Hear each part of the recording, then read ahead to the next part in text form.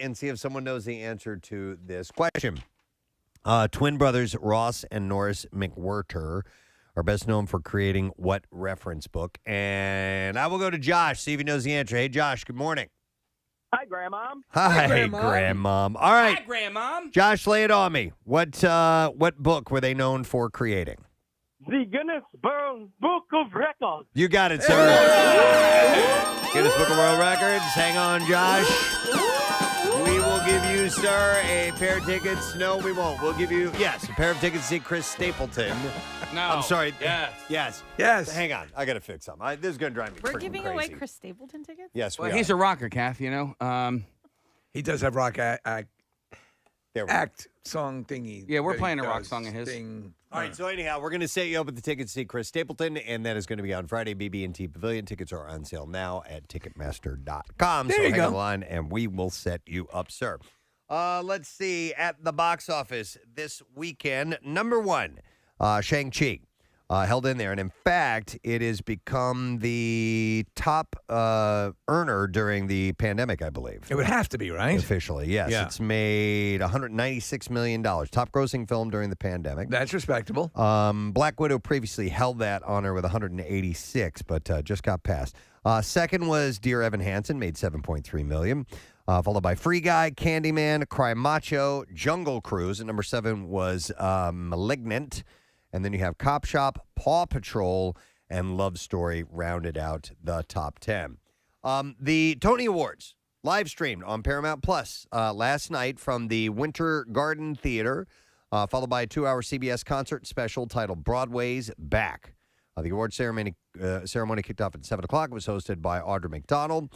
The concert portion was hosted by Hamilton star Leslie Odom Jr., and featured performances from nominated musicals, including Moulin Rouge, the musical, Jagged Little Pill, and Tina, the Tina Turner musical. Huh. It ended with the biggest prize of the evening, Best Musical, Best Play, and Best Revival of a Play. So The Inheritance won Best Play. I don't know that So one. there's a lot that I didn't know as I was looking through the list of winners, and the fact that they sort of relegated it to streaming, like was it actually on the broadcast The schedule? awards were streamed, but the concert was on CBS. Yeah. All right. So then you had Andrew Burnap won lead for his role in The Inheritance. Moulin Rouge won Best Musical and Best Direction for a musical. A Soldier's Play snagged Best Revival of a Play and Best Performance for David Allen Greer. Okay, quick question Yes. for the Tonys, and I guess this is why this has eluded me. Through all of the year, those theaters were closed. Yeah. How were these? How were these It's a good question. voted on? Or Yeah. how did they alter the voting rules? Yeah, I'm not sure. The Inheritance won Best Play, and Andrew Burnap won lead for his role. I already said that. Before the pandemic, the Tonys were set for June of 2020, but as the entertainment industry and world shut down, they were scuttled and postponed twice. During the pandemic, several beloved stars, including Nick Cordero and Tony Award-winning playwright Terrence McNally, had succumbed to COVID-19 and passed. So these are technically for the Tonys of 2019? It might be that. Last week, Broadway reopened to great fanfare almost after a year and a half of silence, so that must have been Right. it, Steve. I think it's probably it. The presenters included Andrew Lloyd Webber, Idina Menzel, Lin-Manuel Miranda, Ben Platt, Jesse Tyler Ferguson, Andrew Garfield, Kristen Chenoweth, and Jake Gyllenhaal, to name a few. The telecast featured performances by John Legend and the cast of Ain't Too Proud, David Byrne and The American Utopia, the original cast of Hairspray, including Marissa Jarrett Wincour and Matthew Morrison, and special closing performance from Freestyle Love Supreme featuring Lin-Manuel Miranda, James Monroe Iglehart, Wayne Brady, and more. So they got that underway, and they did it. So when was Dear Evan Hansen? When did that premiere on Broadway, Case? Oh, God. Has it been around for a long time? I would say at least 5 years ago. All right. Okay. So apparently Broadway is back, and they are happy about it. Elon Musk and singer Grimes have ended their romantic relationship after 3 years. I thought that would go a little longer, actually. Yeah? Yeah. You saw I some... saw something there. Yeah, A little spark. They wrapped it up. Yeah. The Tesla and SpaceX founder tells the New York Post, page 6, that he and the Canadian singer are, quote, semi-separated But he says they remain on good terms. She still lives at his house in California, and they continue to raise their 1-year-old son together. He said that it is mostly that my work at SpaceX and Tesla requires me to be primarily in Texas or traveling overseas, and her work is primarily in L.A. She's staying with me now, and baby X is in the adjacent room. I finally learned how to pronounce the kid's name. It's X-A12. X-A12. Yeah. That's how you- That's the way it's pronounced. Are you So freaking they just, kidding I me? guess they call the baby X. Baby X, yeah. That's That's okay. that's stupid. I agree. You can say that. It is. Yeah.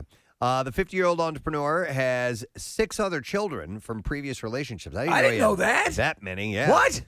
He's been married 3 times, I didn't know that. including twice to Westworld actress Tallulah Riley. Grimes has not been married, and her son with Musk is her first child. I just thought he's one of these guys who was like completely committed, like in the lab. Yeah. But apparently he gets down. Yeah, 6 kids, and he's been married 3 times. So there you go. Crazy. All right, we'll stay with the space theme for a moment. Decades after he last played the role, William Shatner is going to become a real-life Captain Kirk because he's going to space on Jeff Bezos' rocket ship. That's awesome. Yeah. That's cool. Yeah, you know what? They had to send him up, right? Yes. If there was any opportunity. I'm Iron Man. Jeffrey Bezos. Sources with direct knowledge tell TMZ that the 90-year-old actor is slated to be part of the second crew to take the space flight in the new Shepard capsule. That would make him the oldest person ever to be launched into space. So, I think John Glenn was the oldest before him. and I think he surpassed by that woman Maybe.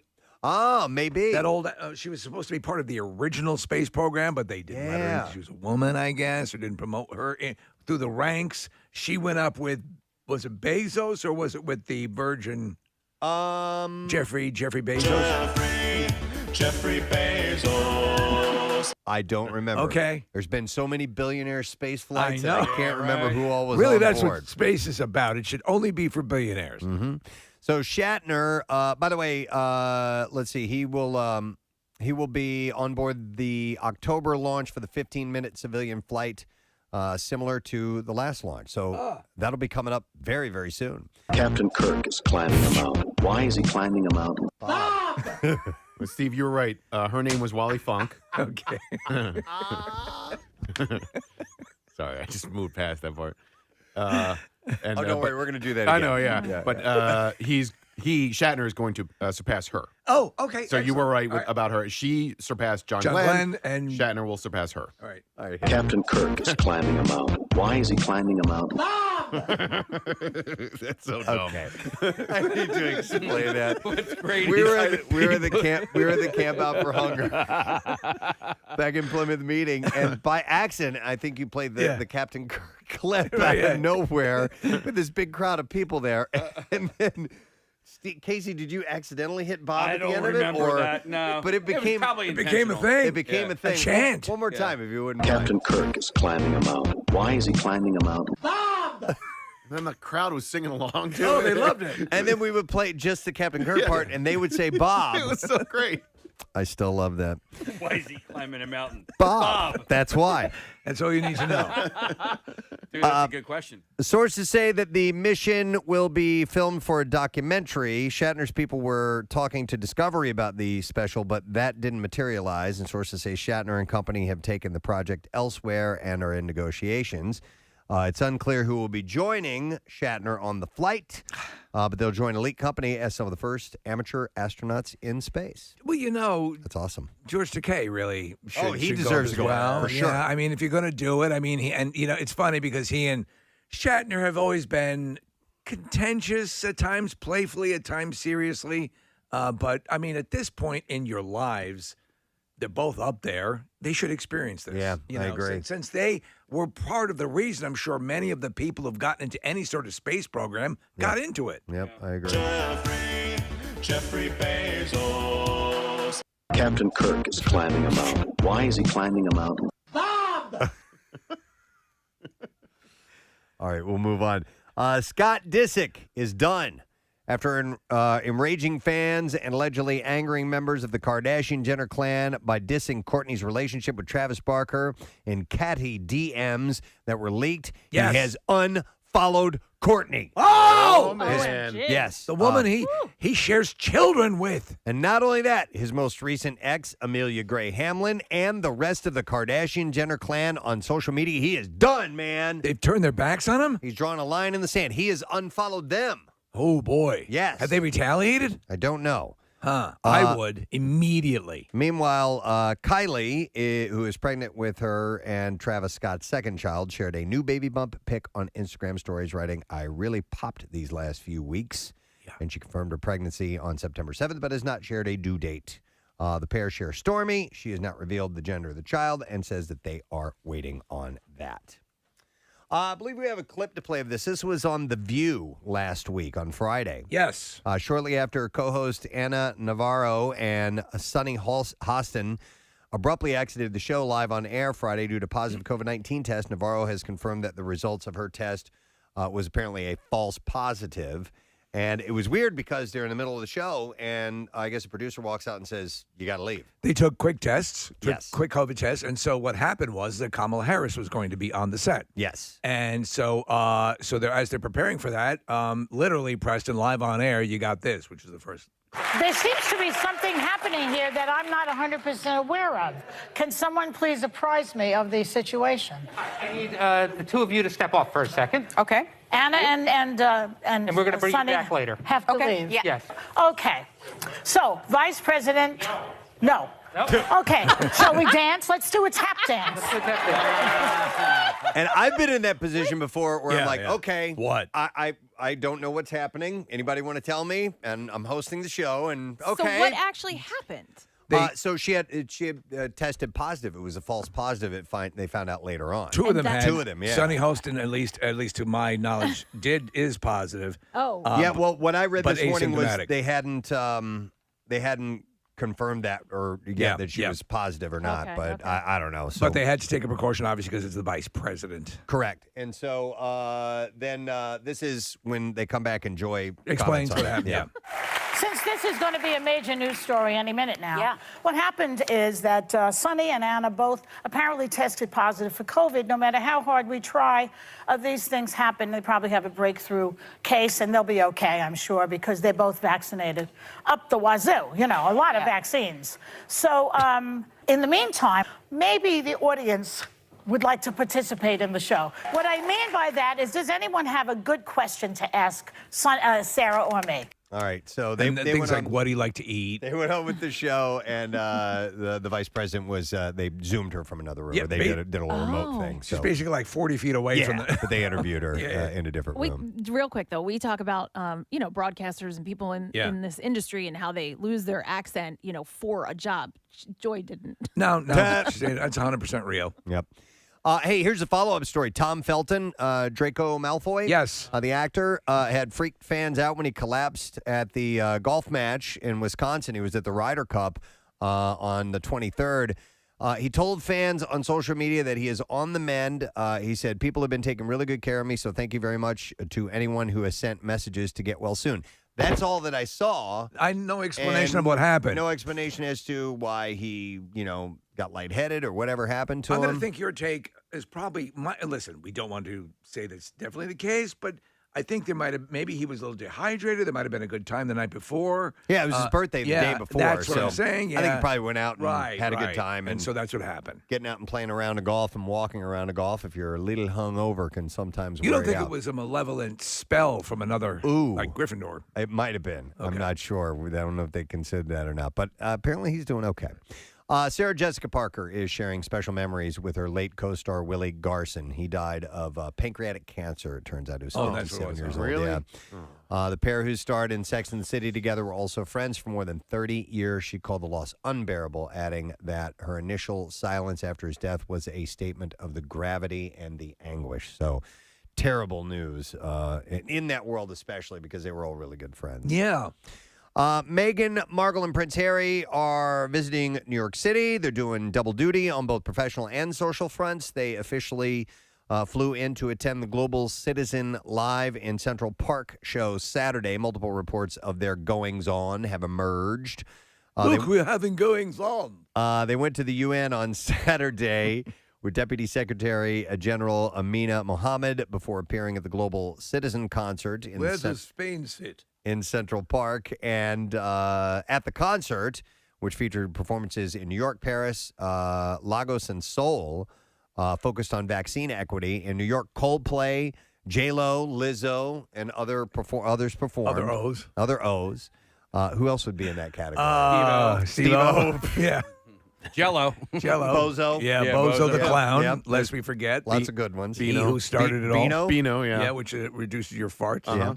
That stuff works. You ever try that? I have not. Not for me. Yeah, it actually I've works. never had chronic farting to where I needed to take Beano. Yeah, I had a gaseous issue for a stretch, and I tried it. It really God, doesn't good for you. Do you remember who used to endorse that? George Kennedy. Yeah. That's right. He used to do commercials. that Like guy- the guy who you would imagine gas would be the absolute worst ever. He was perfect. Let's face it, I really fart a lot. Okay.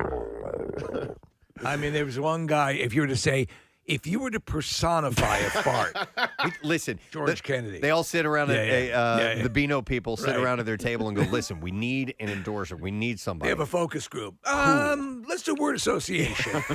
Fart. George Kennedy. Okay, hire him. Done. Hire him. Get on the Yeah. phone. Got it. Right. A spy tells Page Six that the pair were spotted on a double date night with her pal Misha Nonu and his friend Mikey Hess. And Megan dominated the conversation, and Harry eventually focused on his phone for a while. I'm going to play Words of Thread. The pair were hanging at Carlisle Hotel's Bembleman's Bar. Can I please like to get a reservation from Bembleman's? The spy said Harry got bored and started looking at his phone. It really did. A lot of the pictures, it looks like he's being dragged around. He looks like every husband who's man. going to something that his wife is interested in. That was like me Just going. like us. Yeah, it was just like like me going shopping with Rochelle yesterday. I'm just like, I eventually said I will be on the bench in the vestibule. I wonder if I can get a reservation at Bembleman's. The pair were greeted by students at PS 123 Mahalia Jackson in Harlem, where Megan read her children's book, The Bench, to This stinks. second graders. The kids were revved. One gave Harry a shout out saying, "That's Queen Elizabeth's son."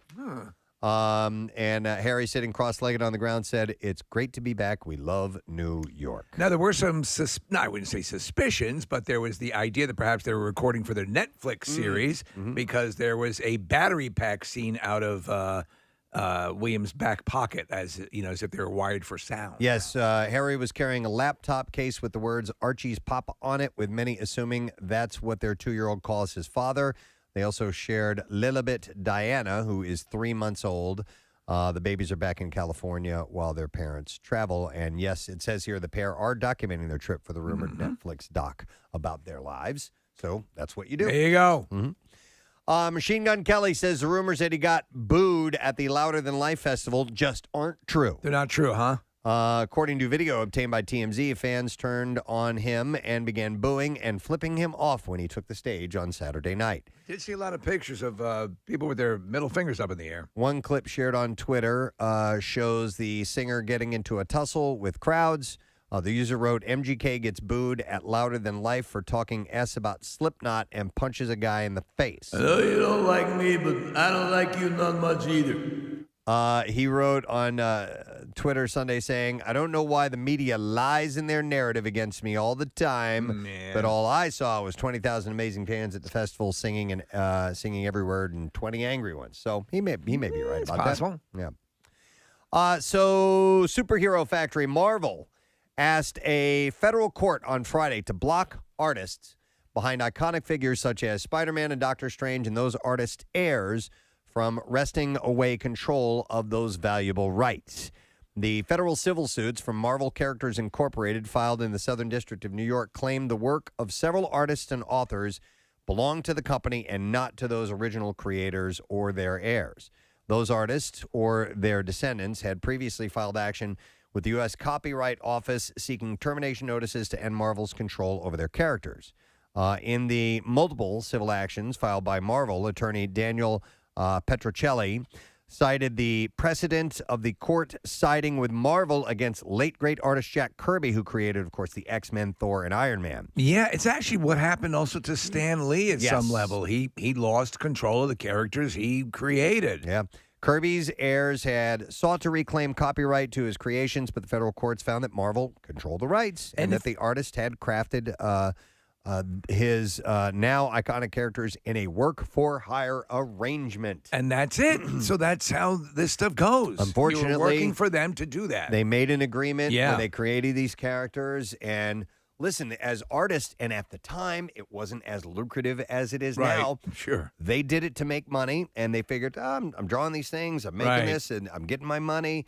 They didn't know that decades from now that it would be a billion-dollar industry. And then some. Probably, we must be. I wonder what the entire Marvel universe has now generated. I mean, everything. Petrocelli repeatedly cited that precedent, the Kirby precedent, in his filings against Lawrence Lieber, best known for writing the first appearance of Iron Man, Thor, and Ant-Man, heirs of Donald Heck, who penciled the debut of the Avengers, Iron Man, and Ant-Man, the estate of Stephen J. Ditko, the legendary artist who co-created Spider-Man and Doctor Strange, the wife and son of the late Don Rico, co-creator of Black Widow, and the wife and son of the late Gene Colan, the revered artist who co-created Falcon and Blade. The artists were on a per-page rate, is what they call it, and did not obtain any ownership interest for any of those contributions, according to Marvel. Mark Toberoff, an attorney representing all the artists and their heirs, said the precedent set in the Kirby case is, quote, anachronistic and a highly criticized interpretation. Steve, according to thenumbers.com, the cinematic universe, just the cinematic universe in movie franchises has box office $41 billion There you go. worldwide. Billion-dollar industry. Insane. Multi-billion-dollar industry. Wow. All right, and then one last thing I think we'll get to. Actually, two more things. Real quick. We got some time here. Bruce Springsteen and Robert Redford have joined forces for a new documentary called The Mustangs, America's Wild Horses. Bad horses. Redford will serve as the film's executive producer, with the boss contributing the film's soundtrack along with Willie Nelson and Emmylou Harris. Where I come from, they call me the horse whisper. Watch me whisper. Hey, horse! Sorry, couldn't hear you, sir. Hey, horse! Horsey. I have a special connection to the horses that run around outside, galloping, going, and then they like carrots and sugar cubes. Yeah, I know it all. According The song to is called Thunder Pony. the piece, the Mustangs, America's Wild Horses, will tell the story about America's wild horses from their turbulent history to their uncertain future. Hey, Robert Redford, your face looks like a saddle. The feature-length documentary takes audiences on an odyssey throughout America to places that few people have seen, with more than 80,000 wild horses on public lands and more than 50,000 in government corrals. It's a very inspiring story about a man who learns that his horse can talk. Oh. So Robert Redford is in the Marvel Cinematic Universe. Is Bruce Springsteen in there at all? Is he referenced at all? Why would I like to Yeah. assume that at some point, Star-Lord say anything about maybe him? or Ant-Man or somebody or something that pertains to Springsteen? Springsteen was mentioned a couple of times on the football field yesterday. I don't remember which game I was watching, but the quarterback was saying, Bruce Springsteen, Really? Boston. Yeah. As a cadence? Yeah, as a cadence. As a, I don't know if it was an audible or Randy whatever. Bachman! Randy Bachman! Yeah. It's birthday tomorrow. Engelbert Humperdinck. What? Dude, that would be a good one. Bruce Springsteen! Do you know what name is used? So in music, there are time signatures. There's 4/4. Right. There's odd time signatures, and one of them is 7/4, or septuplets that you can play, and you're supposed to say the name Gina Lollobrigida Do it. because it has 7 syllables to it. Right. Gina Lollobrigida, Gina Lollobrigida, Gina Lollobrigida, Gina Lollobrigida. I don't even know who that is. She's was an Italian actress Oh. who was kind of like a bombshell. Yeah, so that would go along with Yeah. Engelbert Humperdinck. That's only 6, though. So, all right, anyway. Choose your own cadence today. Pick an obscure star, except Bruce Springsteen's pretty big. And maybe someone knows of a boss reference in the Marvel Cinematic Universe that we might not be thinking of. I don't Craig know. Lagans would know. They could certainly he would. let us know. One last story. Pilu Asbak, I guess is how you say this guy's name. I know him, though, because he played Euron Greyjoy in Game of Thrones. Yeah. And he has nabbed a pivotal role in Salem's Lot, New Line's adaptation of the Stephen King best-selling novel. Do we know what they're doing with this? Are they returning to the source material, or are they expanding upon it? No, as far as I know, it's the source material. Now, what I don't know is if they're going to make it a one-shot movie or if they're going to make it a series or anything like that. So because they did Salem's Lot, they with David Soul, they remade it with Rob Lowe, and I'll be curious to see what they do with this. I don't remember the Rob Lowe one. Was it good? I didn't think it was as good as the other one. Yeah, that first one scared the living daylights out of me. The horror thriller is now in production in Boston with Lewis Pullman leading an ensemble that includes Alfre Woodard, Mackenzie Lee, Bill Camp, and Spencer Treat Clark. Pullman is playing author Ben Mears, a man who returns to his childhood home of Jerusalem's Lot in search of inspiration for his next book, only to discover his hometown is being preyed upon by a vampire, leading him to band together a ragtag group that will fight the evil presence.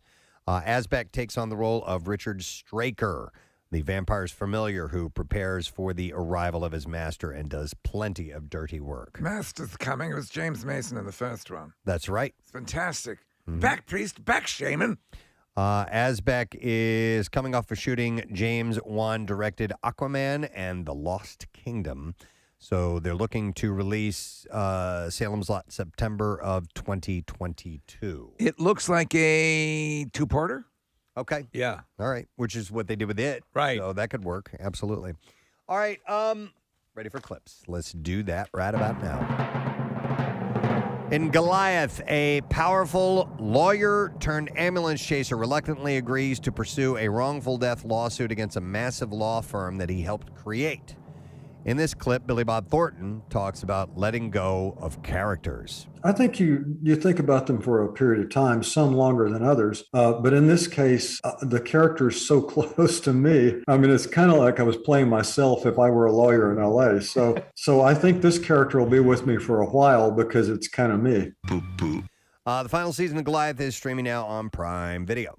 I'm a fan of this show. I'm excited that there's a season 4, and I gotta be honest, I'm surprised that there was a season 4. Really? Yeah, just the way the season 3 ended, I was like, okay, I guess that's it, you know? So to hear that there's another season, I'm really excited about it. Okay, it seemed like it came to a close? Yeah. Okay. Without giving too much away, yeah, it seemed like it was over. And so I was, I love him as an actor, and the character that he plays is really good. Nice. All right, here's the next clip. Anthony Soprano is cutting his teeth on the streets of Newark, while rival gangsters rise up as well in the Sopranos prequel, The Many Saints of Newark.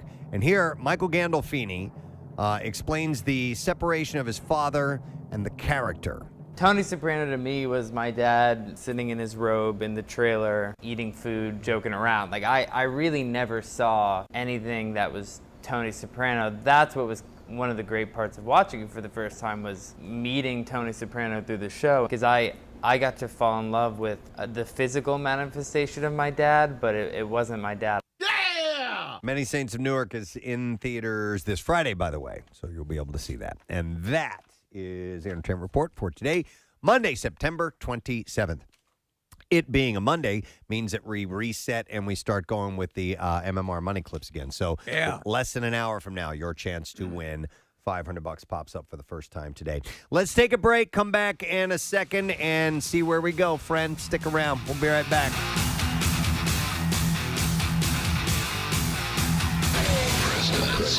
Ewan McGregor is in talks to reprise his role as Obi-Wan Kenobi in a series that centers around his Star Wars character for Disney Plus, according to the Hollywood Reporter. It is Obi-Wan Kenobi, attorney at law. It's a departure. That would be. Yeah. I think you should let him off with time served. I'm giving you time served. He's using the Jedi mind trick to sway the judge. I think you should find him innocent. I'm finding you innocent. I object! There's no way that's legal! It's totally illegal. Oh, my God. I think you need to go to sleep. I got to go to sleep now. That would be... That would be brilliant. I would totally Attorney at law. This isn't the evidence you're looking for. Yeah. Even if you're stone cold guilty, give me a call. Yeah, exactly. Those are the commercials. Yeah. Demand Kenobi. Yeah. And he's licensed in Missouri. I am. Yeah. And even if I'm not, I'll convince them I am. Yes, that's right. I'm licensed in Missouri. He's licensed in Missouri. Better call Obi. Would he wear Would he be a cowboy hat? Space cowboy. Lawyer? Yeah. Type? Oh, my God. Obi-Wan Kenobi, attorney at law. Anytime, day or night, even on New Year's Day. Coming soon to Disney Plus. Or Life Day on the Wookiee home planet. No, this could be good. I loved him as Obi-Wan Kenobi. I didn't care for the series of movies, but I thought he pulled it off I agree. wonderfully. He was the thing that kept me watching, and he provided, I believe, the emotional core to those. The second and third movies I really do like. I think they're good. In just tone and in some way, the distinction between the Abrams movies, the artificiality of the first trilogy was almost too much. It was so CGI'd that it was hard to connect to. Yeah, But everything on the screen was fake. Yeah. Except for the people, and even in that case, a lot of like Jar Jar obviously was fake. But there's a big stretch of time where we don't know what happens with Obi-Wan, and maybe they'll fill in that time. Yeah. with his law career. Law school. With this, yeah. Passing the bar. Mr. Kenobi, do you have anything to say? John Houseman. So anyhow, we'll see when that eventually He gets his own surfaces. judge show. Obi-Wan Kenobi. This bitch still got my TV. Give the TV back. He's settling these small claims cases. This bitch still got my TV.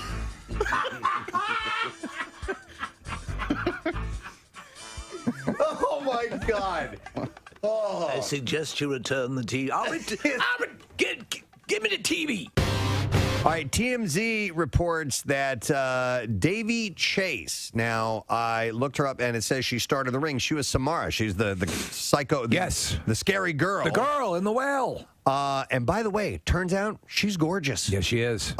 She was arrested, and she was arrested on a drug possession charge and spent some time behind bars. Yeah. But she escaped through the television, didn't she? She did. She managed to get I out knew of there we were through the going that TV. way. But she's had some run-ins. Last year, she was locked up after cops pulled her over for joyriding in an allegedly stolen car. She was locked up for 7 days. Is the phone rings after Right. 7 days or something like In that? 7 days. Yeah, that's when you die. You have 7 days to get your affairs in order before you're... 7 days. It's been a while since I've seen that movie. 6.5. 7 business days. Business days? So that means I get the weekend, too? Well, it's Monday's Labor Day, so about 8 days. All right, just stay there. I'm going to come over and kill you now. Yeah, if you could be more specific, it might help in planning. So, What if I go across the international date line? Let me get back to you. coming up soon, we'll be addressing Halloween. But Yes. it's a favorite costume for Halloween parties and haunted houses. Which is the one where you go to where they have a girl who really does the full, clicking and the whole body gesticulation. Penhurst? No, it's there's probably one there, but there's one, maybe it's There's one it's the one way out where I know we what always you're get talking lost about. going to. It's in Bucks County. Yeah. I know exactly the one you're but talking the girl Valley who of Fear? Nah. Might be. Valley of Fear. It's out kind of in a woodsy area. It's Grotto of Consternation is the name of it. Hang on. Chrissy is on the line to tell us about that haunted attraction. And it is Valley of Fear, isn't it?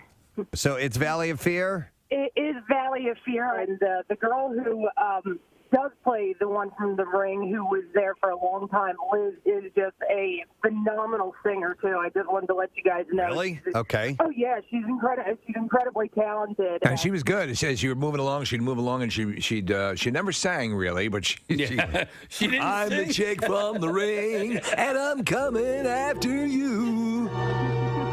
So her name is Liz? Yes, Liz. All right, cool. Thank you, Chrissy. Appreciate it. No problem. Cause in 7 days See ya. you're through. Choppa-da-ba. All right. It's not that scary. I know it's not scary when you sing it.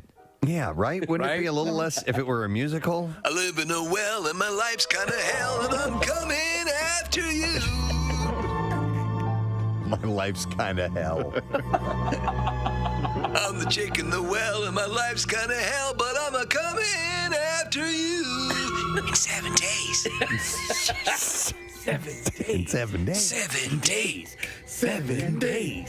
Coming after you in 7 days. Hey. The Ring, the musical. Turn my mic on. You turn his mic off. I didn't turn it off. I think you might have hit the button yourself there, dude. Uh-oh. No, there we go. I just hit that button. All right. Wait a second. What's going on? Wait a What second. just happened here? Your mic will turn off in 7 seconds. Your mic will turn off in 7 seconds. What? I don't have a mic.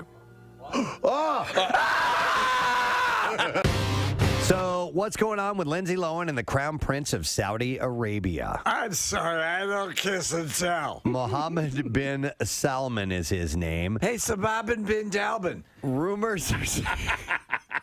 Mohammed bin Salman. Salbin bin Dagbin. I love you. Mohammed bin Salman. What? Rumors are circulating that the Crown Prince of Saudi Arabia, who many critics say is a dictator and the real power behind the throne of his father, King Salman, and the perpetually beleaguered Lilo have formed a special relationship of some sort. Wait, it's a cup of good roast beef? Some believe that he is a dictator and the real power behind the throne of his father, King Salman. So sources spill that he flies her around on his jets and showers her with presents, even gifting her with a credit card. Oh, it's a Discover card. It pays you for every purchase. A rep denies the claim. What's in your wallet? What's in your wallet? But sources insist that Lindsay, who has been based partly in Dubai for a few years, is regularly courted by Middle Eastern dignitaries. I love dictators. In Saudi culture of late. And This is Lindsay. last year declared her intention to make an all-female film dubbed Frame about Saudi Arabian life. I want to make an all-female version of Steel Magnolias. It is an all-female. It's already. God damn it. If Lindsay is, in fact, good friends with him, she wouldn't be the first Hollywood star to cavort with dictators. Kim Jong-un and Dennis Rodman, Hilary Swank and Ramzan Kadyrov. Yes. Steven Seagal and Vladimir Putin are just a few of the reported Hollywood political odd couples. So Lindsay might be... I don't know, tight with Mohammed bin Salman. Wow. And yeah, it's pretty wild, isn't it? A former Cape Breton University student says that she regrets not making a formal complaint 3 years ago against a professor who was fired this summer for demanding moose meat, lobster, and sex from a student in exchange for better grades. In that order? Moose meat, lobster, and sex. All right, you don't have moose meat. You don't have lobster. You got any lobster? Thanks. All right, look, how about sex? She said, Wait, I found some moose meat. Yeah! She said, I wish I did something back then. I wish I got him fired, Jess Hardy said. Then the situation wouldn't have happened. She was a first-year student and said that Shamal Fernadupal made inappropriate comments and suggestions. You're going to ruin the day, Fernadupal. And her appearance, and implied that he wanted a sexual relationship with her, and he would say inappropriate things all the time. Now, unfortunately, as the story goes on, it never gets into the details about the moose meat and lobster. Well, it's a bizarre That's what I'm pecking most order. interested in. Right, yes. You don't understand. But they ended up firing this guy because he apparently did. Was it the moose meat? To a couple of students. It was the moose meat. He's there in front of the dean. It was the moose meat, wasn't it? Well, actually, the number 3 on the list here, the sex. So apparently he wasn't only demanding sex, but moose meat and lobster. I should have stopped at lobster. And they fired him. So there you go. That's all I have in the It's details. like he's looking for something to round out the list. Yeah. And the sex. Yeah. Kourtney Kardashian is fighting back against critics who claim that she does no work. Preston, are you saying she's clapping back? She is clapping back, Steve. Yep. And she got some blowback after posting multiple shots from her family vacations in Italy and Idaho. I know. So what's it going to be, kids? Italy or Idaho? She's only visiting places that start with I. Yeah. And Idaho happened to be on the list. In Italy, Indiana. In Italy, the Poosh founder partied with her 3 kids, Mason, Penelope, and Rain. Remember Poosh? I'm sorry, I just pooshed. Yeah, that's her. Is that her lifestyle brand? Poosh? Trying to be like Goop, I guess. Yeah. Poosh. I just pooshed in my pants. People who brought you queef and drippy fart. But she partied. Poosh, and queef. The award-winning triple line from Kourtney Kardashian. The Poosh founder partied with her 3 kids nominally for her sister Kylie's 22nd birthday. With the subtle scent of salmon. Several other family members were there, as was her ex, Scott Disick, with whom she shares her children, and his girlfriend, Sophia Richie. Now, in Idaho, Courtney and her kids... We're going to Idaho, kids! ...hung with her sister Kendall. One social media user commented, "Courtney, this is why people say you don't work, girl." And it just says, "Don't touch." And by the way, you can get, if you follow WMMR on Instagram, we will deliver this right to your Instagram feed, the Daily Rush video. You can go to WMMR.com and check it out. You can go to YouTube and check it out, but we can get it right to you. Just it goes right to you. You don't have to lift a finger. Yep, sponsored by Xfinity's Gig Speed Internet. Learn more at Xfinity.com. And if you follow WMMR on Instagram, then you saw a ton of great pictures and videos from the MMRBQ over the weekend. And, man, I'm telling you, it's one of the most fun times I've ever had at a WMMRBQ. You spent more time, I think, seeing the artists than you have in a long time, correct?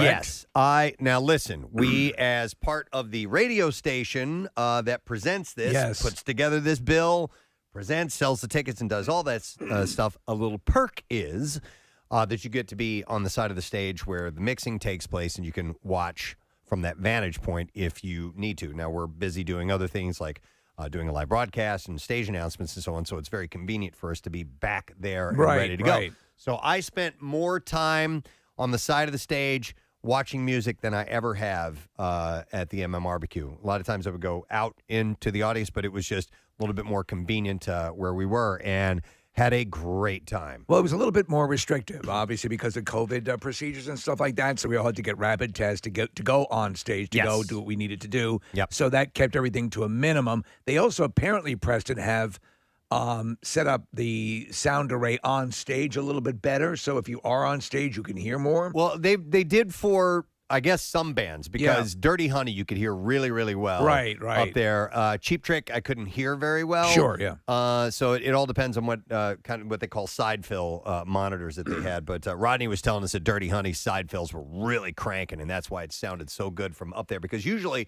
when you're on stage, a lot of artists use these things called in-ear monitors, and you can't, if you're up on the stage, you really can't hear what they're doing. Right. All that is reserved for the audience. It goes out of those big PA main speakers, and that's what it's for. And so it really sounds kind of muffled when you're up on stage. But yeah, it was really, really cool, man. First of all, the day was just stunningly beautiful. I got out of the car in the lot, and I just like raised my arms up and looked around like, it doesn't get better. Yeah. And right from the parking lot, Preston, before I even walked into the facility, the people laughing and smiling and just jazzed for this event.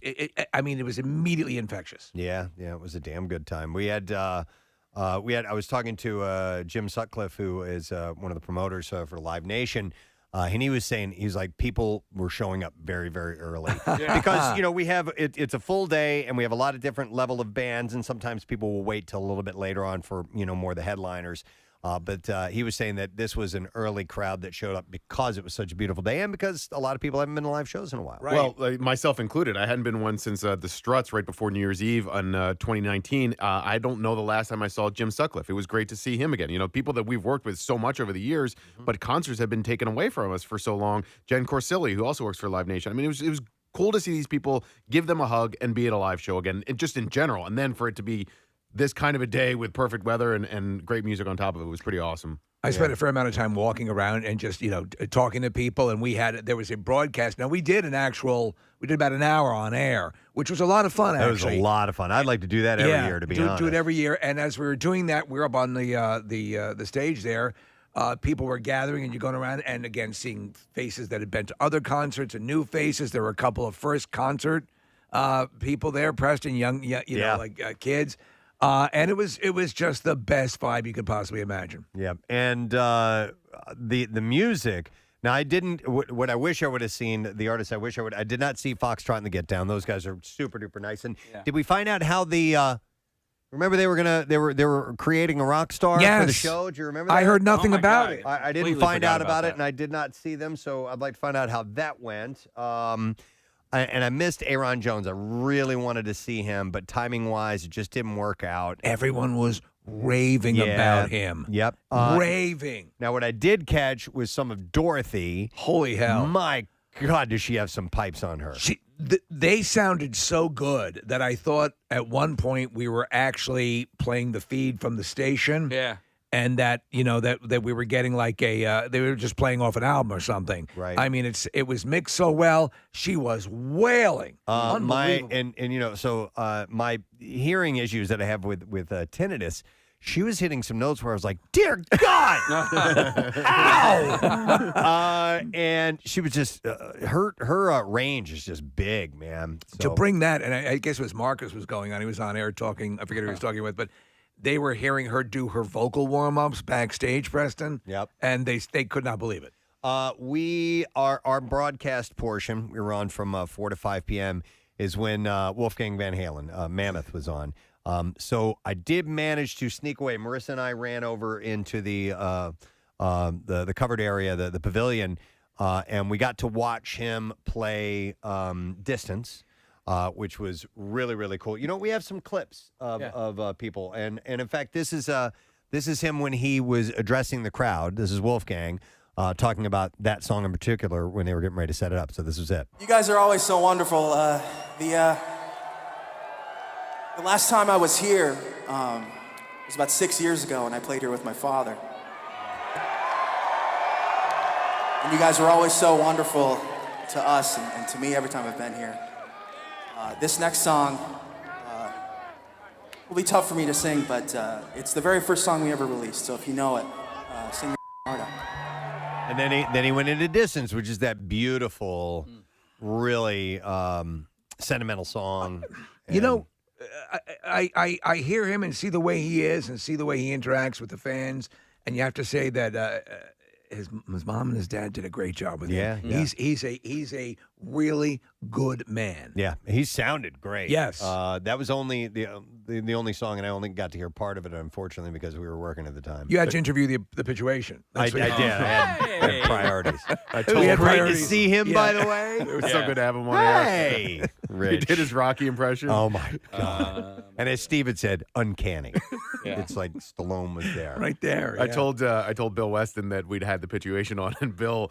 I don't think Bill's the biggest Pituation fan. He is not. Oh, no, remember? He does not like him at all. And he just rolled his eyes. He's just like, why? He even got mad at the Pituation for getting hit with nacho cheese. I was like, Not But I was- his fault. I was standing over. There's a cool part of the venue that I'd never been to before, or haven't been in several years, that Live Nation Lounge. And so we were able to hang out on that side of the lawn for a little bit. And there was a man who walked in who looked just like Wolfgang Van Halen. Yeah. And did you see him, Case? well, I go, dude, and Preston was talking to somebody. I go, you're Press, right? I go, yo, Press. There he is. And he turns around, and I go, no, never mind. I thought Wolfgang Van Halen was walking in here. Several people took pictures with a guy, and then, but then he realized, like, he was a really nice guy who was not Wolfgang Van Halen. It's funny that that moment, Casey, when you said that, because I had a few of moments that were legit though. Yeah. Like backstage, I'm sitting there talking to somebody, and they go, "Perry Farrell just walked behind you."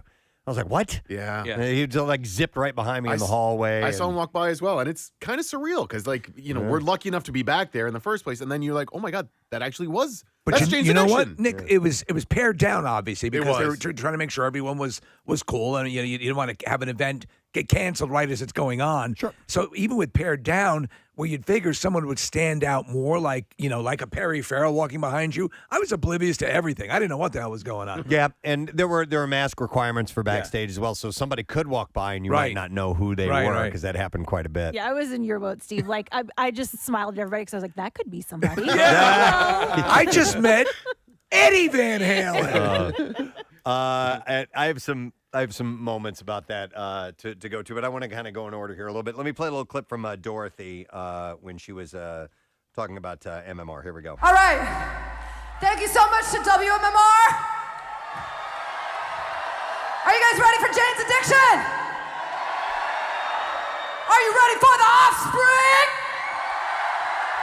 Thank you for having us. My name is Dorothy. This is Sam, Elliot, and Jake. Well, that was cool of her. I mean, the fact, Give by some the love way, to the I other mean, bands. you always point out, Preston, like how do people put out volume and I mean, she's screaming rock songs. Yeah. And it's like, And still have any voice on. left. Come on. Yeah, it's pretty amazing. Somebody saw her walk out of the bathroom in a towel. Like, that bathroom backstage has a shower in it. Yeah. I forget who I think it was Al, our And old she had- engineer, Al. Yeah, she had, I guess, taken a shower. I guess it was after her performance. Maybe Right. she was probably all sweaty. Just a towel wrapped around Yeah, her? she looked at if it was Al, and she looked at him and she goes, "You didn't see anything." He was like, Wow. "Okay." That's awesome. Wish I would have had that rock and roll moment. Well, and then it made me think they don't have. I thought there were showers in the rooms? dressing Yeah, rooms. in the dressing room. Maybe some of the others. I mean, because it's rare that every dressing room Has is it? Yeah. All right. So here is a clip of Dirty Honey. They were fantastic, man. What a ballsy rock band. like a real rock band. And I actually caught almost all of their set, and I got to hang out with Jackie Bam Bam, which is just a scream. Here we go. Give it up for Jackie Bam Bam, y'all. Jackie Bam Bam spins the out of this next cover that we recorded. This one's called Last Child. We do this one for Slash. By the way, it was Jackie Bam Bam's night. Yeah, Oh my God. And we'll From get into the beginning to end. details Yeah. why if you don't know yet. But Yeah, it's a rock and roll show on a Saturday, y'all. This is our next single. MMR's been playing the out of this one, so I want to hear some singers. This one's called The Wire. How we doing in the back on the lawn? We doing all right? I didn't know the best rock and roll show in the whole year was going to be right here at the MMR barbecue, y'all. Preston, there is an art to on-stage patter. Yeah. Oh, yeah. Some bands, need to develop it. These guys were doing everything you need to say. And with the proper rock singer raspiness. oh, most definitely. Yeah. By the way, after their set, which was great, there's an area behind the stage which is where they load in and load out, and all the trucks back up to it. And they, as soon as a band is done, they pull their stuff off, they break down their equipment, they get it packed up and get it out of the way so they can bring the other equipment on.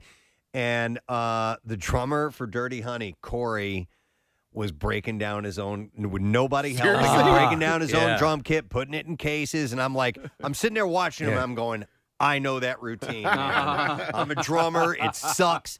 And they're at a band that is a level, I guess, that they don't have a full road crew. Wow. Because, they got started without a record label. They began without a record. They now are signed. But before that, they had to do all this stuff on their own, promote their own music, all these things that normally other people handle. And I'm sitting there and watching, and I'm like, oh, man, that must suck. Did you and I say went anything over, to I him? went over to him, and I didn't mention, dude, why are you breaking down your own equipment? But I just go over and I go, dude, you're a great drummer. I really enjoyed watching you. And he was very thankful, but he had work to do. Yeah. He had to break down. My his name is drummer. Dorothy. Yeah. Did you mention that you saw somebody wearing a Saint T-shirt out in the audience? I did not. I didn't want to make him, jealous. Know that there was Whoa. my own merch walking around. You're the drummer for Saint? Yes. Come back here. I wondered, do you think that there was a girl wearing a Saint shirt? That was awesome. You would know better than are there some artists who get to a certain point where they even if they do achieve a level of success, still want to be the only ones touching their stuff? Maybe not big success, because eventually you can find someone that you can trust. You trust to do it, and so, but maybe, I don't know. Maybe he's really touchy about his own equipment. I'm not really sure. So all right, let's get to. I know we got some calls. I was kind of going to go a little bit in order, but the moment one of the so you heard the Jackie Bam Bam shout outs from Dirty Honey, but the big moment for Jackie and myself all had to do with Cheap Trick. So Jackie, what I did not know about Jackie is he actually goes back with those guys. Yeah. Jackie, before he got on radio, was a drummer in a band and toured as well, and apparently had toured with Cheap Trick at some point. Was Scarlet Fever? That was Yeah. that was the name of his And band. so he's backstage walking around with Robin Zander, and they come walking by, and Jackie introduces me to Robin Zander, which was a huge moment for me. I've loved Cheap Trick since I was a kid.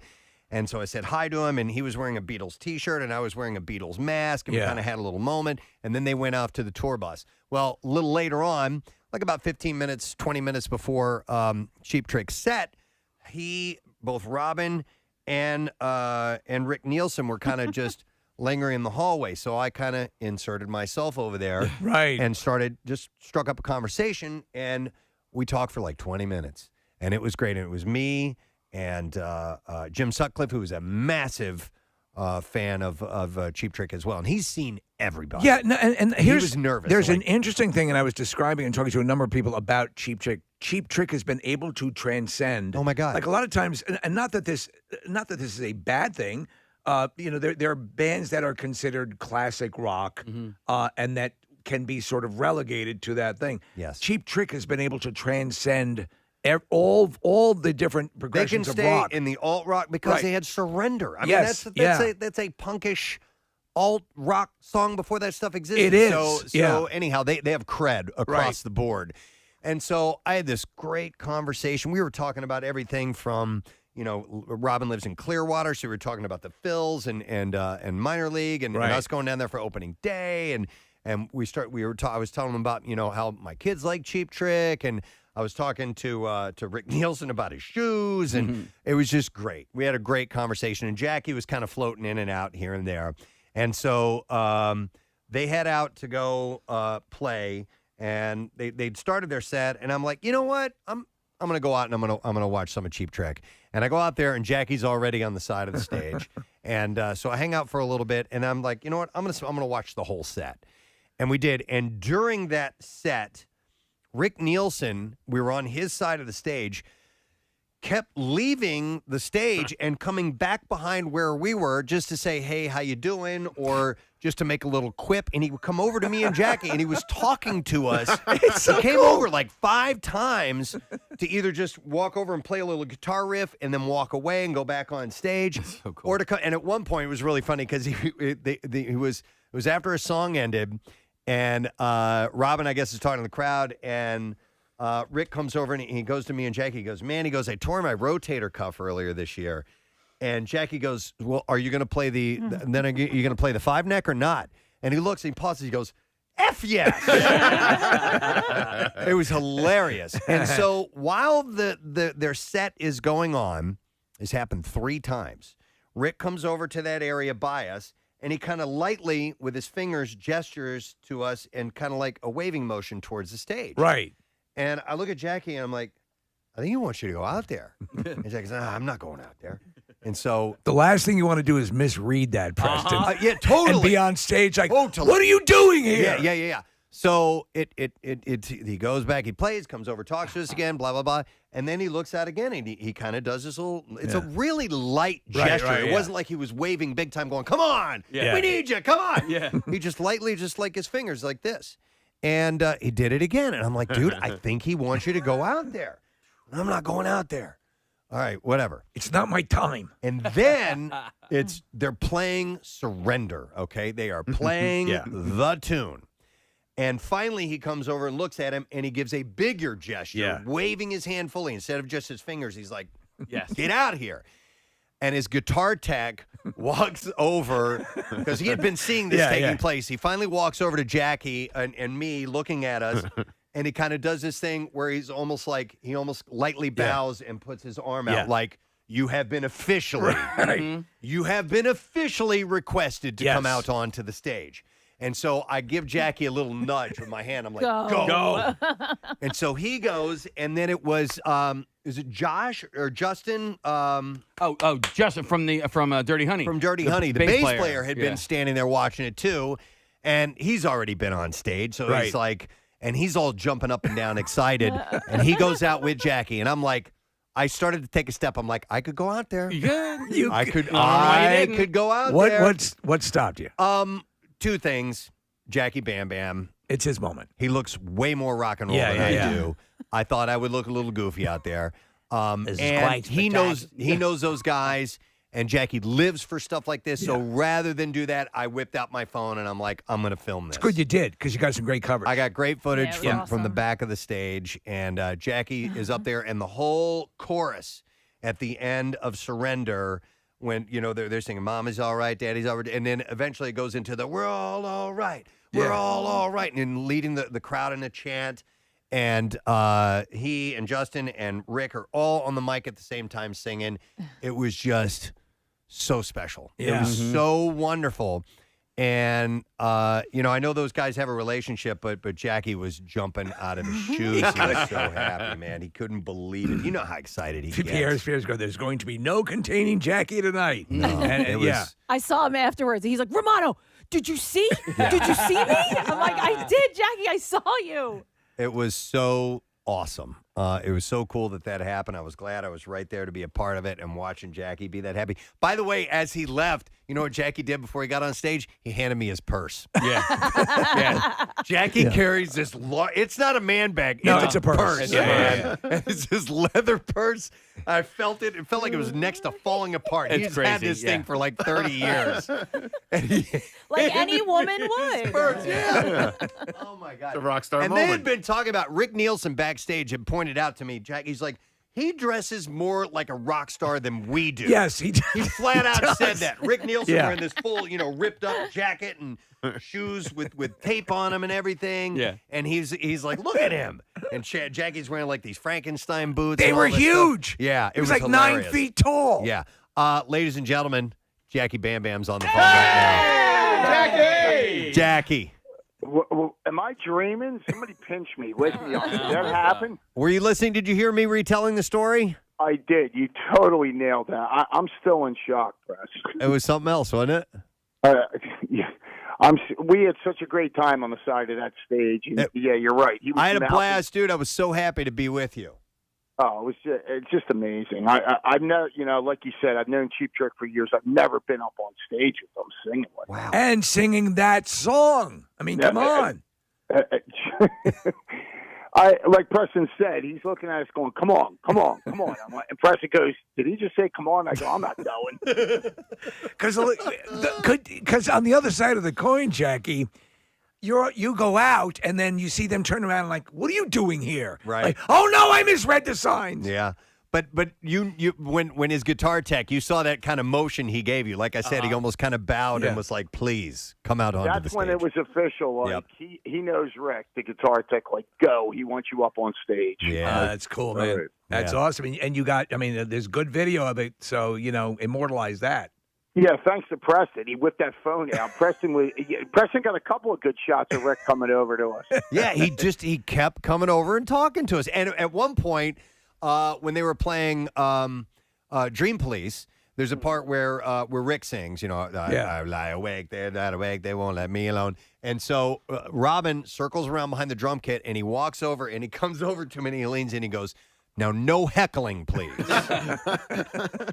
I go, no, sir. And he's like, thank you, and walked away. It was really, they just kept coming over and talking to us. It was so cool, man. Yeah, I'm so glad you got to talk to them. And, of course, the Beatles reference there. And you and me were talking about their tribute to Sgt. Pepper, that album. And it's funny because when I was on stage with Dirty Honey, I was watching them side stage. Carla, the tour manager, who used to be my old tour manager, is their tour manager. And she brought Rick up, and he's like, tell me about that. And he pinches my, you-know-what. And I turn around, it's Rick. And I'm sitting behind a monitor. He goes, who's this band, Jackie? Carla's telling me about her. And it's Wisconsin accent. And I'm like, Dirty Honey. And he checked them out. And I think that's why Justin came out with us, too, or up on stage. But, yeah, it was just – oh, and I do want to say something, too, because everyone saw your video. Again, thank you for that. They're like, why does Jackie have his mask on? You saw that drum tech sitting behind there. I took my mask off for a quick second. They were very, very, he hit me with the flashlight like, yo, I took my mask off for a second. You and Casey, boy, when Casey had your mask on, and I took it off for a quick second, I got hit with that flashlight. He said, "Put your mask back on." Yeah. There were a couple of yahoos on social media that were like, "Why are you making that political statement, Jackie?" And first of all, I deleted that. I'm like, "Shut up, you're an a-hole, and you have no, He's a Rock and Roll Hall of Famer. He's 70 years old, and they want to keep that tour going. I was eating his microphone. That was total respect. And yeah, I don't know we what, were backstage, and I'd pulled my mask down to talk to Jackie and the guitar tech. All of a sudden, I see these flashing lights shooting right at me, and he's like, he pointed to the mask. He's like, "Put it back on." It was the rule backstage. They're older guys, Yeah, and yeah. you know, so absolutely, and it was a rule all around that area to keep the mask on. So whatever, yeah. And Jackie was up on stage with them singing in that mic, so he left his mask on, which I thought was a real considerate thing to do. But yeah, I just wanted to put that out there. So everyone's like, "Why do you have your mask on?" It's like, hey, man, I'm eating was the his rule. microphone. Yeah. Yes, You know, that was the rule. They were on. The second you went back, you had to put it on. Mm-hmm. Yeah, but I'm still in shock of that press. I can't believe it. Anything else happened the rest of the night that was cool that you remember? Well, they were texting me from the bus. Like Carla was laughing, like, "Oh, I heard you got up on stage," and they were all laughing and texting me back and forth. And What did you think about the rest of the show? Did you check out any other bands? I love Jane's Addiction. The girls hanging from the stage at the end, and I mean, Perry, totally weird, like I thought. Offspring was great. Their strobe lights were blinding the hell out of me. I thought that was amazing. But I spent some time with Dirty Honey. He just texted me. They went to see Guns N' Roses in Virginia last night. Wow. And they're doing 2 or 3 shows with Mammoth, Wolfgang Van Halen. They wrapped up their tour with the Crows here. Yeah. So they just slept over, and they did some time here in Philadelphia. And, yeah, I just had a great time, man. Nice. Yeah, Mark, the lead singer, was really, really super nice. He came up when they were walking off stage. He had, I was kind of clapping it, and he came over. He's like, "Dude," and he came over and shook hands because he remembered being on the show. Yeah. And so they're really thankful to MMR, to Philadelphia. They felt really welcome here with playing the gig with the Crows and then playing the MM barbecue. So it was all this real big love fest, man. Everybody was digging it. Yeah, I brought that up when I spoke to him after the Crows. He shouted me out. Then he called my show like twice or 3 times last week after the Crows when he was in the hotel, and he wanted to come down, but of course with protocol they couldn't come into the station. But he called. But I brought that up. Nato broke a string, their guitarist, on your show, and they were cracking up. They remembered that. Yeah, Very nice. cool. Awesome. Well, listen, Jackie, it was a great night, buddy, and we're really happy for you that you had that real cool on-stage moment You're with following rock me next legends. time, Preston. I'll You're come going out there with with me you next next time, I promise. Okay. All right, bud. Love you, pal. love you guys. All right, we'll Love see you. Yeah. He's the best, man. Just How walk fun was out that? next time you're side stage person. Just walk out and join whatever act is on stage. A couple of calls real quick. Let me go to Dan. Hey, Dan, you're on the air. Good morning. Yo, Dan. Hey, guys. Good morning. Hey, what's up, buddy? Hey, what's up, Nick? What's up, listen, Dan? We had a real touching moment there because I brought my daughter and her mother, and she just lost her father like 2 weeks ago. They Oh, just my put him goodness. in the ground. Okay. And her favorite song was Gone Away. And then Dexter comes out with that piano and does that version of Gone Away. I've never heard him do that before, not on a piano. Like, I've always heard the normal version. Right. And my daughter's like, Dad, I'm like, what? Mom's crying. Oh. What? I look over and she is just like inconsolable. I couldn't believe it. Oh, wow. So we had to spend the rest of the song like hugging her mother and keeping her, content because it was just a really nice, touching moment. Wow. Yeah. Thanks, Dan. We appreciate it. I mean, emotional things like that happen at shows. I've had that experience before, most definitely. Something about being in that environment and hearing the artist do it, especially if they do it in a different manner. It's like, and it really touches you.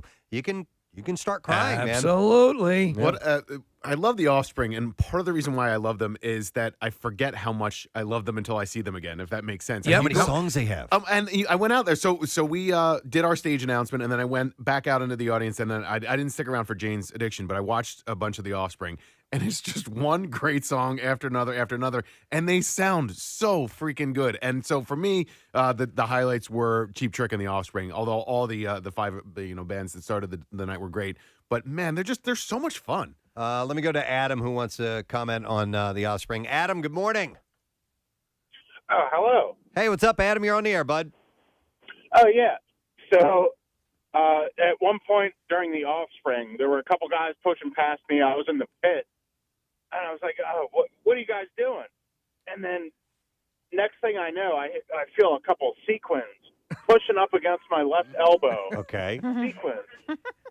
It's Pierre. Pierre is pushing his way to the front of the pit during the Offspring. I wouldn't have expected any less from Pierre, but it was just shocking. Oh, that's Shocking funny. to see Pierre pushing I his feel way through sequins. Well, it's so funny that you say that. I felt the sequins before I knew what was going on. That's great, Adam. Thanks, man. So Pierre starts off, he goes, I want to be respectful of people, it's because everyone's out and some people are nervous being around some people. And he goes, I goes, is it okay if I, I said, yeah, Shake people let you know, hands take and- pictures, yeah. whatever you want, whatever you feel comfortable with. And of course he ends up in the pit. Yeah. It's funny because Pierre was supposed, we had done the stage announcement for the Offspring. Pierre was going to come out, address the crowd, and then he was going to bring us out Right. To officially welcome the Offspring. And we're getting ready to literally walk through the backstage door to go out on the stage. And all of a sudden, Pierre looks down the hallway that we can't see. Yeah. He's looking down the hallway. We're past that hallway. And he just leaves. He just shot. Because Dexter Holland was walking down the hallway. He was calling him. And he was trying to get him over to maybe to him. talk to him. So Yeah. we're like, guess Pierre's not going to introduce us. Let's go. The funniest thing is, and perhaps Nick, you can speak to this as well. There's Pierre, and then behind him, about 5 or 6 feet away, is Pancake shaking his head. Is Pancake stressing? And he did. Yeah. Stressing out. He ran down the hallway, and Pancake's looking at us. His eyes are closed. He's shaking his head. Marissa? Well, excuse me. I was sick all weekend, which is awesome. Pierre had talked to Noodles just like an hour beforehand, and Dexter couldn't make it out. So that's why he got a chance to talk to him then. But I had a moment just like that after the show. So, Nick, just like you, I was enjoying Offspring so much. I've seen them probably 3 or 4 times in the past 5 years. I just love them so much. And then I'm sitting in the back, and I'm coming down from that moment. I'm getting pumped to go watch Jane's Addiction. And all of a sudden, I look behind my friend. I was like, oh my God, Dexter and Noodles are right behind you. And they're just on the wall right behind by like that back door. And it was just that cool moment because it was so locked down backstage that there wasn't just like people all around where like the artists were just kind of hanging like an old backstage. Right. And Dexter's hard to miss. He's like 6'4". Yes. He's a big guy. Wow. Well, it was amazing. Listen, unfortunately, we got to wrap up because we got to stay on time Yay. for the MMR Money Clip. But thank you for being at the Barbecue. Those who were there, it was a great time. It was wonderful. We'll have a seat for you next year when the next one rolls around if you didn't make it. And if you did, come back again because it's going to be awesome. A lot of great moments took place. We're going to take a break. We'll come back in a second. Like I said, that money clip thing coming up next. B-File is on the way as well. Stay with us. Girl. And she replied, so she clapped back. She clapped back. We all have our priorities, so I'll be making memories with my kids and amazing people while living my life to the absolute fullest. And then a fight broke out between commenters who praised her for prioritizing her kids over at work and others who said as working moms, they were dedicated to family too. And so Courtney clapped back again. So she clapped back at the mothers? She says, who says I'm not a working mom? Because I most definitely am. Working moms can be dedicated, of course. As women, we should be supporting each other for what allows us to be our best, not being so critical and judgmental of each other. We all do things our own way. Did they counterattack with the clap salvo? I don't think so. There was not. Underlying her point, she wrote, a travel diary coming soon. Can't wait. On Poosh. And I guess there must be an Instagram account because it says @Poosh. Poosh. Yeah, @Splooge. Splooge. We need to start our own lifestyle brand called Jake Jill. Splooge. All right, so anyhow. Well, that's her fight song. Yeah, I guess so. This is my fight song. Take back my life song. Live it, To be girl. honest, though, following her on Instagram, I don't follow her on Instagram, but I follow her through all the pages of TMZ and all that stuff as I put together stuff for the Hollywood Trash. And to be honest, I've never seen her do anything but vacation. I know. Well, Never. That's what her job is. That is her job. Yep. Well, she's working hard then. Well, just consult Poosh if you want to find out what she's up to. Let's talk about the happiest place on earth. It's magical. Disney. This is Disneyland, by the way, in Anaheim. And there's a viral video, yes, that is Making the rounds of a couple of families beating the ever-loving piss out of each other for about 4 minutes before they finally go their separate ways. That's a long fight. It is a long fight. Is someone in a wheelchair? It's in Toontown, by the way. There was somebody on a mobility scooter. Okay, all right. Kathy, but the fight happens. They start to split up. Then it sparks back up again. Then they kind of split up. Then it keeps going on and on. I mean, and it's like the Andy Kaufman used to do the intergender wrestling. Yeah. They're brawling. Doesn't matter. The dude's beating on the woman. Oh my God! Wait, so that's okay. I'm just seeing this for the first time. The guy fists are punches flying. the woman. Yeah. Oh, and there's a couple of women beating up. It's just a mess. Where's security? Not that it's an excuse, but it kicks off. They're having words, and the woman just spits right in this guy's face, and then he slugs her. But I can't figure out who's on whose side. No, and neither can I. It's like I'm like, oh, he's hitting her now. I thought she was with him, and it's just who the hell knows what's going on. And then the woman in the mobility scooter gets up as if she can walk. Yeah. It's a miracle. This stupid fight between these imbeciles has caused a miracle. You know what? And there's a moment in this video where the whoever is filming this video, by the way, is laughing the whole time. She's not with them because obviously she would be getting in the middle of this. And she's up close. But there's an older woman who gets knocked down to the ground on her back, and you hear the woman filming just laughing her ass off. And I'm like, this is, and you can hear children crying in the background. Oh my God. There's a little kid walking around, and it's obviously this is there. I will freely admit, I chuckled a few times, but the really tragic part of this here is this little kid is watching these adults do this and walking around with his hands up like, what's going on? Yeah. Even a kid can't figure it out. And he taps, I guess, who is his mother, like, hello, I'm here. Obviously he needs attention. He's upset too. And all the while in the background, you have the delightfully colored Toontown. Oh, my God. Happy place. Listen, I understand that things can go awry anywhere, and somebody can have a bad day, and something can trigger. But if you can have the presence of mind to be aware of where you are, right then and there, you're in Disneyland, the happiest place on earth. Come on, look around you, see where you are. Shut up. But some people are just... some people are just a-holes. It just kills me in this one because there was another one, Preston. I forget. It was at like a kid's park. It was like an amusement park. It very well may have been Disney World. And this one's great because the woman in the mobility scooter in that one, Kathy, she doesn't get up, but she starts using her mobility scooter to join the fight. Oh, She's wow. backing up and ramming the brawling people. So apparently this one, they're all in the same family. They're all related. What? Yeah. What? So this is an ongoing investigation. No arrests have been made, but there was infighting that had begun outside of the park, and the fight just continued inside the park. No arrests? No arrests. They all knew each other. ridiculous. Well, not yet anyway, Case. They said the investigation's ongoing. But After they viewed the video, now they're looking at potentially. Because then that guy I saw goes on. everything. I saw it all. It was a mess. But then the guy goes on to slap another woman and take her to the ground. Kathy, he doesn't just slap her. I mean, and this is horrifying, but he gives her a haymaker. Just some unwritten rules, right? Like Protocol. Yeah, protocol. and You all that don't sort of stuff. fire on someone else's bitch. No, you don't. Not in Toontown. Not in Toontown, man. You take that to Epcot. I think, Casey, of your story at the 4th of July parade That's all the time. exactly what I was thinking. And the bending down and addressing them as a father to kids who needed to be addressed by their father. But like you get in that mentality sometimes, and this is a place where that can happen. You can have an Independence Day from life. Oh, I totally understand. I'm going to make you independent of your life. But on the outside, everybody else. Hey, is like, what a good dad. Oh, you were. Oh, you poor thing. You're so upset. You better stop crying. Don't cry. Don't even let them know you're in pain. A former Cape Breton University student says that she regrets not making a formal complaint 3 years ago against a professor who was fired this summer for demanding moose meat, lobster, and sex from a student in exchange for better grades. In that order? Moose meat, lobster, and sex. All right, you don't have moose meat. You don't have lobster. You got any lobster? Sex. All right, look, how about sex?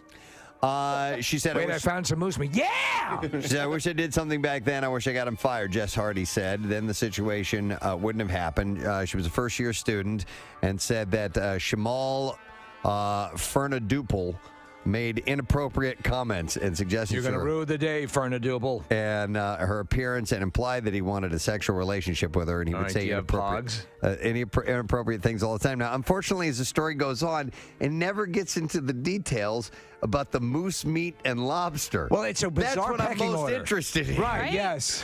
You don't understand. But they ended up firing this guy because he apparently did. Was it the moose meat? To a couple of students. It was the moose meat. He's there in wasn't front it? of the dean. It was the moose meat, wasn't it? Well, actually, the number 3 on the list here, the sex. So apparently he wasn't only demanding sex, but moose meat and lobster. I should have stopped at lobster. And they fired him. So there you go. That's all I have in the It's details. like he's looking for something to round out the list. Yeah. And the sex. Yeah. So I was surprised the other day when my daughter came to me and described a very specific detail of what I'm assuming. I don't know if it's a social class or if it's just a fashion or what. Huh. But I was like, okay, this is all new to me, and I've forgotten what the full description is. So if anybody wants to call in, if you're familiar with this term, but Visco girls. Visco girls. Yeah. Never And that's spelled VSCO. Yeah. Visco, you've heard of this, Nick? I have. I hadn't heard of it until Friday. And Okay. so I learned about it just as recently as you did, Preston. Visco. From Ben? No, from BuzzFeed, of all places. Okay. I read an article about it. I saw Visco online somewhere, right, as about a post. I didn't know what those letters meant, VSCO. Yeah, I still don't know. It's an app, and it stands for Visual Supply Company, right? And, the reason that I know that it's an app is that my girlfriend does some photography on the side, and she's used this app to process photos. What girls now are doing, Preston, is they're taking this app and they are applying it to their social media posts, and now it's also become its own social media thing. Nick, look at this top text. Do you know what that means? Okay, so it just says SK. Apparently, they go around going. Wait, like that. okay, I'm Okay. so So the confused. Visco. So what is it? I don't know. I'm trying to figure this out. Our phone lines are lighting up, so Yeah. we'll find out in a minute. Here. It's right. That's what it is. As far as social status goes, it's a new thing for this school year. It's brand new. But How is it social status though? because it's a look. So basically, it's a look. If you are a Visco girl, you are you kind of look like you came from the beach. You wear scrunchies around your wrist. Scrunchies are a big thing. Yeah, You carry on your wrist. You carry around a hydro flask. And you have a natural look, Kathy. So you don't go heavily made up. So like Renee Zellweger. So it's not like a filter that It is. Yeah. So the Visco app is a filter that you can apply, but it's a lighter filter. So sometimes Instagram models will go very heavy on their filters, right? Right. And so you look incredibly made up, and you will take an Instagram app and you'll use that app to change your look essentially on your social media post. It happens all the time. Visco girls, Steve, don't do that. They go the opposite route. They go very natural, completely raw, very light makeup, unfiltered. Yeah, and there are 2 essential settings on the Visco app that you use for your look. And now it's translated from this app to real life. Okay. Wow, man, Preston. So when in school we had Crisco girls, we had a lot of fried chicken. Yeah. Sure. Crisco girl. They would bring fried chicken to school. Yeah, those are Crisco girls. Crisco girls. Yeah. My Florence Henderson was a Crisco. Westonality. And Steve, they would go. That's Crisco girl. It's them eating the skin off of the chicken. So Caroline, my daughter, was wearing a shirt and it was too long. She's like, I'm tucking this in because I don't want to look like a Visco girl. Not that meaning that she doesn't want to be one, but it looks like you're not wearing pants. Not wearing pants. Okay, yeah, I've seen you're this. not wearing shorts. I've seen this. I've seen the looking like you're not wearing shorts. Where did that look? That look has been around before. No, but I've recently seen it pick up, and I'm like, look at these kids. Like their shorts are so short that they look like they're not wearing any. My dad was a Visco girl before anyone knew. He just wore a long coat and shorts. Yeah. You also might have known them as flashers. Yeah. Hey, so is your daughter into it? Or is she Visco? What do you say? Help me out here, guys. She's a Delco girl. She's a Delco girl, Kath. You know what? I don't know. She I don't Visco? know. I don't know how new this scene is, but here's the deal. My kids go to Catholic school, so they all wear the same thing at school. And then we just got done in the summer, and we were down the beach all the time. I saw a text that the is supposed to be camera sound. Oh my God! I love it. I want to be a You Visco do? boy. I always wore big clothes. There was a period of time where we looked like we were 900 pounds. WMMR presents Preston and Steve's Bizarre File. All right, it's presented by DraftKings Sportsbook, America's top-rated sportsbook app. You can download the DraftKings app and use the code ROCK to get in on the action. Listen to this. We'll start with a man in Alabama. He is accused of various crimes after he was found asleep in the press box of the PG Athletic Complex among piles of chicken fingers, chips, candy, and methamphetamine. Oh, that sounds like a pretty good weekend. Matthew Williamson was charged with unlawful breaking and entering a vehicle, and police officers had transported him to the county jail where he made a signature bond and walked out. Well, less than 2 hours later, after leaving jail, Williamson stole a car, and then he hid it. And then on Wednesday, September 22nd, an unknown person had broken into the concession stand at the Pleasant Grove Athletic Department, taking a large quantity of snacks. The next morning, Williamson was found asleep in the athletic complex press box amongst the piles of chicken fingers, chips, candy, and meth. Let him sleep. He's adorable. He admitted the burglaries and the car theft, and he was transported back to the county jail. Where are my chicken fingers? It was a weekend for him.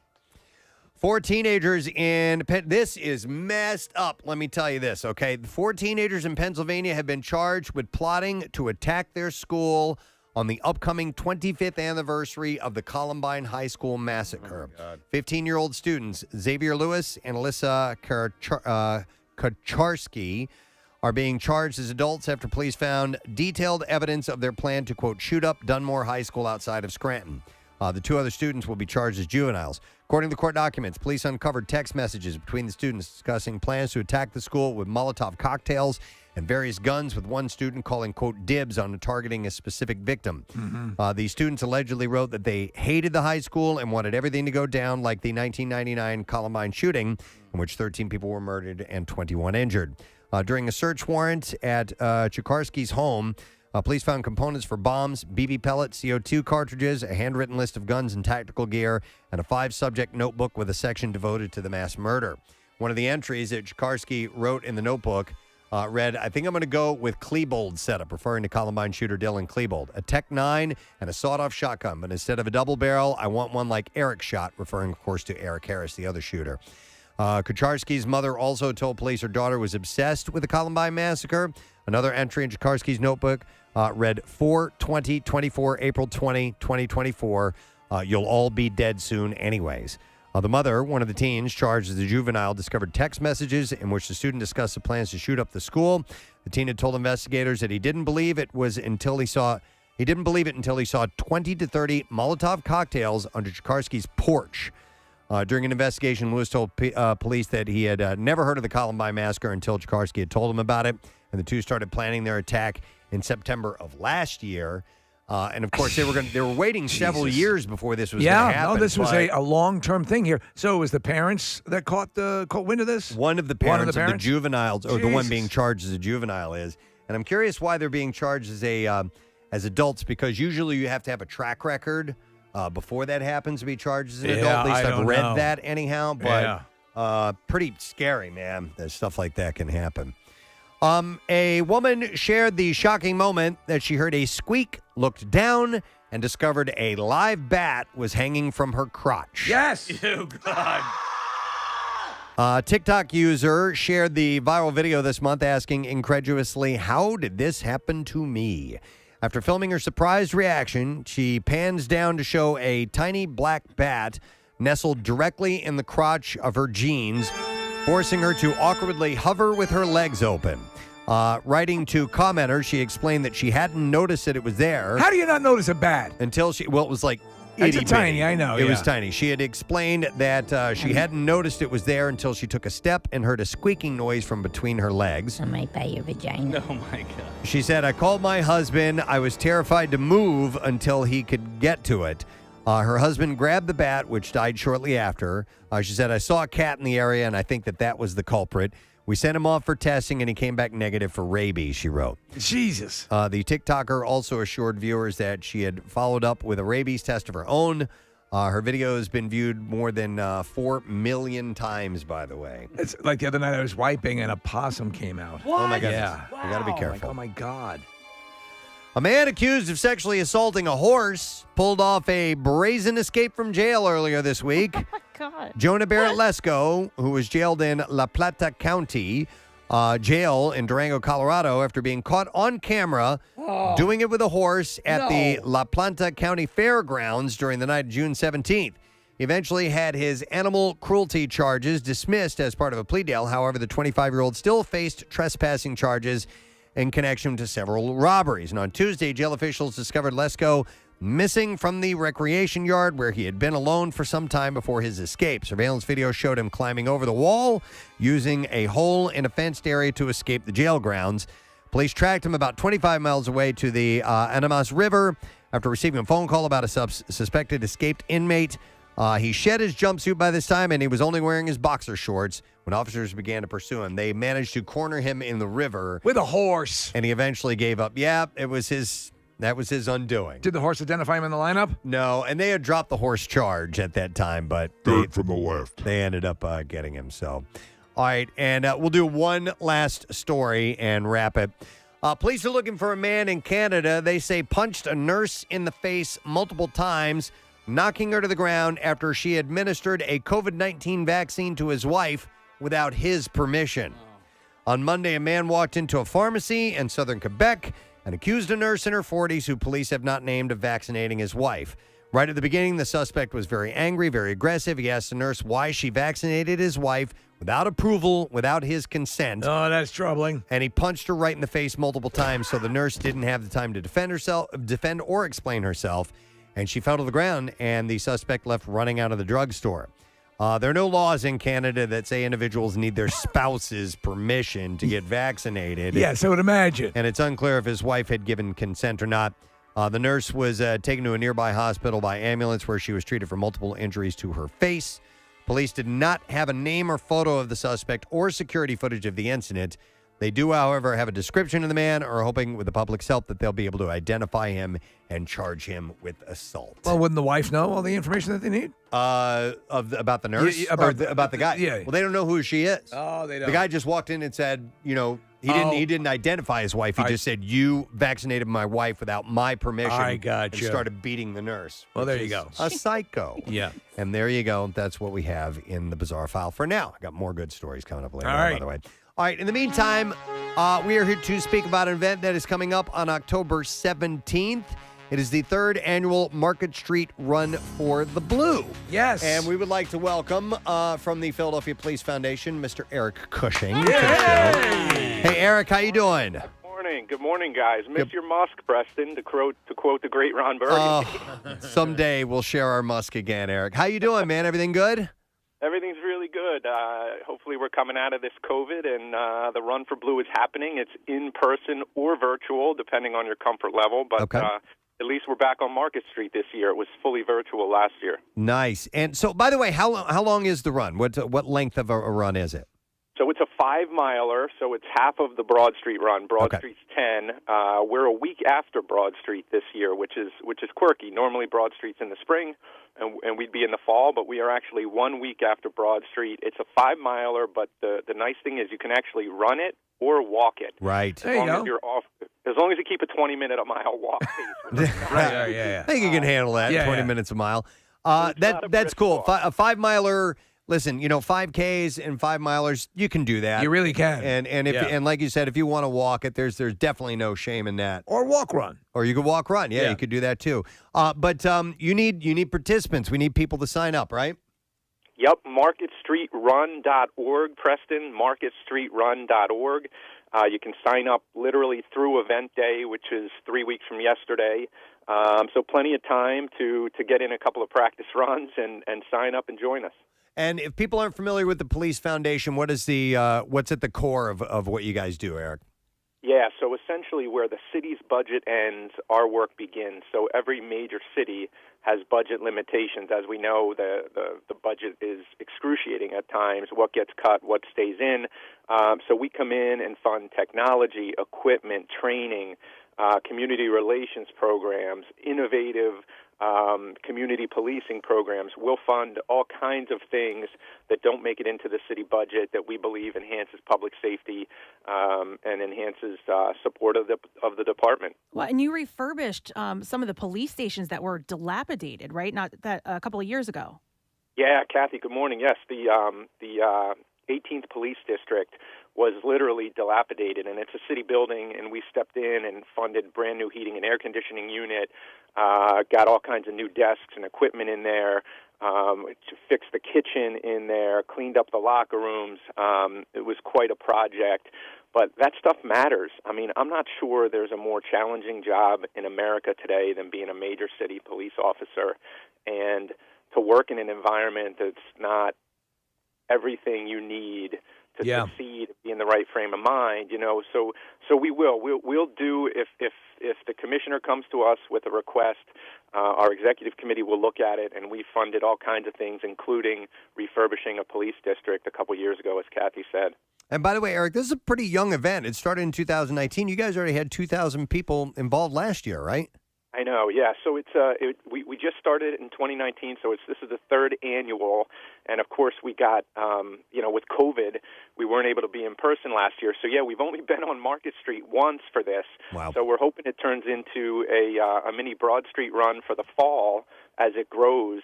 But right now, this is just the second time we'll be able to be on Market. Cool. Yeah, and you draw a good parallel. My brother's a police officer, and he knows for a fact.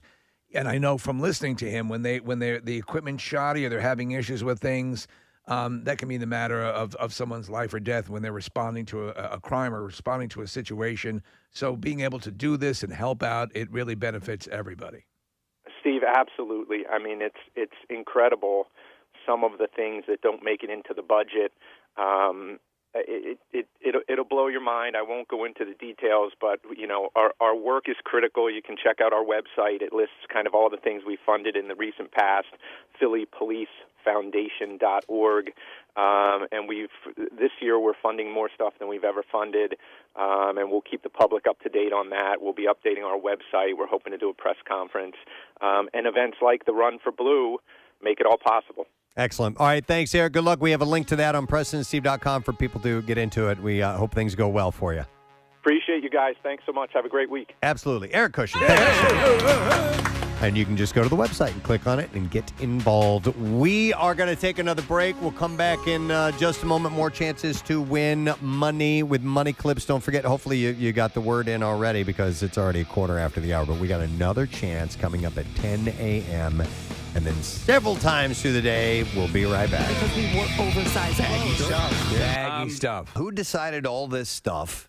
All these various things together make this, you know what I mean? A Visco girl. Yeah. I think it's just a style. I keep relating it to the hippie. It's just It the is, hippie but like somebody the... had to put these pieces together. They don't necessarily, automatically go together. The thing, Preston, that you're reacting to, and I think I agree, is because things like this would happen over the course of a little while. And like in school, going to school, you start to see people adopting something, and there'd be a movie or there'd be something that they would, or a musician or somebody they're responding to. But this seems to, for a lot of the people are saying from 0 to 60. I know. Because of social media. It's like now this isn't a fashion thing, but it was an accessory people had. Remember the fidget spinners? Oh, yeah. Like that took off in 10 minutes. Boom. And everybody had them, and then they were gone. Look at this. Visco Girl Starter Pack. You can buy this $150 for $150. Should we get it, guys? It says Giant Visco Starter Pack. Preston, we need to be Crisco boys. Scrunchies, Crocs. I like those tie-dye Crocs. What else? There's the shorts, and oversized shirt. What do you see? No, Kathy liking the Crocs now. I like the tie-dye Just Crocs. like 10 minutes ago, she's like, not for adults. Oh, well, no, I wouldn't buy them and wear them. But, Steve, it's funny because you were talking about how these things, how they can happen so quickly. When people are getting back to school this week and they come home demanding the scrunchies, that means that, this thing is taken off and they want to be like all the other people who are in the group. That's funny. Some people are texting in, and I've gotten some emails, that there is a phrase that goes along, not just the SK one, I oop. I oop. I don't know what that means. There's another one, Nick. That's it. No, that's mine. You can't have that. I oop. But I oop is a thing. Can we make that part of the Crisco boys? Sure. Yeah. That's allowed. But All right, how's I oop spelled? I oop is I, the letter I, and then OOP. Okay. Oh, yeah. Again, it says I oop. Here, there's I oop can be used as a reaction to express sudden surprise or shock over an unexpected situation. That's like, oh, my God. Yeah. For example, you can say it if someone calls someone else out on social media in a mic drop moment, as in I oop. Okay. Because it says here, honestly, who says mic drop anymore? That's old please. now. That's so old. Nick, you know that I love you, but I do find it a little creepy that you know the most about this. Well, anyone he on looked the it up show. on BuzzFeed. Research. Yeah, no, I stalk 12-year-olds. Yeah, do you want to hear it? Interesting. Oh, yeah, Jasmine thanks. Masters, I think. All right. I crashed in my back seat for a couple of hours, and All right, okay. And that's funny. And, Okay. And hence the beginning of a new phrase. Wow, Bizarre. Sitting on your balls created a thing. Where some things come from And yet how they take off. We can't get to take off. Nobody can pronounce it. And it's very hard. That's the only thing. I oop is much easier. All Although I got a text from somebody who says I'm 27 and I just found out I'm a Visco girl. it's like going and looking at your X-rays. Yeah. I have some bad news. You're a Visco girl. What would be some positive workplace habits? It doesn't give any examples here at all, so I'm wondering what we could do. Maybe some yoga or something like that. Well, let's assess. Maybe like clean up your area. Are you talking to me? No, I was just saying that's like a positive workplace. I just moved knew. all my stuff in there. It's a mess. This morning, Kathy goes to me. She goes, "Oh, your area looks really nice, Steve." And Preston goes, "Oh, what about mine?" Mine's just an absolute. It looks like an atom bomb went off. It actually looks worse than the old office. I haven't done anything. I just dragged all my crap in here. Listen, I was and not set talking to you. And I was just saying in Steve, general. your area looks very nice.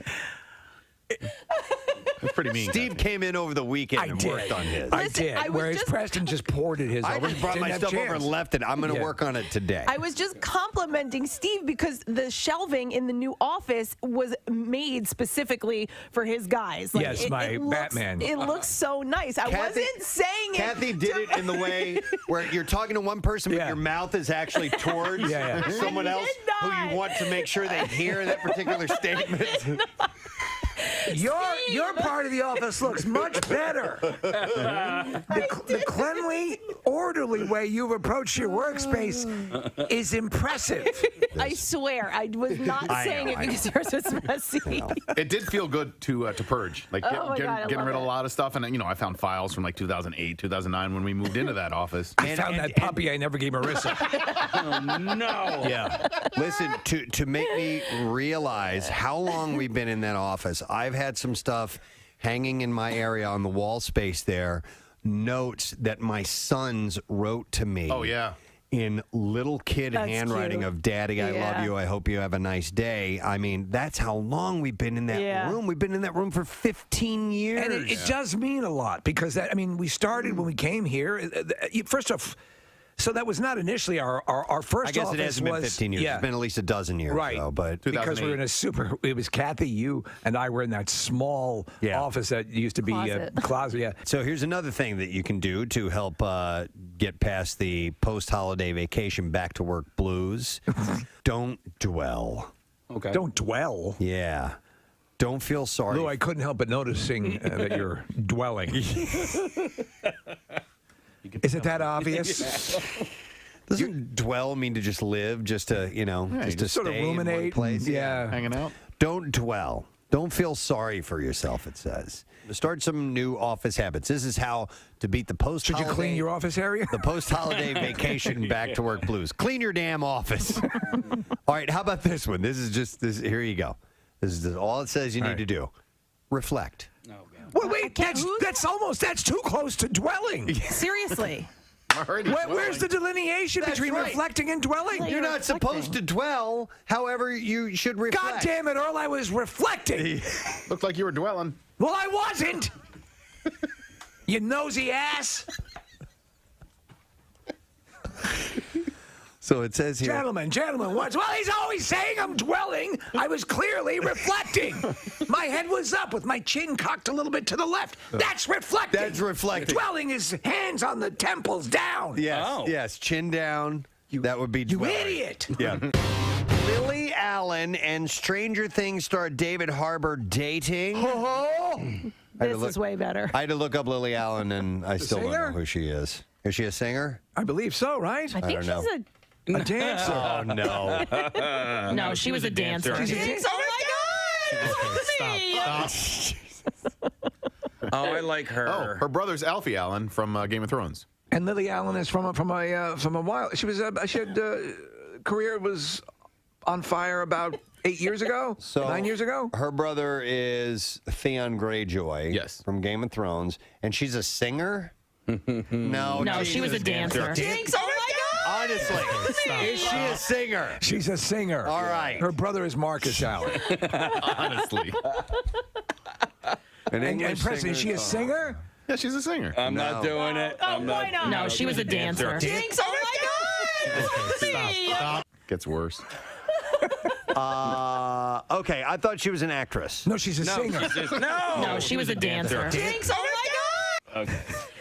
She had a couple of hits. She was at yes. What are some of her hits? We all know her hits. Well, the girl that we're looking at, the girl that we have up in this photo, I think is the actress that I looked up on IMDb. No, this that's morning. the singer. No, she was a dancer. No, she was a dancer. Jinx, oh my God! Lily Allen, for Christ's sake, she's a musician, right? Okay. Are we looking up two different people? There are a ton of acting credits for No, those are soundtrack. someone named Lily Allen. Those are soundtrack. Yeah. Those are not acting credits. Okay. We all She was an clear? actor? Are we clear? No. She's a singer. She has a song called "F.U." Okay. Yes, I know that one. All right. Really? Yeah. Okay. Anyhow, they might be dating, her and David Harbour. Lily legs, Lily, really. Londoners have spotted the two out hanging out and, of course, post about it on social media. Somebody wrote, David Harbour, when on earth did this happen? And it was alongside a screenshot of her, of her TV screen showing the couple at a boxing event. Huh, good for him. They first sparked rumors earlier this month when they were spotted taking in a West End performance of the Lehman trilogy. Are we good enough friends with him now to just blow a call in? Of course we are. Yeah. What time is it in London? We did have a really good time with him. Yeah. He was noon. Super nice guy. Yeah. So he's probably up. Yeah, we give him a call. Hello? Yeah. David. Yeah, David, it's Preston and Steve. Are you dating Lily Allen? Yeah. She's a singer, right? No, she was a dancer. Jinx, oh my God! What are Casey and Kathy doing on this call? We just had to do that. We had to do that because this is funny. Okay, bye. Okay, Woody Allen, maybe persona non grata in Hollywood, but Scarlett Johansson would work with him anytime. The A-lister is one of the few stars to publicly signal her support for the director. He was the original choice for Captain America. I did not realize that he would actually... I don't think the serum worked. Yeah. I don't feel very super. He was the original guy. Yeah. Imagine that. The thing opens up. Have I changed dramatically?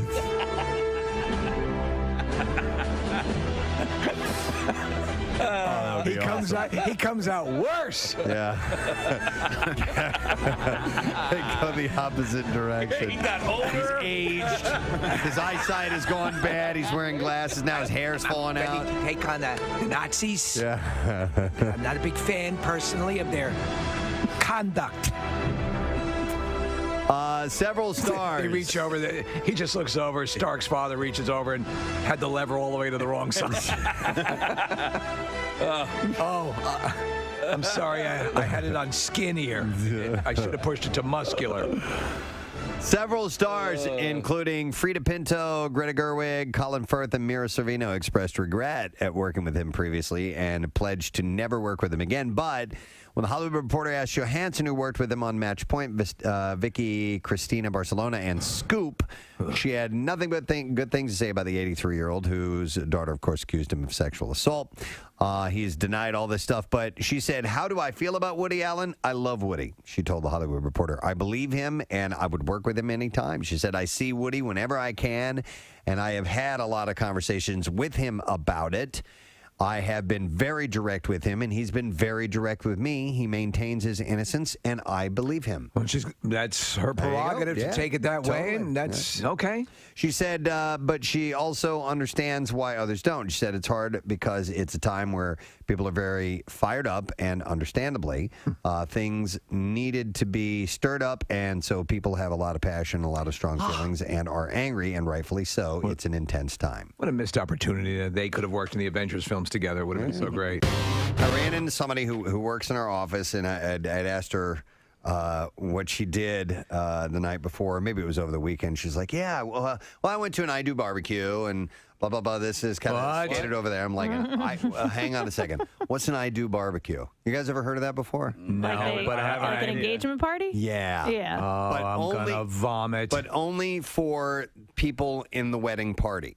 Right. Okay. So It's kind of where they do they ask them to be in the wedding party? Like that's part of the event. I'm not really sure. So I've been to like where they invite the bridal party over, and that's you're at a party, and they ask you to be in the bridal party. So is that what that is? You're going to a party, and you don't actually know yet until you get to the party, Right. and then they say, by the way, you're all going to be in. Or they ask you. Yeah. Okay. So do attendees they don't know until some point in the evening when. I mean, I think for my brothers, I knew I was going to be in my brother's wedding, but Yeah. yes, and then they gave us a bottle of wine, and on the wine, she had put in like a cute little saying asking us to be, it was a custom made wine label, and then it was a cute saying asking us to be in the wedding. I would attend I'd prefer not barbecue. I actually never liked the idea of an engagement party, and so.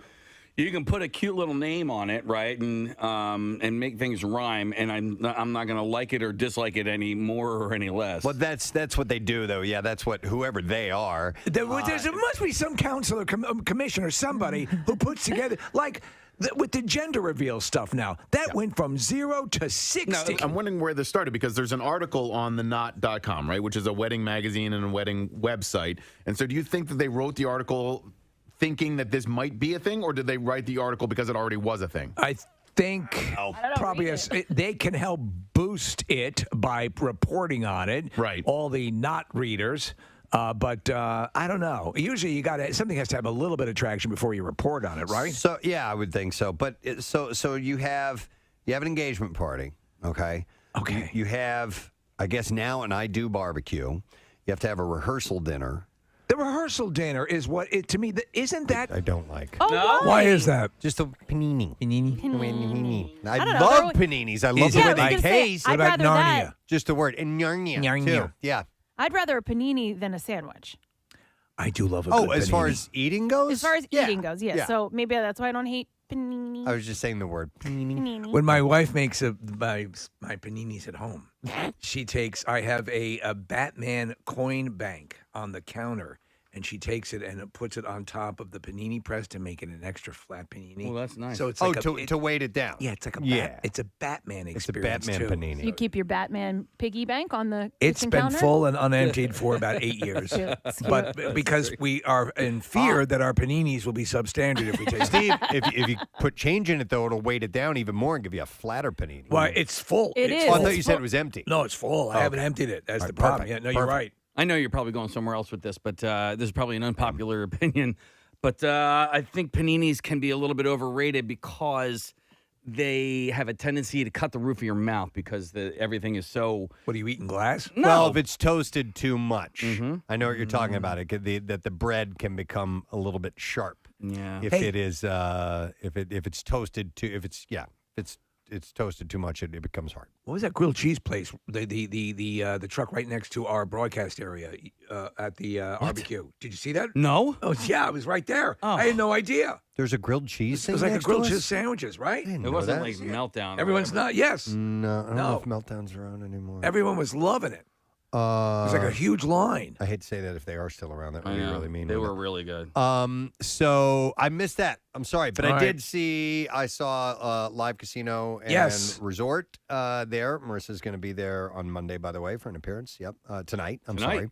And then we had Removery, the tattoo removal place that was there as well. Yes. And there was a Rita's Water Ice and all kinds of good stuff. It's all Rita's. So yeah, it was nice. Lunchbox Philly. That There was you the name go. of the place, Case. Yes. Steve. I guess that was the food truck. So, Good job. Yeah, excellent. Great time at MM Barbecue. Was there something else you want to say? You I started know to put you're your hand going up. somewhere. I just I love you. So, you know the push down toasters? Some of those have a trap door at the bottom. Did you guys know that? So they can escape. Yeah, No, it's the To crumbs. remove the crumbs. Yeah, yeah. Yeah. In fact, I think all of them do. No, I checked. My mom's doesn't. So Okay. There's no way. Wait It a would start second. a fire. There's got to be another way for you to empty out the you crumbs. have to shake it. I You guess. checked your mom's toaster trapdoor? So she made me a tuna fish sandwich the other night, Steve, and she asked if I wanted it on toast, and I was like, I didn't know that they had trap doors, so I checked hers. Aha! Just like I thought. And I So, checked. how do you get rid of the crumbs in the toaster, Mom? So I checked the bottom of it to see if hers had a trap door, and it did not. So she has to shake hers out from time to time. Like a Polaroid picture. Yeah. Tuna fish on toast. Come on, Mama. Oh, yeah, that's good. Shake that That's- toast. I like chicken salad on toast. Yeah, too. it's kind of the only way I do it. Huh. Do it on toast. All right. Did she cut it for you, too? Dude, she cut it the wrong way. She didn't cut it in diagonals. Kick her out. Yeah. She's done. Dude, and then we had an argument because she put celery in it, and I like celery in my tuna. Yeah. And she's like, "Yeah, I always put celery." I'm like, "No, you don't. Like when you made my tuna as a child, you did not put celery in it." She's like, "Yes, I did." You're not my child. Well, then I had That to was a bring it different to child. I had to bring it to the council of the elders, and they corroborated my story. They're like, "No, she never put Oh, celery." your brothers and sisters? Yes. Yeah? Yeah, Okay. but like her memory says that she did. Well, she's getting older. She is getting older. You know. I brought you some brochures of some facilities we're thinking about. That's the Yeah, that's it. what Yeah. brought the In camel's light of our back. sandwich situation, I've collected some brochures. Look, they have Yeah. a bingo night and Pickleball. pickleball. Pickleball. Now your back's gonna hurt. She can't play pickleball. I have a pickleball story, You do? which we can go to in a moment. Let me do some shout outs here real All quick, right. though. I got this one, and the reason I'm hitting these is because I'm getting them in on time. You're doing great. And they were sent weeks ago, gang, so I really did put some effort into this. But this one says, "Hey, my name is Bill. My bill is $500. No, I'm requesting the massive birthday shout out as possible for my dad, Bill it's Bill Hazlett Sr., September 27, turns the big 6-0. Ah. And I think it's only fitting for me to get him recognized on the air for this. He's a huge fan and introduced me to the show during the Y100 days back when I was still in high school. Not only that, but he used to be one of the main truck drivers taking trailers from the camp out to fill abundance. How about that? Ask Steve if he remembers popping a tire to one of the trailers with a forklift. That's one of the many stories I've heard from him about the camp out, and probably the best. I don't, but I don't doubt it. Thank you, and rage on, and that's from Bill Hazlett Jr. So here's a shout out. Big 6-0 to you, Bill, and That's thanks for great. helping out at the camp out. That's awesome. Here's another one that says, hey, my name is Matt Hall. I'm writing to request a shout out. After 14 years, my fiance Alyssa and I are finally getting married. On October 3rd this year, we are high school sweethearts, and we got engaged last January right before the pandemic started. Matt and his fiance Alyssa were at the MMR barbecue on Saturday. Got to say hi to him. Matt used to work for Wawa over the years, and he would come to camp out when we would have Wawa serve up coffee and breakfast treats and whatnot. And Matt's a great guy, huge fan of the show. And Eric Simon, our promotions director, did a really nice thing and upgraded their seats on Saturday. Wow. That's great. awesome. Because he's getting married? Because of their wedding, yeah. Because they Somebody's getting married. He said, we are huge fans of the show. Alyssa's been listening and podcasting since Y100 days, and I started listening shortly after the move to MMR. If you could give the biggest, juiciest shout out possible, that'd be amazing. Thank you so much. MMR rocks, and that is from Matt Hall. So a shout out for you guys. Congratulations. And then another one I'll do real quick. It says, hey, Preston, just wanted to give a shout out to my brother Jeff. He's just starting back at work at BKG in Telford. Listen to this. He says he's been off since July because he fell off a ladder, punctured a lung, and broke 6 ribs front and back while trimming the bushes. Jesus. He and his coworkers listen every day in the shop, and I just wanted to say he's the best, and he should probably leave the bush trimming to professionals. Yeah, you only get those kind of injuries at our Cardboard Classic usually. Thank you, guys. That's from Jason Heel. So here's a shout out to his brother Jeff. So hang in there, man. Hope you heal up nicely. I got a 7-way shout out. Shout out to a guy named Troy that I met at the MMRBQ on Saturday. I remembered Troy. I did it. I did it. Shout out to you. Yesterday, I was at a rugby tournament at St. Augie's Prep in like Richland, New Jersey. So a shout out to Nicole and her husband, Nick, and also to the Brown sisters. Here's a shout out to you, ladies. All right. Steve jokingly mentioned pickleball. Yes. And there's actually an article that he sent over to me about pickleball this morning that is worth mentioning. Apparently, pickleball has emerged as the fastest growing sport in America. My mother-in-law plays pickleball. She found out about pickleball, learned about it maybe 2 or 3 falls ago, and had like it's her group that she loves playing pickleball with. She fell 2 or 3 times and then discovered it. 2 or 3 falls ago. No. Seasons. After summer. Autumns. Okay, I was like, I'm like, what did I man, she say? probably shouldn't be doing physical Yeah, activity. she's too aggressive. She's had serious falls over and over. As I'm watching this game and we're watching people playing it, it's a nice hybrid, at least by my reckoning, between tennis, a little bit of badminton, ping pong, a little bit of ping pong. So what it is, Steve, is it's tennis that's not going to wreak havoc on your knees, right? Because you don't have as much area to cover to run. You know, now, I love tennis, and I'm pretty good at tennis. I wonder if I would be decent at this. Probably. It's a different. It's more less. It's not a racket. It's more like a paddle, isn't it? Yeah, it's a paddle. Yep. So I was talking to some high school kids who are all playing. Okay. Really? Yeah. So it transcends that's the thing. ages. It's not just for older people, Yeah. which I was at because I've seen there are a lot of people that play it down at the shore. They're at tennis courts. They change them. There are little things you can do to change the lines on the the ground to make it for a pickleball. And there are groups like you drive by on a Saturday morning. All of the courts are full with people playing pickleball. They just did a whole bunch of these pickleball courts right down off of Main Street in Manayunk. There's a facility down there that's pretty close and look like they're well maintained. The one thing I noticed here with the pickleball court is that they do not allow you to charge the net. You cannot, where you can in tennis. So I remember first hearing about this game 7, 8, 9 years ago. I mean, like it's been around for a while. I played it but in it most elementary school. recently Did you? started. Yeah. So what really taking off? What is precipitated the big? Because they're calling it. You know, as I you think said, people Preston. just slowly figured out that it's fun. I- Which, by the way, I'm sorry to interrupt, No. Nick, but on Instagram the other day, I got how their ads will pop up. Yeah. It was an ad, or maybe it was on YouTube, an ad for a guy. It was a pickleball paddle, and he was talking. It was like he was a professional golfer that was telling you about this golf club that was so like Lee great. Trevino. Really? Yeah, and so I was like, he's like, man, I love the feel of this, and you can get the spin and blah blah blah. And I'm like, have we reached that level where pickleball is now being endorsed like this? Well, in one of the articles I was reading, they basically have like pro level clinics and all this stuff. So I would have to say yes, Preston. We've gotten to that point. I have a bad pickleball memory. Really? I'll share it with you guys. Yes. So this is 6th grade. I grew up in Paoli, and there's a country club near there called Waynesboro Country Club. I was not a member there. Do I need to get a doll so you can point to certain spots? No, it's not sexual at all. You pervert. So we, I went to tennis camp growing up. I liked playing tennis a lot too, Steve, and I was okay at it. Yeah. I thought I had some tennis skills. I go to play pickleball at Waynesboro Country Club against these kids who were, quite frankly, snotballs and pretentious douchebags. And Were they pickle hustlers? Yes. Yeah. They killed me at this Little game. bastards. And I get onto the court. I'm like, I'm all right at tennis. I mean, I can handle my own. I left that court nearly in tears because I don't think I registered a single point. How long before you actually ate a pickle?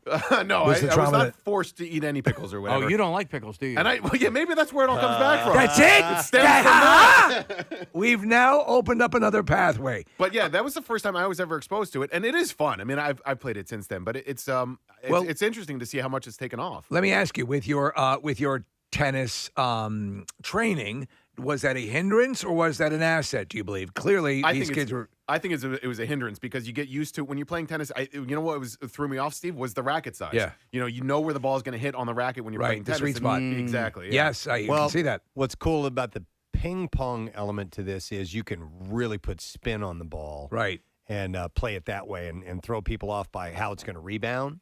Which was what makes ping pong so much fun. I love that. Yeah. I love when you. I have a pretty good spin game in my ping pong. Yeah, me too. And I love doing that. And in tennis as well, when you can like really put a lot of topspin on a ball. By the way, it was first played in 1965. This year is the first time I really heard about pickleball. So our building put 2 ping pong tables outside our building in the back area, and I played ping pong against Nick Murphy. I got to tell you guys, I thought I was going to smoke him, and I lost. And Nick, I think I feel the same way about ping pong, especially against Nick Murphy. You're not gonna go you back felt out? about. You done? I went back out. I got smoked twice. Like the first time, I was like, "Dude, he smoked me, Kathy." And I So thought, what was the score? well, the first match was way worse than the second match. Second match was actually more competitive, and I credit me bringing my glasses the second time because the first time I couldn't. I have to put my glasses on. I couldn't follow the ball. But the Wow. second time, I was like, okay, this is it, man. I'm going to. So I got to play Murph then. I will only play against my children in ping pong. Did he walk around and break your paddle? No, no, but he was very gracious. Get out of here. He didn't talk a whole lot of trash. By the way, this the origin of pickleball is a little bit interesting. You guys want to hear about it? Yes. All right. So the game started in the summer 1965 on Bainbridge Island, Washington, at the home of Joel Pritchard, who later served in Congress and a lieutenant governor. He and 2 friends, Bill Bell and Barney McCallum. Oh, McCallum. Oh, McCallum. Barney. Yeah. Barney, come on over. I have a great idea for a new game. It's called pickleball. Well, they returned from golf and found their families bored one Saturday afternoon. They attempted to set up badminton, but no one could find the shuttlecock. They improvised with a wiffle ball, lowered the badminton net, and fabricated paddles of plywood from a nearby shed. So they literally just sat there and made it up. Right. McCallum made the first paddles that were specifically for pickleball on his basement bandsaw. He tried several alternative paddles, but one he called Old M2 became the paddle of choice Old for most M2. players. Yeah. It was struck by lightning, right? Wood hit it? In 1972, McCallum incorporated Pickleball Incorporated and manufactured wooden paddles to help grow the sport. His son, David McCallum, now runs the business, which is headquartered in Kent, Washington. So they still have ownership of that game, Nick? Wow. Whoa. And so they do have a facility in Washington, and I guess are the leagues run out of Washington? I'm not sure about the leagues, but listen to this. Some sources claim that the name pickleball, which is I was curious about why. I was wondering because I thought they kept the balls in pickle tubs. Right. I've seen those used to take balls out there. But they were specifically, wait a second, it says here, it was derived, some people say it was derived from that of Pritchard's family dog Pickles, or from the term pickle boat. So were they I don't know what originally pickle hitting boat the means. dog over the net? No.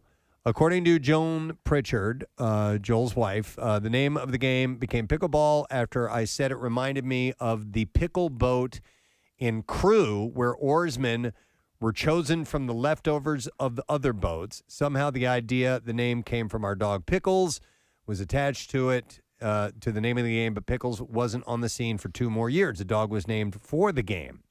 But stories about the name's origin were funnier, thinking the game was named for the dog. So I don't understand. I don't understand what that thing. means. But maybe the people who can't play tennis play pickleball, or like the dregs, Okay. perhaps. Yeah. The game actually has a unique sound when they're playing with authentic pickleball paddles. Have you heard it? It's kind of like a. No.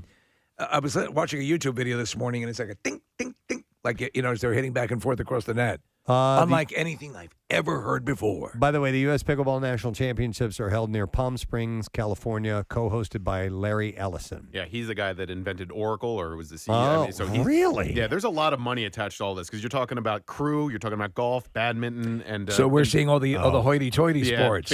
Bainbridge Island. So kind of country clubbish? Yes, I think. Let's go play some pickleball. Well, that's what it won't exert us at all. Waynesboro is a fancy schmancy country club. Because there are smaller tennis-type games that have smaller courts. We talked about that. Yeah. And you can play off the wall and stuff, kind of like squash, and things like that. Squash is a bit of an elitist sport as well. Old-style tennis, the first versions of tennis involved being able to hit up on There was an slanted, awning. awning, Yeah. and play the game that I way. remember that. And there are still clubs that play that way. Okay. But it morphed into what we now know as tennis. So seeing all these people play in Wildwood in Wildwood Crest that I told Rochelle, like we're driving by, I'm like, that looks kind of fun. It does, yeah. I mean, we could get out there and play and get some physical activity, and my knees get effed up, and I wouldn't want to. Tennis is fun, but it would do a lot of damage to my knees. Blue Emu. So I mentioned that. I know it doesn't stink.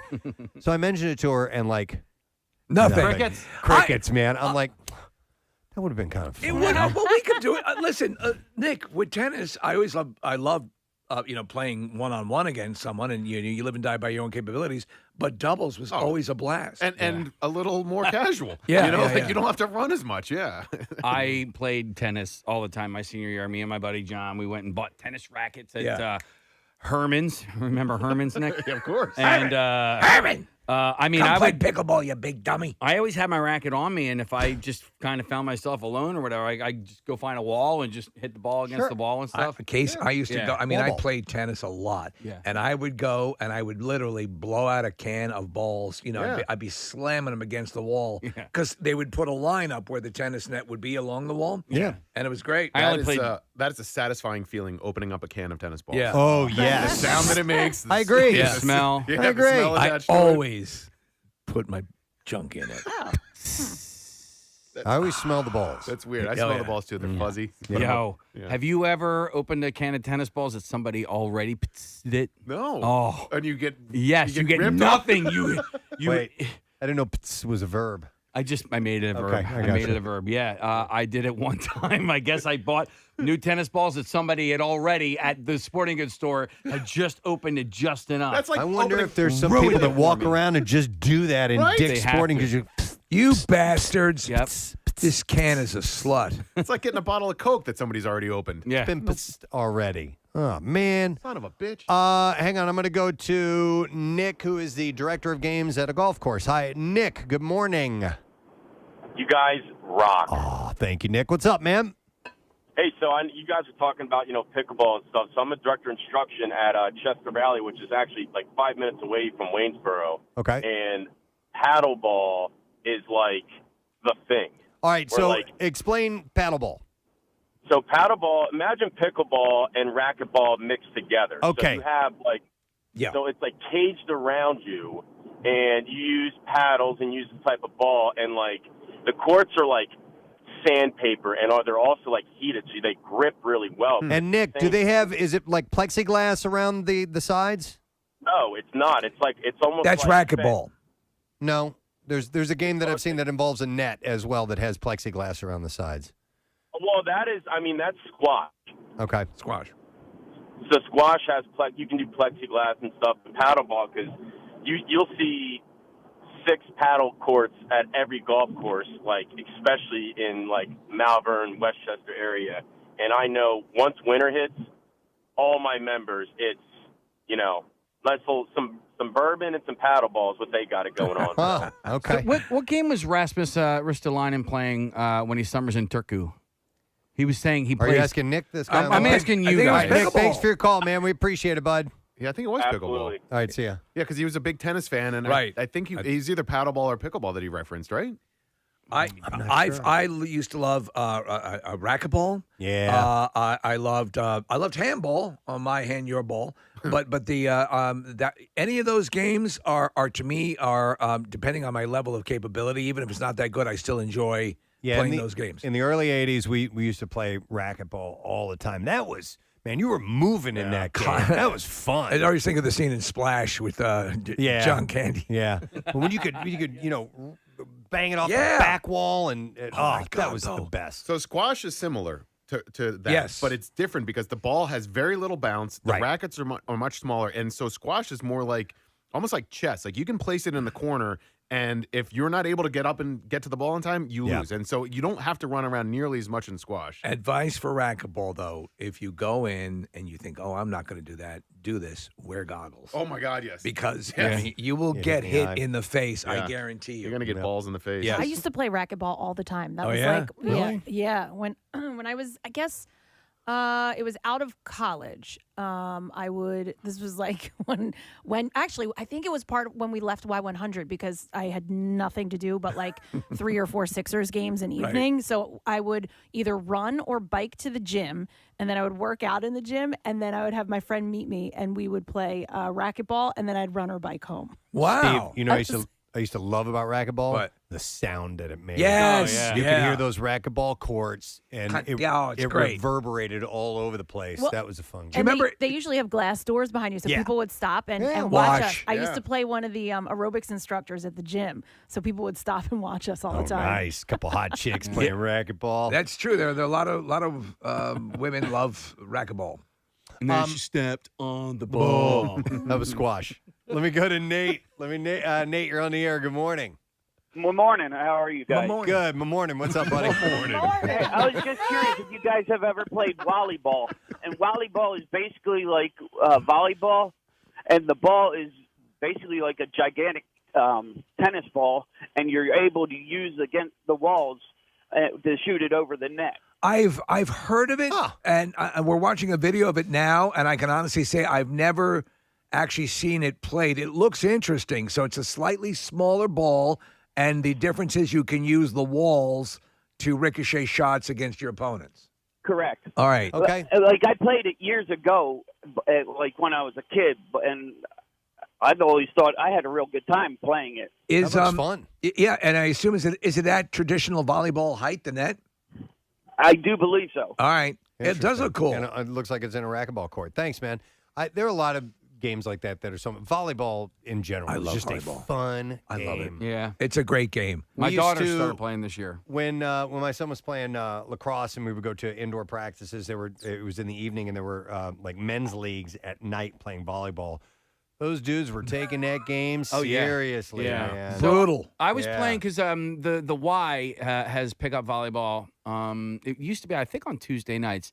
And I used to go a few times, and people that play, listen, it's a social thing, but also it's a competition. Competitive, You, you like to enjoy it, but there are some people sometimes, there's always that one dude that gets so carried away. It's like, this is for fun, you dumbass. Yeah. Let's just, I'll tell you what, though, when you compare like regular gymnasium volleyball, I don't know what the technical delineation is between beach volleyball, the amount of running around, the amount of sand providing resistance to your running, those people are working their asses off because it's just two on each side. But there is, and listen, with the pandemic, I don't know what the situation is anymore, but there used to be all over the area, pickup volleyball all over the area, all sorts of gyms and stuff like that. My buddy Rick, dude, he met like all his girlfriends that way. And they were always, I can see that. They were always international. So really? like Hungarian, Austrian, like yeah. yeah. Did you ever play? It's a rip, but it's called bowling ball. It's volleyball, but with bowling balls. That sounds like it. Oh my God! I think just serving the ball would hurt. It really does, but if you get good at it, When you spike it, I mean, like there's no you recovery. break your wrist. Yeah. Just look for the guys with all sorts of wrist braces on. I go. Boom. Oh my God. Bowling ball. Right. Try it. It is fun. Bowling ball. It was the only A I got in college. Was bowling ball? No, it was volleyball. Okay. That was the only A you got in college. I'm sorry, I got an A in swimming as well. I had to take 2. Nick, did you have to take gym in college? Oh man, I don't think so. Okay. How'd you do in water bowling? Water bowling is. I had to. I did a DNF. I did not finish that class. It was You had to have had to take some sort of gym class. we had two In 1-credit gym college. classes that we had to take. I took step aerobics. Oh my God. I did step aerobics. I made my roommates. Forgot about that. I made my roommates take it with me because it was going to be so easy. It was easy. Not so much for them because they weren't into step aerobics because you had to do your own routine. So you'd have to get up in front of the class and teach a class. That's cool. That was part of your grade. I used to do step aerobics all the time. Okay. So I was fine. But my friend was like, I don't know how to do this. I'm not teaching a class. Wow. Kathy, I took swimming. I'm sorry. I took intermediate swimming first. And I show up to the first day of the class, and my teacher, my instructor, was my boss. I was a lifeguard. He's like, you're not an intermediate swimmer. He's You're he's a like, remedial you're an swimmer. advanced. No, you're an advanced. So everybody else had to swim in these lanes, and I had my own course. Really? Yes. Was this Oh, that's cool. At Ursinus? This is at Ursinus, yeah. That's where my son learned how to swim. He Yeah. took swim lessons Actually, at that dude, pool. that class that it's really tough to get into that program. Yeah, it's it's really, really we hard. had to pull some strings. Yeah. Oh, no, a Yeah. lot of the colleges have those programs. To and teach they're- little kids to swim? Yeah, but Yeah. it's like a different type of program Huh. that they teach. That's like it's very comprehensive, and it allows like almost an infant to fall in the pool and be able to turn Yeah. themselves over and Wow. and breathe and float until somebody gets to them. It's, No yeah. kidding. Wow. That's pretty cool. Yeah. All right. Well, anyhow, real quick, just to double back to pickleball for a second. Yeah. Is that where we got started on this conversation? Last year, the Professional Pickleball Association announced an agreement with ESPN, and the network will air all of the league's 2021 tournaments. And I don't know when the season is. Is it happening right now? I'm not really sure. That's pretty wild. And I mean, that's apparently- an investment. In 2018, racket maker Selkirk Sports signed Tyson McGuffin. Whoa! They got Tyson him? the Guff McGuffin. I can't believe they got him. I am Tyson McGuffin, and if you're looking for equipment or clothes, you got to check out my brand. It's pickleball. Actually, he's the world's top-ranked pickleball player. I'm the world's top-ranked pickleball player. And they signed him to an endorsement deal. Sign me to an endorsement deal. Terms were not Terms disclosed. were not disclosed. And that's all I That's have. all I have. These. Pickleball is played in the Highlands of Scotland and now can be in your backyard. Oh, I didn't know it That's- was Scotland. My bad. Tyson McGuffin. Oh, yeah, that was Ireland. So Tyson McGuffin is apparently the #1 player in the world. Hey, the dude's in shape. I want to get. Look you at know, that dude. He's in serious shape. I just had a baby. He did? Tyson What about just his had- wife? Yeah, well, his wife had it. Well, I think the big news is the man having a baby. I had a baby. I don't know what happened. Congratulations to Mac Randy Ian McGuffin, who was born last week. 7 pounds, 10 ounces, 20 inches long. I think I want to try pickleball. I think I do too. My Yeah. wife doesn't. All right. So, but I'll talk right I'll to do it. it. Maybe Okay, we Preston. should be the Well, yeah. first morning show in the country with our own pickleball league. Ooh, league? Yeah. Damn. Dodgeball, then Ambitious. pickleball. We Yeah. tried dodgeball, and that actually worked until we played the Marines one time.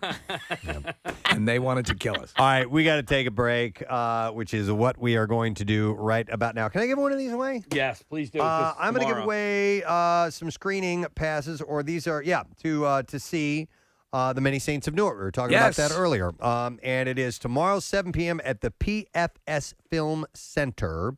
And yeah, it's the prequel to the Sopranos. So let's take callers 10, 11, and 12.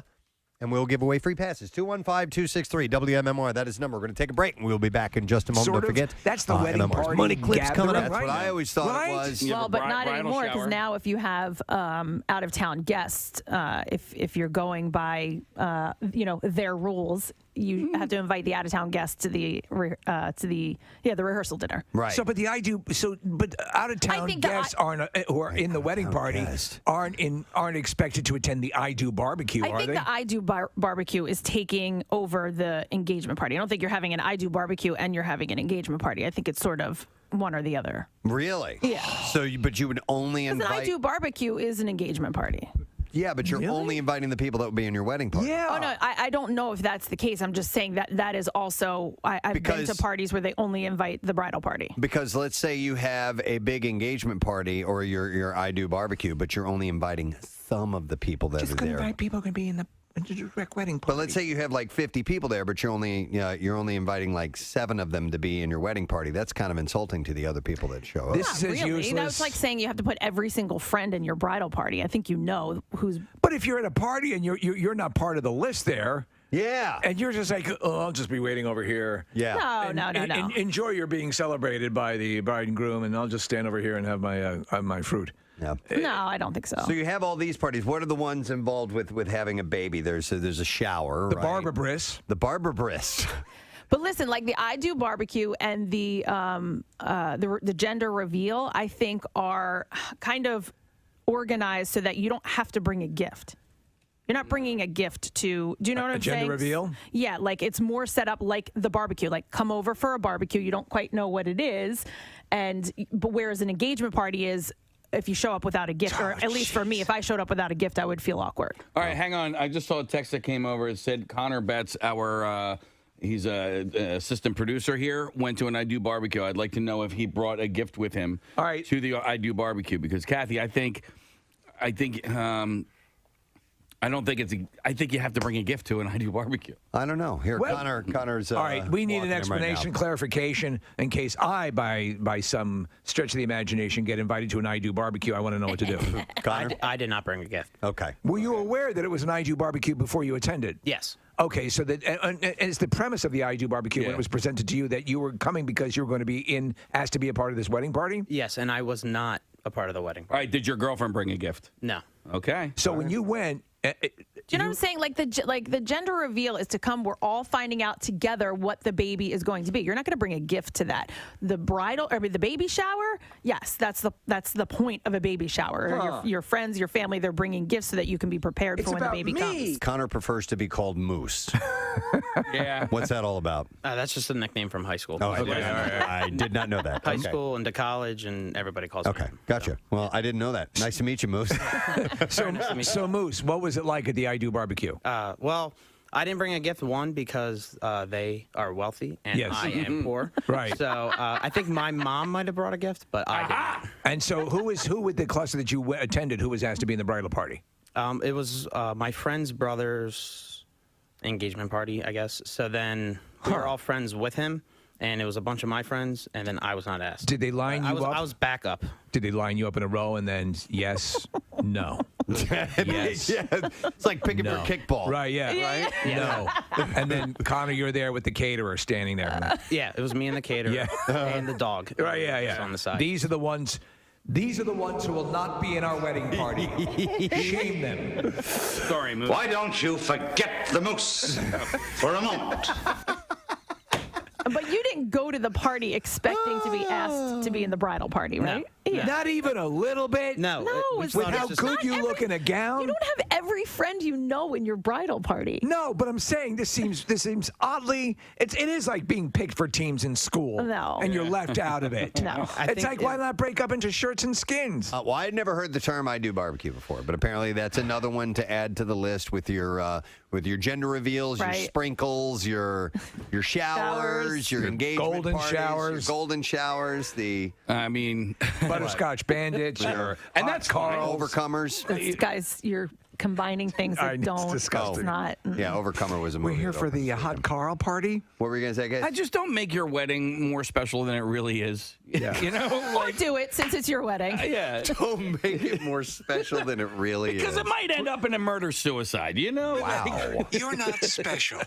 This day isn't special. It might end up in They had an I Do barbecue. They had and now he's dead. Congratulations. It might end up in a murder-suicide. I'm Keith Morrison. It started with an I Do barbecue and ended with where'd you bury the body? Pierre is in the studio, about ready to take over for the day. It's a miracle. It is a miracle. It is a isn't it? miracle. Every day's a miracle. Every day's a miracle. Rodney brought me coffee this morning. Ah, That's awesome. Rodney's the man. If Rodney isn't the greatest already, he, on his way in, found some wonderful coffee for me and brought it in. I have a Superman statue that I'm going to give Rodney. There's one statue that has not ported over to my office. I said, if anybody around here deserves the Superman statue, it's Rodney. I would agree. Yeah. You need more figures and statues, though. I have space now, and they will be coming. They are ordered and on their way. In fact, one should be arriving at the house today. Yeah. Claire, God bless her. She really is a saint. She is a saint. Yeah. But I'm sure she said, no more in this house. Send them to the office. Absolutely. Work it is. Are there pictures of the assortment? Oh, yeah, in the house. But there's still room in the house. No, I mean up online, though. Oh, yeah. So that people can see how many Batman, Superman, other figurines you have. Just go to our Instagram page. Yeah. We posted yesterday. There's more on the way. Yeah, so this is just beginning, but mostly featuring Batman and Iron Man. Right. Okay. Right now, I have to decorate properly. Now, I understand. Yeah. I understand. It's a miracle. There you go. There's a picture of it in the studio right now. Oh, this is the new office. Yeah, too, right? yeah. Yep. We just moved in the other day. There's huge spaces where people would put books and tapes and various recording instruments, but Steve has used they're 5 feet high statues. Yeah. And They're not 5 feet high. All right. They're 4.5 feet high. 4.5 feet. Yeah. And the Iron Man gets a giant Iron Man head. That's a 1-to-1 scale Iron Man head. Wow. I'm so glad listen, it looks good. You've organized it so nicely. I am proud of you. But I'm glad there's a buffer between me and you. That buffer is Nick. It's Nick. Yeah. I've started to straighten up my area. You have. It's and looking my collections are coming better. too. So I have display area finally. So I'm Nice. going to put some of my Swords. stuff up. Nice. I don't know if I'm going to do the swords. Really? Yeah. No, we'll we see. threw the swords out. No, I have a couple of swords. There's one like the Philadelphia Pipe and Drums brought us this really cool. It's engraved and everything. So that's for the show. I need to find somewhere for that. But I have other collections that I'm going to bring and display. Are we going to do that thing that we were talking about? That one idea where we were floating We got to around? do that. Yeah. We'll hopefully get to that soon. Okay. That's an idea, and we'll get to it. Yeah. We're not going to reveal what it is. We're going to put a chopping board in the middle of the room and hang our pots and pans from the ceiling. No, that's Kathy's sections, along with the doilies and the Martha Stewart tribute area. You know what? I've always wanted that. I've never had a setup where I can hang my pots and pans from like a ceiling setup. I like that look. My wife doesn't like it, so we didn't get it. Here's why I do like it. It looks great. But you can't use the pots because once there's a stain and you hang it up, now it looks ridiculous. Shut up. I'm just saying that's when Once it doesn't look there's a good. stain, That's why that shows that that's a working kitchen. Which is There fine. would but never then be a stain if it was me because they'd never be used. Me neither. It would That's look why I always lovely. wanted it. It would work in your house. Yeah. See, that's why we should live together. That's why we are married but stay apart. Right. Forever. I mean, you can't have sex all the time. Well, exactly. No, it's the perfect marriage. We don't live together and we don't have to have sex. Yeah, you just love each other and then leave it at that. We just love each other, and that's all Kathy, there is to it. had she not met Dennis, she would have been married to a prisoner. Yeah. Yeah, you're right. It'd be the perfect thing. What are you in for murder? Love it. Right each other. Yeah. I didn't give away whatever it was I had yesterday. You didn't? So whatever that is. It was a turkey. It was a turkey. We'll give it away today. It was and pounds of steak. And so, pounds of steak. Yeah, not just a pound, several pounds. of steak. I would like 7 pounds of steak. 7 pounds of steak. You got it, Buster. Step right up to Pierre's Butcher Shop. I got all the blood you need. You should get for Halloween one year. You should go as a butcher, like with blood splattered, apron and everything. That'd be perfect. A vegetarian butcher with all the zucchinis hanging from the Yes, and mangled tofu hanging from my locks. mangled tofu hanging from your locks. Mangled tofu would be like dreadlocks, but tofu locks. Yeah, I like it. All right, Actually, I we're cooking don't, with gas but anyway. now, mustard. Oh my God! Please welcome the one and only Mr. John Travolta to our studio. Good morning, John. Good morning. How are you? Doing wonderful. Nice to see you. You sound good. Thank you. I feel good. I feel very good. You know what? As I was introducing you, and I said, "Welcome to Philadelphia." You shot a film here in Philadelphia. I did. I shot Blowout. Yeah, which is a Brian De Palma great movie. Yeah, thank you. I agree. So this movie, we want to talk about The Fanatic, which is I started watching it.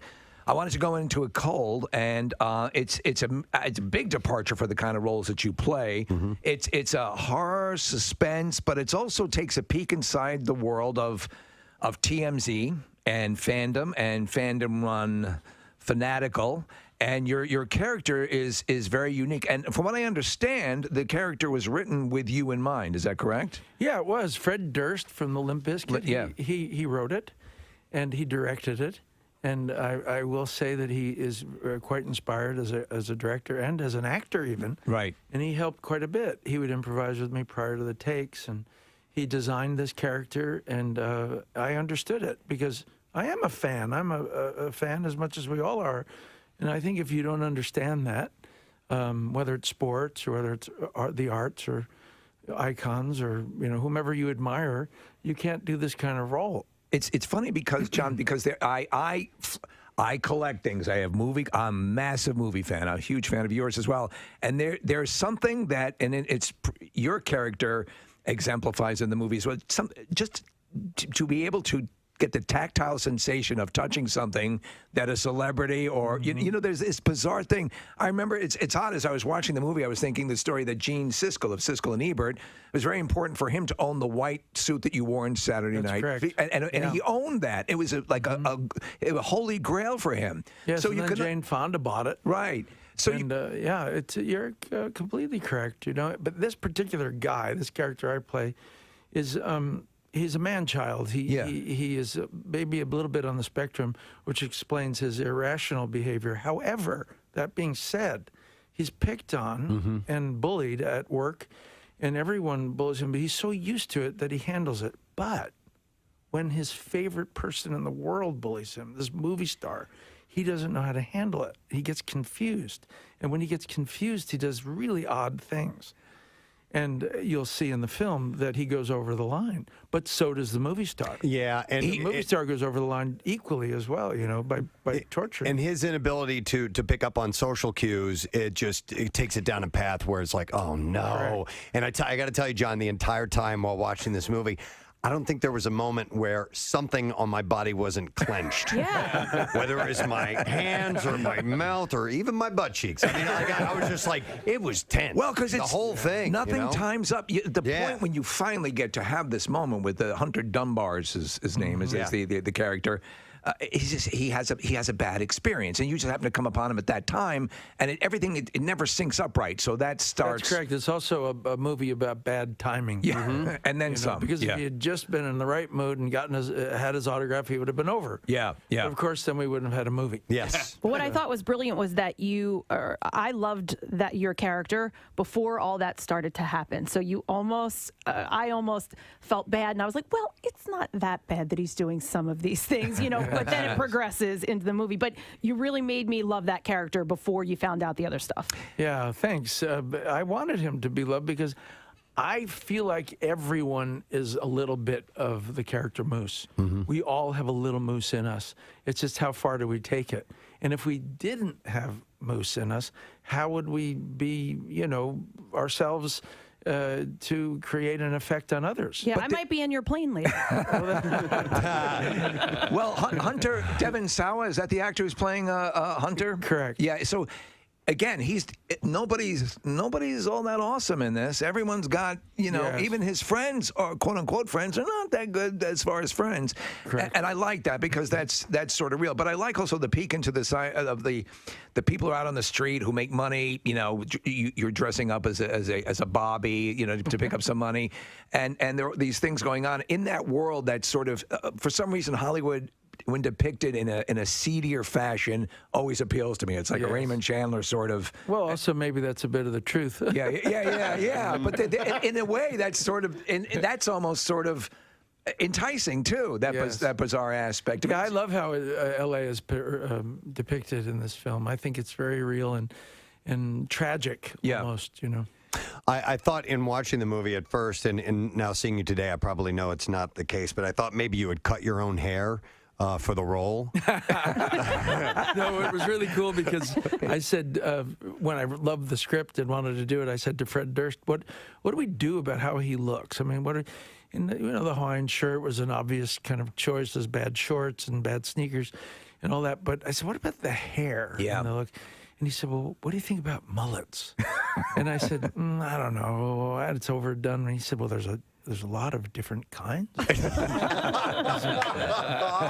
you care to look? So I looked on the internet, about 100 different types, and boom, suddenly there was this dude, with the exact haircut Moose has, with glasses. And I texted it to Fred, and I said, I found the look. I found it.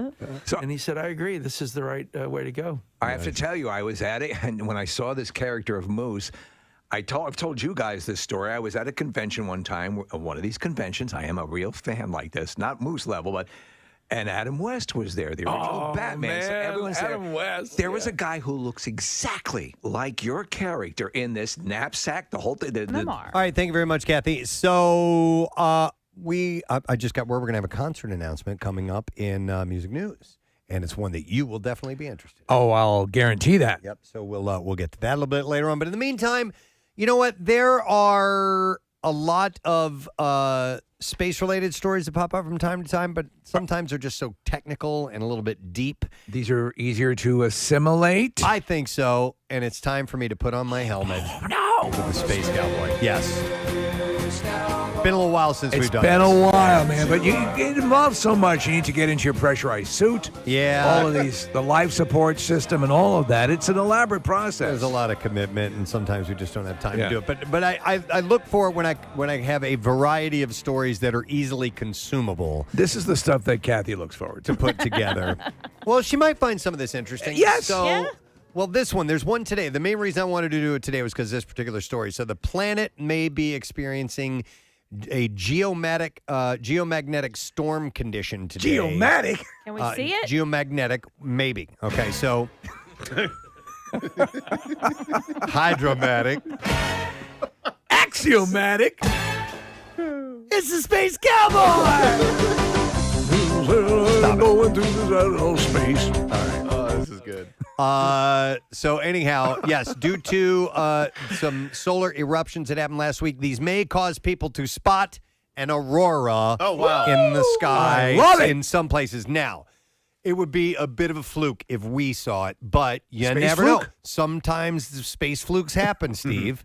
And you never know. It has been viewed in our area before. It absolutely has. I think there On was rare a occasions. couple of years ago it did happen, and we were getting reports from some people who were seeing it. I have seen the aurora borealis, the northern lights, and it's pretty amazing. Where were you when you saw it? I was northern Washington or I was in Alaska proper. Okay. I forget exactly where. I know what it looked like though. It's wild because when you see it. You always see static pictures of it, but there's actually sort of Yeah. and it's something that unless you see a video of it, it's not conveyed. Yep. It's described as a curtain almost. Right. That if it were kind of blowing in the wind and the bottom of it kind of ruffles, it can come in different forms. Yeah. But that's a it's- traditional area for seeing it in a more Yes. northern latitude. So I am. It's a bucket list thing for me. I want to see that before my time ends. I just want to marvel in it and see it. My wife went on a trip specifically with her friends to go see the northern lights, and did. So sometimes people will go and spend the money and will not get to see them. But, you know. Yeah, Nick did. I did. I went to Iceland, and it was cloudy every single night where we were. Where was Claire when she saw it? Norway? Okay. Yeah. Yeah, because we've been to Sweden, but we were there in the winter one year, but you have to have the right geomagnetic yeah. activity taking place. And for it to it happen. does. Season is important because Yes. if you're there in the summer, it's not nearly as likely that you'll see it. This could totally be a separate conversation, and we should write it down. But you planned a vacation for something specific, and it didn't happen. Okay. Because I'll write that down. that something like that happened to me. Oh, really? Yeah. All right. Well, we'll get to that another But it time. doesn't have to do with space. We were in the water. So anyhow, there were two eruptions in the sunspot known as AR2871 on Thursday. These were what they call M-class solar flares that produced subsequent coronal mass ejections, or CMEs. Oh, yeah. Under solar flare Space ejection. Oh, yeah. Under solar flare classifications, the smallest solar flares are A class, which are near background levels, followed by the B, C, M, and then X class. So these were M class. They were pretty substantial. The X is the biggest one. According to NASA, each letter represents a 10-fold increase in energy output. Wow. So you go from A, B, C, and then M, and that's what it was experienced on Thursday. So that's a decent amount. It's like the Jacksons song, right? A, B, C, A, B, M. So have we been experiencing, I was unaware of this, have we been having any sort of disruption of communications because of this? It may happen today. Okay. If it does happen, that may be the cause of it. So they can't, specifically forecast how much exactly and where things will happen. They just know that this event took place, and sometimes it affects, telecommunications and things like that. So the events, along with a coronal hole high-speed stream, or HSS, which can impact the planet's magnetosphere. You guys hearing that? We're trapped on an island where our only activity is pickleball. Please send supplies. I heard. Did you guys hear that? Yeah. No. What? There are apparently people trapped somewhere. We need to find out. We're trapped on an island. All we can do is play pickleball. Did you ever see that movie Knowing with Nicolas Cage? I did.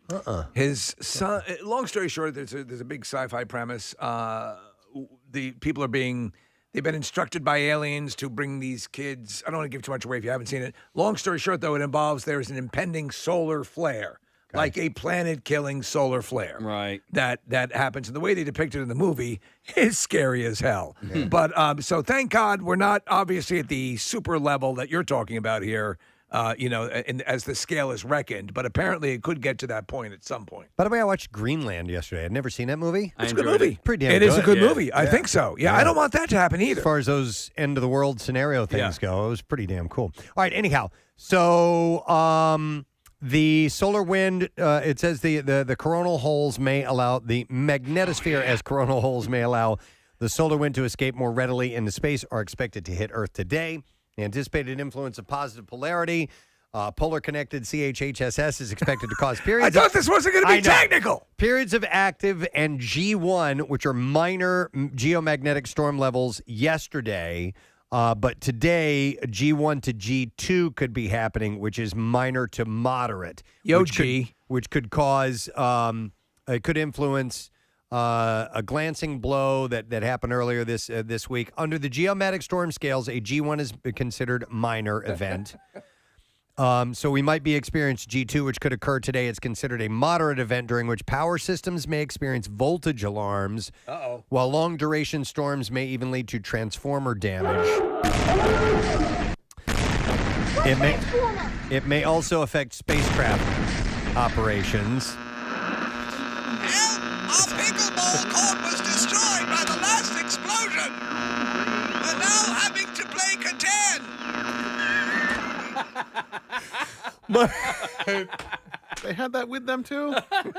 Much less physical activity, but still a fun game. Yeah. Those poor people. Well, when you go, you have to go to your subterranean radiation, fallout shelter. So I wonder if we can triangulate and find out where they are. See if we can help them out because they're having problems. Our panini press has been rendered inoperative. Boy, they have some creature comforts wherever they are. Yeah, they seem to be complaining about weird things, don't they? Really don't sound that trapped on that island. Our upload speeds have diminished dramatically. All right, anyhow, we'll try to find those people if we can.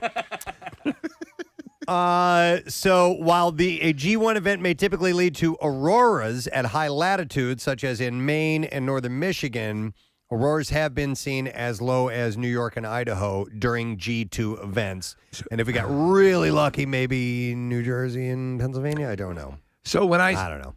It was a, also what you don't get is from pictures is how almost fake the glow looks, Right.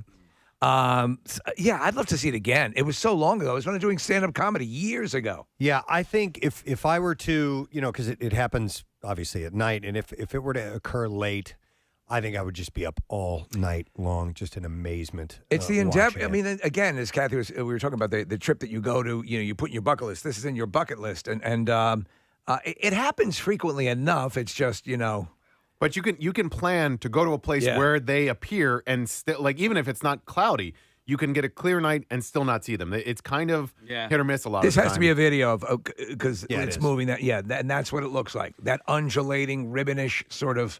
It's amazing. You can watch. They have videos on YouTube of these events when they take place with high definition cameras because they're prepared when they know that they're coming, and it's just amazing that you're like, this is not an effect. This is real.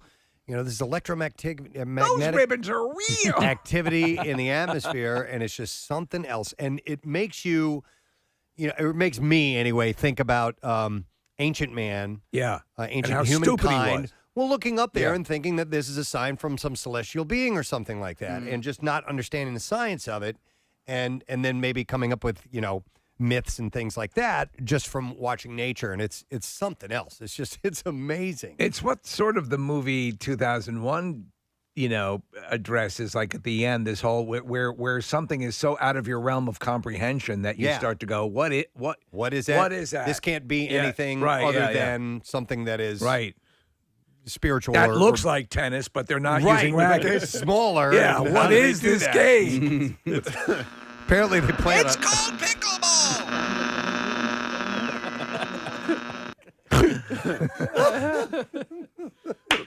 Preston, mentioning like ancient man, can you imagine? And there was not a whole lot of interaction at this point, but like somebody in Norway who would see the Northern Lights trying to describe the Northern Lights to somebody from like Central Africa or whatever, Right. like 1,000 years ago. And it would just be like they invented. Here, it's on my phone. Right? Yeah. Look at this. Wow. So anyhow, there's a 15% chance of a minor storm and a 10% chance of a strong or extreme storm today, and so That's cool. that All may right, so lead our- into tonight. Our So odds are not fantastic, but possibly. in our area, not really much, but just the teeniest, tiniest bit. But it's a clear sky. Yeah, that's the low one thing we got going for us. humidity, So, and but New Wheel of Fortune. New Wheel of Fortune. in the northern territories, they might be able to see it. Okay.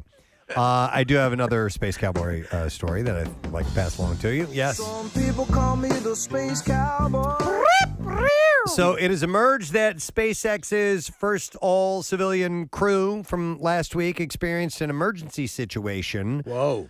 During the groundbreaking Inspiration 4 mission. At some point during the 3-day space flight, actually, or was it 2 weeks ago? It anyway. was 2 weeks ago. 2 of them got sucked out into space, right? No.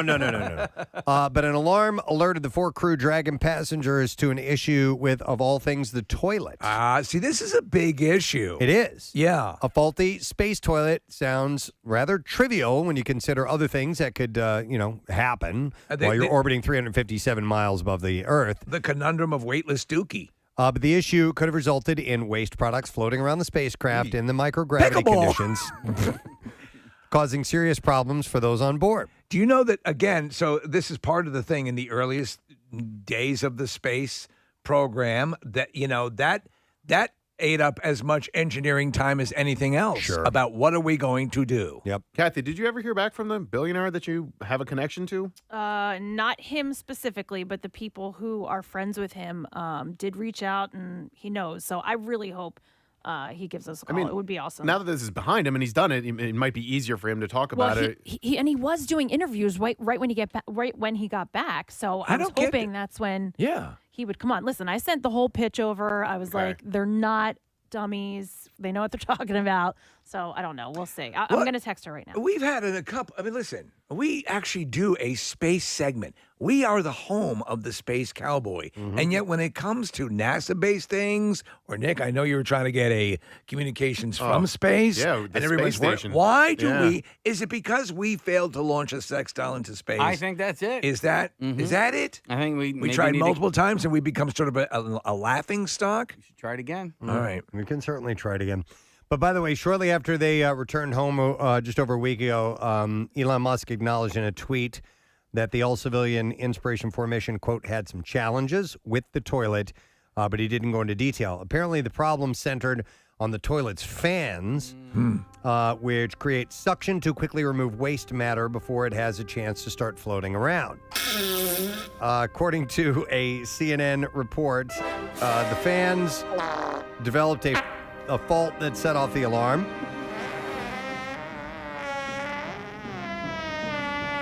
Asked recently about whether the problem had led to a messy situation aboard the crew. Maybe this is why NASA doesn't call us. Does the ship start rolling because that's like a retro rocket? Listen, it might push them slightly off, off of their orbit. Yes, you need to. You need to stop farting. It's going to make your angle of reentry that much more dangerous. Yeah. Let's not send NASA this clip. So the commander, Jared Isaacman, had said, I want to be 100% clear. There were no issues in the cabin at all as it relates to that, adding that nobody really wants to get into the gory details. But the relief of everyone on board, the issue was fully resolved. He said, so there was nothing ever in the cabin or anything like that. So a quick question. So the earlier spacesuits were designed to you could pee into them. There was a recycling of your urine. Yeah. There was never a spacesuit accommodation for fecal matter, right? I mean, you could not. No. You could not unload in your outfit. They did actually demonstrate what they were doing on the space station and so on and so forth. As you'd imagine, there was a little bit of like a receptacle that you're handling. But I mean, if a system like that, if any sort of plumbing or refuse system goes down while you're in space, that's that's a nightmare. Yeah, the weightlessness. Forget aliens. It can be. It could get into areas that it shouldn't be, and cause a problem, cause a malfunction. So, SpaceX redesigned its Crew Dragon for this particular mission. As the spacecraft wasn't heading to the International Space Station, the docking mechanism was able to be replaced with an all-glass dome that provided the most expansive views ever offered by a spacecraft of that size. It was very cool. Were they allowed at any point to get up and move around, or were they were they seated for 3 days? Yeah, I don't know. I would imagine they'd You would have to let them get move up, around. right? Yeah. Just to stretch. Yeah, most definitely. The toilet was also placed in the same area as this kind of, bulbous viewing area with a bathroom visitor able to pull a curtain across for privacy whenever nature called. So the bathroom had a view, Steve, which is pretty wild. Yes. Well, there would have to be something monumentally weird about dropping a deuce with... And on weekends, travel to capital city and watch ladies while they make a toilet. Sure. Why not? Why not? To right? do that. We do have that clip too. So Yeah. why and not? it's watching women pee. Yep. But From despite space. the toilet trouble, the mission was declared a success and could pave the way for a full-fledged commercial service for private citizens. Of the two of them, I would, or of the ones that have been done recently, the quick up Bezos take a gander from space was nice.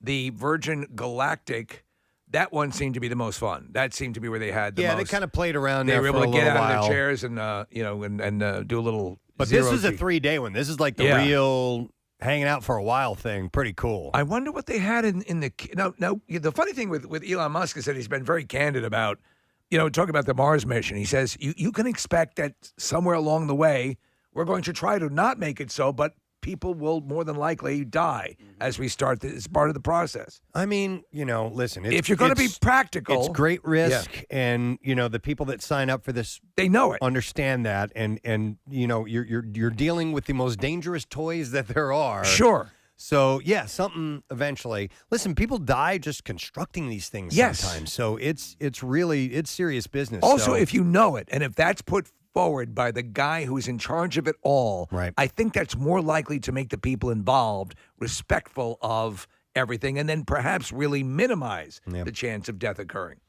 Here's another story that I have. It kind of ties into this. Well, it all ties in because it's all the Space Cowboy. So NASA is reorganizing its human spaceflight office, a move that the agency believes will aid its push to put boots on the moon and Mars. The space agency announced just the other day that it's splitting the current Human Exploration and Operations Mission Directorate into two new entities. You'll have the Exploration Systems Development Mission Directorate and the Space Operations Mission Directorate. And Well, this is good news. I would listen. It's going to be great when we can finally put boots on Mars. But I'd like at some point for people to visit Mars as well. No, there will be people in those boots. Oh, it's a figure of speech. So the ESDMD will be responsible for the development of systems and technology critical for the Artemis program, which aims to land astronauts on the moon in the next few years. Please. And establish a sustainable human presence on and around Earth's nearest neighbor by the end of the 2020s. A moon base, Preston. I know. And then Moon base Preston. That should be the name of it. Should be. No, got it. What? Fartimus. Fartimus. Oh, my God, yes! There we go. How about it? ESDMD will also map out NASA's broader Moon to Mars exploration strategy. Now that's the level that's Yes. going to be awesome. Of which Artemis is an integral part. So NASA aims to land humans on Mars in the 2030s by leveraging the skills and techniques learned during the Artemis moon effort. Here's the deal, man. We are not going to live to see it. No. But if, knock on wood, everything on Earth still goes as it should be and we don't destroy each other, there's going to be a hotel on the moon. Yes, there will. I mean, it could be 100 years from And now. the ice machine won't work. Well, of course not. I mean, that's standard. But I think it all depends on money and also affordable fuel and things like that. Watch 2001. It has a great depiction of that sort of, and it's just so exciting, the possibility.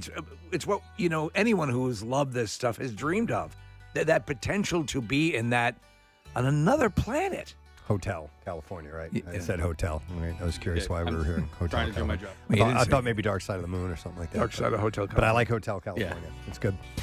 So anyway, I think that it will be in the distant future.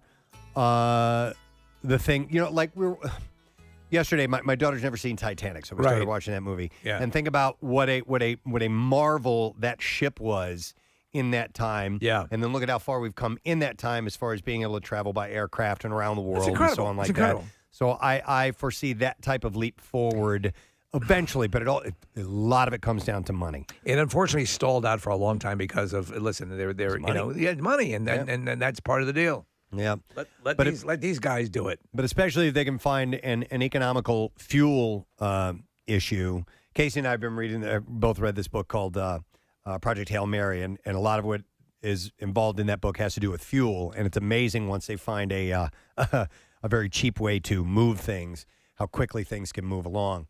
But it's fantasy. It's not real, but it was very, very interesting concept. So anyhow, they're looking to get crewed operations on around the moon once they get up and running. So cool. And they're hoping to do that within this decade. And who knows, man? What if that ends up being part of a reality show? You know, like could be. Yeah, Commander Rob Kardashian. Very much could be. All right. One other story. Wow. That I saw. I'm sorry. Space Cowboy here. This last one does have to do with the moon. I actually got this article a few weeks ago, but I think now's a good time to bring it up. But a lunar ark hidden inside the moon's lava tubes could preserve the sperm, eggs, and seeds of millions of Earth's species, a group of scientists has proposed. So we'd send it there Yes. in case anything were to happen of a cataclysmic level here, Mm-hmm. go back up, grab our semen, bring it back, and go to town. Yeah, or take it somewhere else if if need be. So we bring back the vegetables, grow them, and use the semen as hollandaise sauce. You could Yes. if you want to, but Okay. it's like I've told you guys. I think there's I think it might be in Norway. There's a seed ark. Yes, it is. It is like built into the side of a mountain. Yeah. Its whole purpose is to basically represent a tremendous amount of life on Earth. Yeah. Should there be some type of an asteroid hits and takes out half of the world's vegetation, Right. There need to be seeds because we'll lose some stuff permanently. Right. You And don't so- want that. So therefore, they're saving that stuff. So this is a similar concept to that, but off of the planet. The ark or gene bank would be safely hidden in these hollowed out tunnels and caves sculpted by. Hey, what vegetable would you request not be included in that? Oh my God, Lima beans, probably. lima beans. Yeah. I had a bad experience with those when I was a kid. They just kind of suck. I mean, Maybe they and that'll say at the top of the list, kind of sucks. yeah. What about you? God, I'm pretty good with veggies. If there's one veggie I don't like, oddly enough, beets. Okay. However, Oh, I love I beets. take beets like beet, supplements all the time. Okay. You know. Well, anyhow, the Ark or Gene Bank would be hidden in the hollowed-out tunnels or caves sculpted by lava more than... I just didn't even make it to that again. 3 billion years ago and would be powered by solar panels above. Awesome. It would hold the cryogenically preserved genetic material of all 6.7 million known species of plants, animals, and fungi on Earth. He's a fun with guy. the fungi, too. He's a fun guy. You know what? Think about Man of Steel. When the Krypton is about to be Yeah. decimated, They're sending off... They take the genetic material. The Codex. The Codex is taken with Yeah. Kal-El to Earth. So this would require... So that was real. At least 250 rocket launches to transport all that semen to the moon. Man, that's a lot of chick Jill. Why don't they just, Using Kathy's phrasing. I don't even know if my mom. That's not my phrase. It was my mom. I don't your even mom? know if my mom knows that's like That a we thing, say Jick that we Jill? say Splooge it. is, she would call it chick Jill. She would die. Oh, you got that chick Jill all over No, me. it was no. Jill It was your wasn't- penis. It was yeah. It was, Oh, it chick was- Jill was the penis. Oh, it's his Jick Jill. Like when I was Oh. a baby asking about my brother, she said, Yeah. "Oh, that's his Jick Jill." So Okay. Parcheesi, that was semen. Yeah, No, that was sex. No, Parcheesi was sex. My friends having sex on the trampoline. She, Well, they weren't playing Parcheesi. well, they weren't playing Parcheesi, and I was like, "No, they weren't." I think he was getting, you know what? On his chick Jill. Chick Jill was being played like a piccolo. Scientists believe the endeavor could safeguard our planet's wildlife against both natural and human-caused apocalyptic scenarios, such as a supervolcano eruption or a nuclear war, You know, and ensure the survival of the genes. Listen, there have been, cataclysmic things. Obviously, we've just, hopefully it seems we're coming out of the pandemic and all that stuff. There have been many of these scenarios throughout history. But think of when Krakatoa exploded. I think there have been 6 extinction level events that scientists have been able to pinpoint. ELE. Right. What's that? Yeah, ELE. Yeah. ELE's extinction level events. And there'll be another one. And throughout the history of the planet. And yes. So we better chances start are- stocking up on that semen. Yeah, man. Got to get it somewhere I'm doing else. my part. Well, I was until my prostate was taken out. Fortunately, I kept a big child's wading pool full of it in my basement. But not all this technology needed for this ambitious project exists yet. Huh? But the researchers think that it could realistically be built within the next 30 years. Yes. These are things that often seem outside the realm of, it's something not worth dealing with now. But the last thing you want to have is a cataclysmic event take place, and you're like, oh my God, where's our semen? No, you're right. These are things that need to be. They're precautions that need to be taken. Ounce of semen is worth what is it? Trying a pound of poop. Semen is a pound of poop is worth Let's move quart on. of semen or something like that. Something like that. I don't know. I don't know the metric system. What else you got? But anyhow, these are things that scientists think about. This is the last thing I have. You were talking about fecal matter and the ability to use like blood and things to make bricks. Yep. And these things that are gonna be issues when man is venturing out into these different and women, of course, whoever goes. It's going to be something that has to be considered. How you conserve resources. I can't help but think when you're talking about which vegetable to not bring with you, right? The unsung He's been hero stuck on that one. of all vegetables is the water chestnut. I don't think water chestnuts. Why is that exist. an unsung hero? Because it's not in and on enough. It's things. not in a rock opera. Yeah, it's not. I love them. Because it's like eating water. Oh, it's so good. They have a nice texture to them. A great texture. The flavor is very, very mild. Great texture. I mean, which of means all it can the accompany a vegetables. lot of things. I think it has the best texture of all vegetables. I don't even know what an actual water chestnut looks like. It is kind of weird. It's almost like you're eating a nature's snowball. Oh, you know what? I was thinking watercress. Yeah, watercress is a leafy vegetable. Yeah, that's what I was Do you thinking. know what I love in a salad? I love pine nuts. Yes, yeah. Yes. I mean, it's Right? That's the unsung tree nut hero. Yeah. Is it a tree nut? Yeah, it's got to be a It's tree like, nut. By the way- isn't it a superfood? A pine, Pine nut? nuts? Yeah, like Well, like it might- a blueberry. Very, very Nick, high in I went calories. to Acme, and Acme is my go-to and I'm wandering around. I'm looking for pine nuts.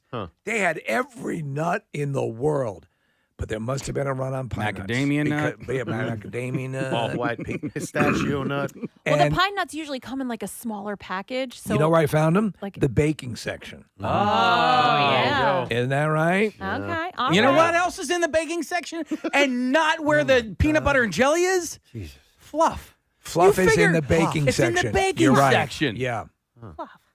Well, you know what? For those who can't produce semen for that space project, you can use fluff. Thank you for bringing that back around. I appreciate it, Steve.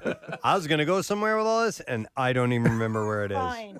We gotta wrap it Oh up no, anyway. I remember somebody suggested the fruit that should be left out, or the vegetable. vegetable, the durian fruit. Oh, yeah. Yes. Not unless you want to weaponize it. I think we can agree on that. Right. All right. Anyhow, we're done in space. Sorry, no one can hear you scream in space.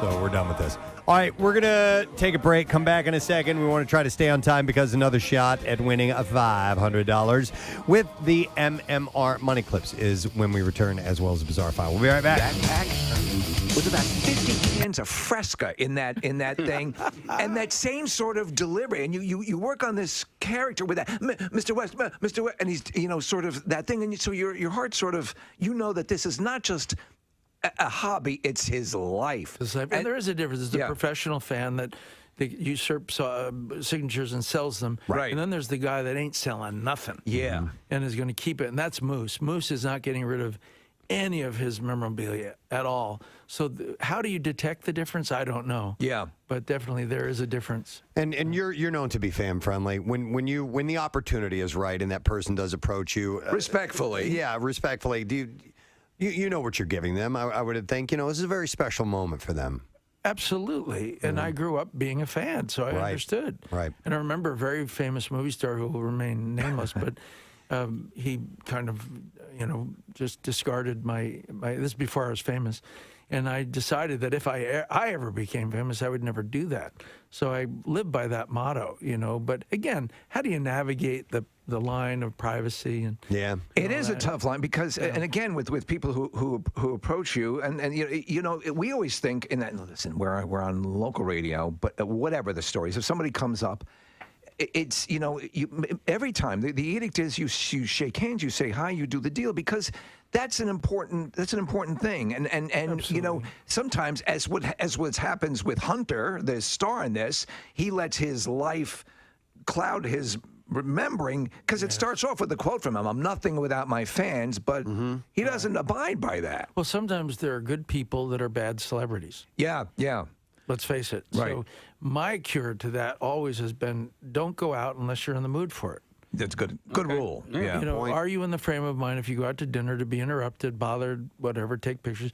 And if you are, go out. Yeah. If you're not, that's just part of the very small price you pay for this glorious life that we have. Well, case in point, in 1996, you met a nice 21-year-old young man in Beverly Hills, California, and I had a job at the time where I was driving around cars for Enterprise Rent-A-Car in Beverly Hills, and I saw you, and the only thing that I could think to say was, "Oh my God, that's John Travolta," and you came over and you looked me in the eye just like you did 10 minutes ago and shook my hand and said, "Hi, it's very nice to meet you."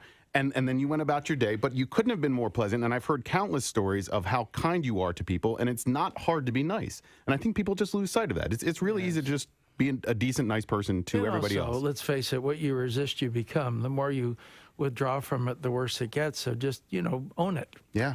By the way, I want to tell you, on the shaved head thing, I endorse it 100%. You look good. There's a movie that I love of yours. A lot of people are not familiar with it. They should be. It's From Paris with Love. Oh, hell yeah. And damn, you are the baddest badass in that movie. Preston, this movie will rock your world. And John is amazing at it. Who's the director of that? That's the guy that did oh gosh, you've tested me now. Yeah, he's great. He's done a whole bunch of stuff that's similar. Fantastic. But did you enjoy making that film? I loved it. Yeah. Because they were demanding stunts and action that I've never, had done before, and I had to do them myself. And I loved the badass character. He was just whatever. He was bold. Yeah. Pierre Morel, is that it? Yes, there's Pierre some. Morel. Yeah. There you go. Thank you. Well, I looked it up. You've so. saved me. What would you prefer, stunts or dancing? Dancing. Come on. Any day. Well, did Pitbull inspire? Yeah, he's my buddy. He's your buddy. You're in a video of his. I love my Pitbull. He's. I met him 3 years ago just to reach out and tell him, how much as a fan. Right. And then he's such a brilliant entrepreneur. He got thinking about it, and he said, maybe I should put him in one of my videos dancing, because nobody's dancing very much anymore. Right. He does, but Right. nobody else really. So I thought, well, hell, I'll join him. And I think Christopher. I'm sorry to interrupt. that's I think Christopher Walken has danced in every single movie, even if it's for just a Tiny quick bit. shuffle step. I think in every single role he's ever done. Got a Broadway history. Yeah. Music. Yeah, And you danced with him in Hairspray. I certainly did. Yes. He played my husband. That's right. So I wanted to ask you, because you had 3 movies in a row that I really loved of yours, and it started with Wild Hogs. I can't believe I loved it as much as I was laughing out loud. It's a funny movie. It is a funny movie. It really is. It surprised me with how funny it was. I don't know if that's a backhanded compliment or whatever, but no, it's a funny movie, and who would have thought a bunch of old guys in motorcycles would be that funny? But your character as Edna Turnblatt in Hairspray, and I love that movie. I have songs from that movie in my iPod. You Can't Stop the Beat is a really, really great song. Great. Yeah. And then followed by Bolt. And speaking of songs, he's not kidding. I'm not kidding. I have I Nearly Lost You. It was a duet that you did with Miley Cyrus. Yes. I have that on my iPod. Do you really? I do. And I thought you sounded great in that. So this is a long diatribe. But what do you prefer, singing or dancing? I'd still prefer dancing, but I enjoy singing because I did both as an early professional. In order to work in New York, you had to sing, you had to act, you had to dance. 3 chances of getting employment. Yeah. So I enjoyed all of them, Yeah. but I'm most comfortable dancing and then probably acting and singing. I just happened to be able to hold a pretty good tune, you know. Well, and I had a very high, like almost a high baritone or tenor. You still do. Voice, yes. You still do. I mean, in Bolt, in that song, and I would ask anybody that, you know, has an iTunes account or whatever, listen to the song if you haven't heard it before. It's the song that ends. He's played it for us many times. Maybe, but it's the song that runs at the end of the movie. Well, it just seems that my voice is like, for instance, You're the One That I Want in Greece. Yeah. And Bolt song, there's this high, you know, range that I sing in that it's kind of different than most people. So it's kind of identifiable as my niche or something as a singer. I love the way you sing. You're the one that, because you're like, you're the one that I want. Yeah. A lot of yodels in that song. A lot of yodels. So with the career as long as yours, getting back to the Fanatic. It's biblical, yes. It seems, I never hear stories of you. There never seems to be a situation like a moose ending up. You know, you don't seem to draw that kind of. I don't, because I think because I embrace my fans. Yeah. And I actually communicate with them. There is not that urge to. I'm not a mystery as much, you know, and I'm not a can't have. Right. And as soon as you become a can't have, it starts a frenzy, you know. So some people are calling it a horror suspense. You know, do you like things of the things that make you uncomfortable? I like the ones I've done. Like I love Carrie. You know, when I was a kid, I did that movie. And was that your first major film? Yes. Yeah. Yes, with Brian De Palma, and then we got together again for Blowout, and I certainly love that. Which is so we work obviously with audio. It took the classic film Blow Up and made it audio. Yes, exactly. And so I remember thinking, and I thought with the editing and all that stuff, it actually was one of the things like I think I want to do this. But it was Brian De Palma is a brilliant director. Did you see the documentary on him recently? I haven't. He goes on about you in it, and just nothing but accolades and working with you. But it's a really cool insight to the movie. When did this come out? I'd love to see it. I watched it on iTunes. Netflix? It's probably all over the place. I'm gonna have to see that one. Because I love documentaries. Yeah. I mean, they're my favorite entertainment. There's actually CNN is doing a good series on movies now, a documentary series, and you are figuring prominently in it as well. Wow. Yeah. 2 things to watch.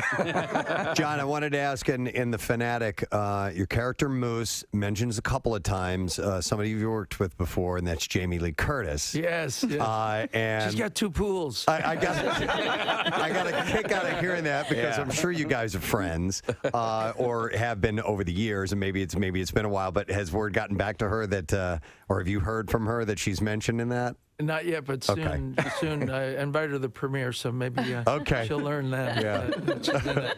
I thought, was that Fred's idea to include that, or did he write that in? Okay. He wrote that. All the dialogue is. I improvised quite a bit, but all the primary dialogue is Fred's. Okay. Because it seems. But I was reading that he was working with you, sort of. Asking questions to Moose to incite responses, so that you started to think. Well, that's in that the actor, and Fred he's a really terrific actor as well as a director. But he's the only director I've worked with that actually could do this. But he would legitimately improvise with me as Moose, and it got me in the frame of mind. And then I would go to each department. I go to the lighting department, the wardrobe, the makeup here, and I'd be in character, and I'd have them ask me questions. And it was like a juggernaut. And as soon as Fred sensed that I had arrived at the Moose Zone, the Moose Zone, boom, we would do action. That's cool. And it was a very, very great way to. There's nothing better for an actor to prep than for someone to ask them questions about them. In the character. In the character. So to think in the character. Is that classically what we would refer to as method? No, I'd say it's a method. Okay. I don't know if it's the classic method because it is more about reliving past incidents and things. I think this is. And you never had a mullet. And I never had a mullet. But I do think that assuming the beingness of a character quickly is where you want to be when you do a role, and it helps you to be that when you're asked questions before you go on. Sure. You know, it's nice. You didn't have a mullet, but you did have long hair in Pulp Fiction, and I get you in my phone fairly frequently when I'm not when I'm running late to the gym. My trainer will send me a text, and it's just you doing the looking around me gif and in Pulp Fiction. In that role, you played such an interesting character because you're lost a lot of the time, and you know you're in this haze, but you're also in this like euphoria. Where did that come from? It's a very good question because you know he's a hitman, but he's also they call it chippy, a weekend heroin addict. And I thought, well, I have no reality on that. I'm gonna have to find out. So I interviewed several heroin addicts and asked them about how they felt. And then finally one day I said, look, I'm never gonna do it, so you have to help me understand that feeling. And he said, okay, well, I really can't, but if you have to know the beginning of the feeling, is get really drunk on tequila and lay in a body of warm water. And he said that little bit of feeling is the beginning of that. Did you do that? I did that.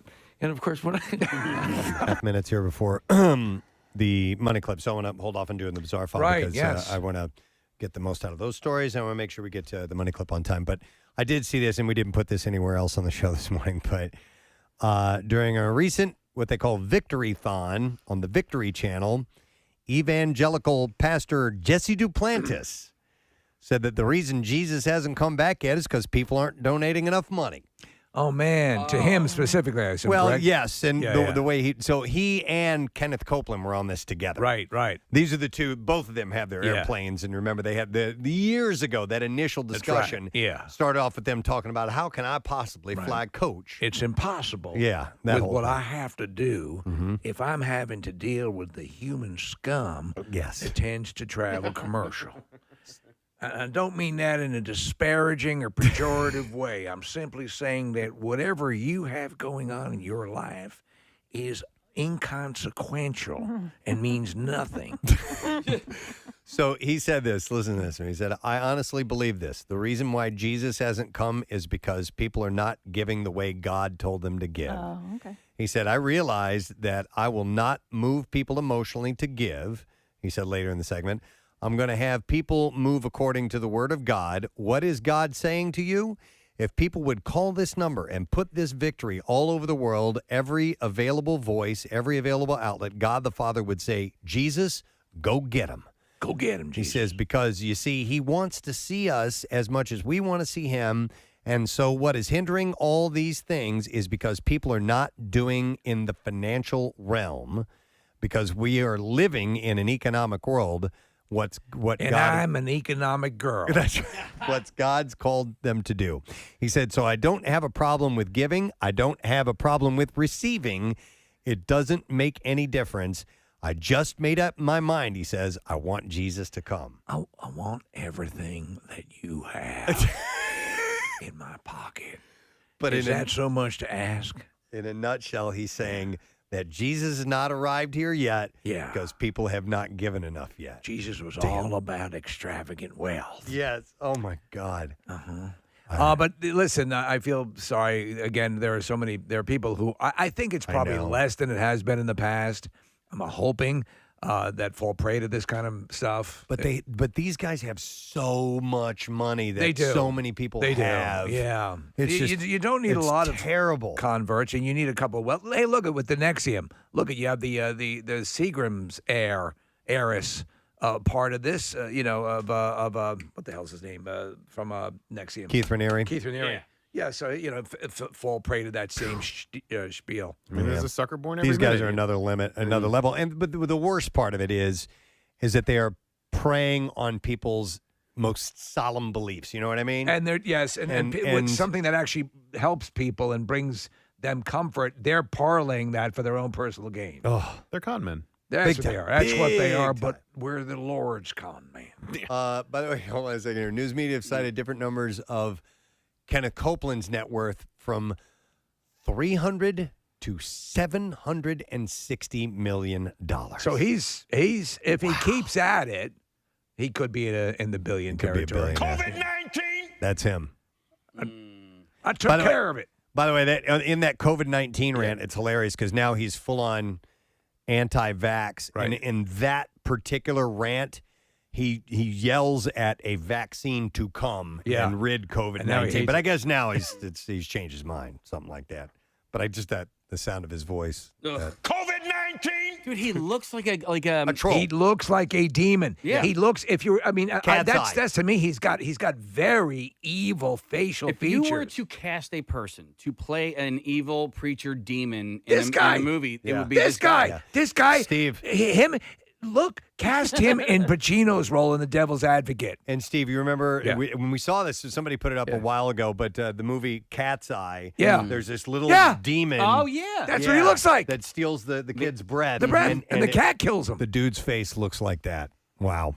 Anyway, just thought I'd share. Oh my God! Oh. Guess what? We're not asking for money. We're giving money. Oh, yeah. 93.3 WMMR. It's time for an MMR Money Clip. La-di-da-di-da-di-da. Ah, bees! Now, here's your Money Clip keyword. All right, the word is amount, AMOUNT, and you have until 15 minutes after the hour to enter it.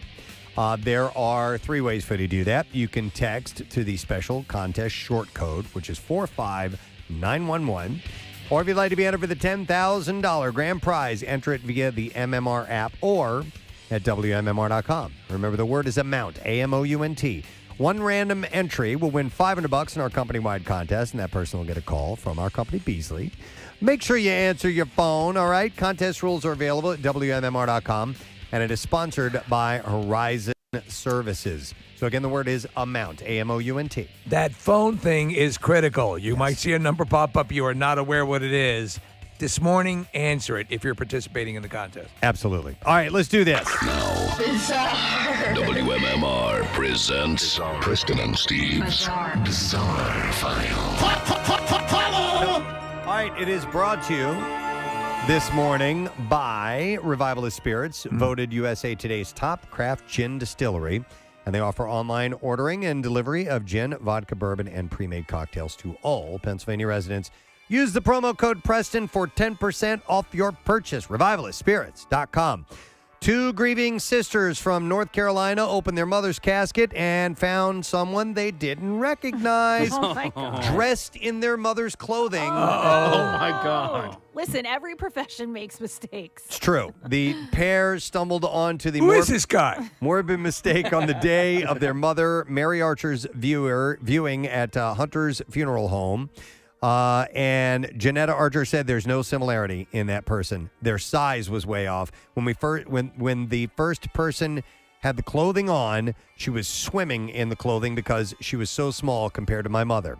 When Janetta and her sister Jennifer told workers at the funeral home, they tried to assure them that the person was their mother. Yeah, that's it. That's your mother. That's her. Yeah, trust us. If anyone knows your mother, it's us.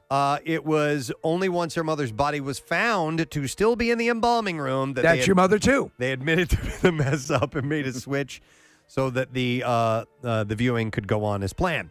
A lead embalmer at the funeral home confirmed the mistake, but didn't appear on camera for an interview. The embalmer said that the home had tried to reach out to the family to discuss the problem, but the sisters said that they haven't received a call from the home at all. So they worked it out. Yeah.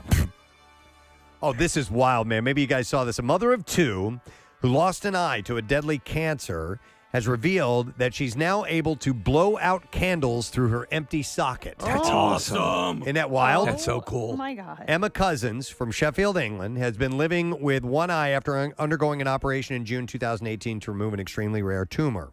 Medics told her that she was the only person in England with the cancer, which silently grew behind her left eye for 15 years. And it was only spotted when she complained to her doctor that her eye was beginning to bulge. And on top of the surgery, Miss Cousins has been left with a small hole in her empty socket because a radiotherapy treatment to kill the cancer cells caused parts of her skin to die. But when waiting for an operation to patch up the hole, which is connected to her lungs, by the way, I don't know why. Her eye hole is connected to her lung hole? Yes. She had created TikTok videos of her using the hole to perform her newly found party trick. Ms. Cousins taught herself to blow out candles through the empty socket and has amassed support from thousands of fans. Do you think she could snort coke through that? So I was wondering if she can Probably, actually yeah. breathe in through her eye, Right. too. One video received 1 million views with thousands of fans cheering her on. Now, okay, this is unrelated, but I have before, you know how you can depressurize. You can equalize your Yes, ears. You yes. can hold your nose and breathe out. Yes. You do it underwater. I've done that before, not underwater, and felt bubbles, air come up through. Yeah. I don't think that's my eye. insane. Oh, no. you're- Well, ear, nose, and throat. Yeah. And And queefs. eyes. They all kind of tie together in some Oh, spot. that's I was thrown off on queef. But we're looking at video of her eyeball. One video received 15 million views with thousands of fans cheering her on. She's waiting for a procedure that would take a chunk of skin from her leg to cover the hole in her socket, but it's not clear when that will happen. So we're looking at. It looks like they did cover that over. She opted out of a glass eye. No, she still has, and they haven't done the surgery yet. I think they were blurring that out, Steve. Oh, okay. So they've blurred it out because it looks kind of graphic, from what I understand. All right. So listen to this. She said, because of the radiation has killed the veins in my socket, they supplied the skin with blood, and because blood cannot get to the area, the skin dies, and that's what the hole is. I've waited over a year for the operation, but now the hole is getting bigger. Simpler things like having a shower or being in heavy rain can drown me, she says. Through her eye? Through her eye. Wow. She said, as the hole is directly connected to my lungs, meaning that anything going in my eye can enter my lungs. I have to stay away from a swimming pool and baths as I could drown. Despite her suffering, she's received global attention on TikTok after taking to the social media platform to share videos of her empty socket and show her unique party trick of blowing out candles with it. You had a story Wow. last week of a rewiring. There was a yeah. It was the urine and fecal matter Going out of the wrong holes. Yeah. The body is interesting. It's amazing. All right, how about this story? Police in Washington State say that a woman climbed through the sunroof of a woman's car to assault her and then twerked on a police car while officers investigated the fight. I'm guessing meth. The incident happened when a 28-year-old woman was driving to meet a 37-year-old female suspect. Police say the two women were in some sort of dispute. Police say the victim had a pistol and does possess a concealed weapons permit. Witnesses say they saw the suspect climb onto the roof of the victim's car and begin hitting the victim with her fists. The suspect also allegedly pulled off the victim's wig.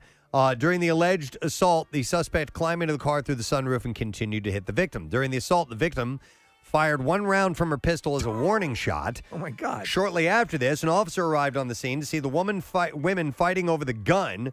The officer quickly separated the women and secured the pistol.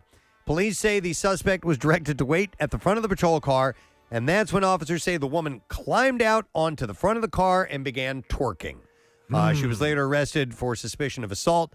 No word on meth, Steve. I think she was just a party girl. Wow, that is a hell of a party girl. Police say this remains an active investigation. In front of a Verizon store, no less. Have you no decency? Come on. All right, and one last story. We'll end with this one. In Ohio, an actor at a haunted house accidentally stabbed an 11-year-old boy on Saturday. Oops. Officers were called to the Cuyahoga County Fairgrounds.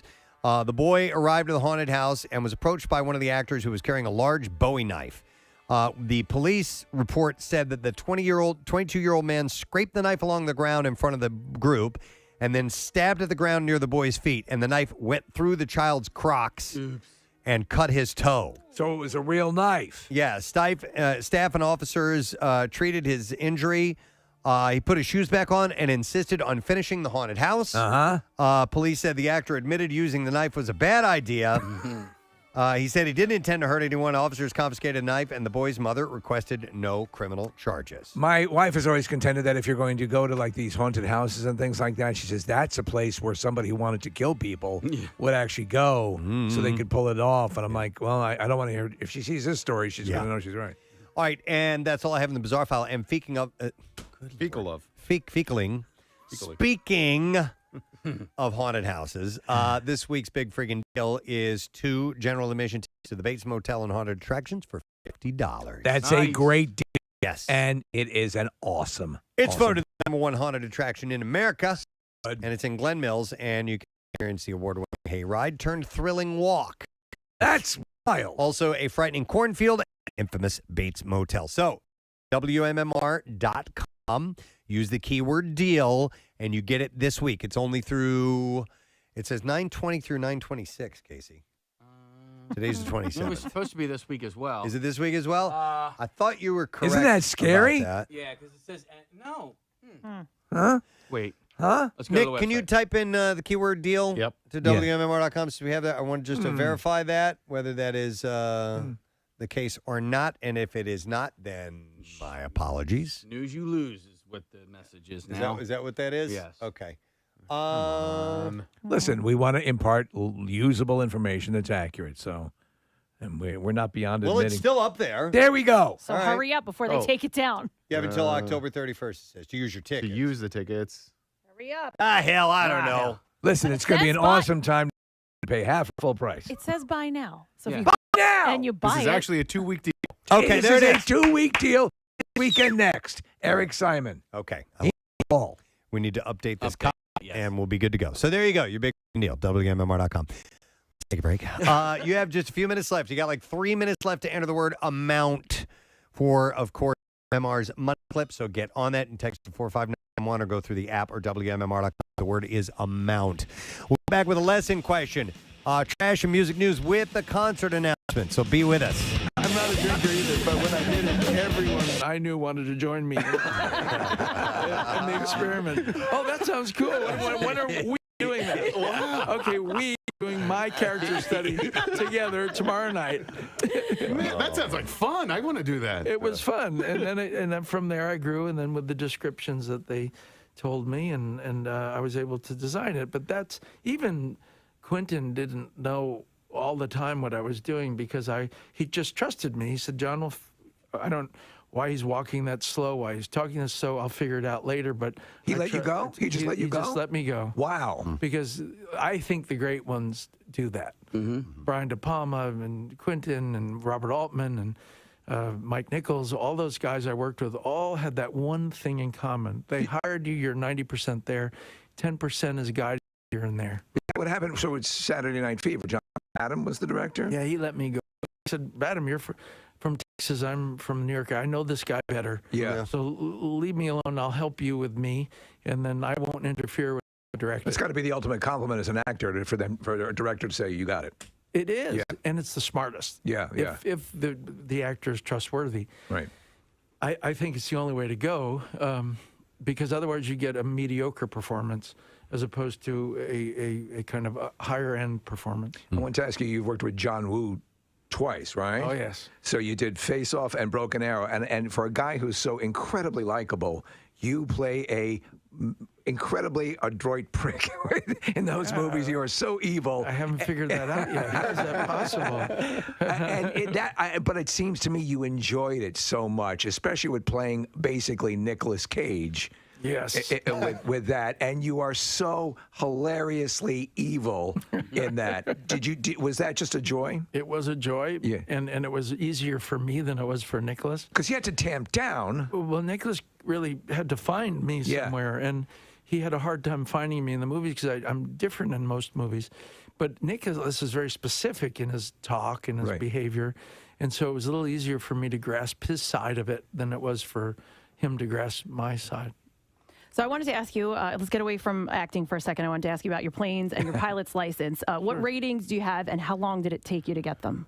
Okay, you ready for the long list? Well, so I have a couple of friends that are pilots, and so I'm a little bit familiar with it. Okay, I have 10,000 hours in the air. Jeez. It's quite a bit. I have, 12 jet ratings, 747, 707, Gulfstream, Citation, Lear, Hawker, Falcon jet, 3 different fighter jets. No kidding. Oh, wow. Wait, which fighter? Because Preston and I have both flown in fighter jets. Yeah, I went we up didn't with the pilot it. No, I got to fly mine little. I went up with the Blue Angels. And, did you? Yeah. How was that? Media flight. It was amazing. Did they make you sick? I passed out and puked. That's why I won't go with them, because I don't want to do that. I have too much pride to end up, doing that. But Yeah, it was FA-18. You were in an F-16 because he was with the Air National Guard. I wore a G suit, so I didn't pass out or get sick. Yeah, well, but I that's did pull 9 good Gs. for you. Yeah. Well, you have to tell them before. You have to say, you know what?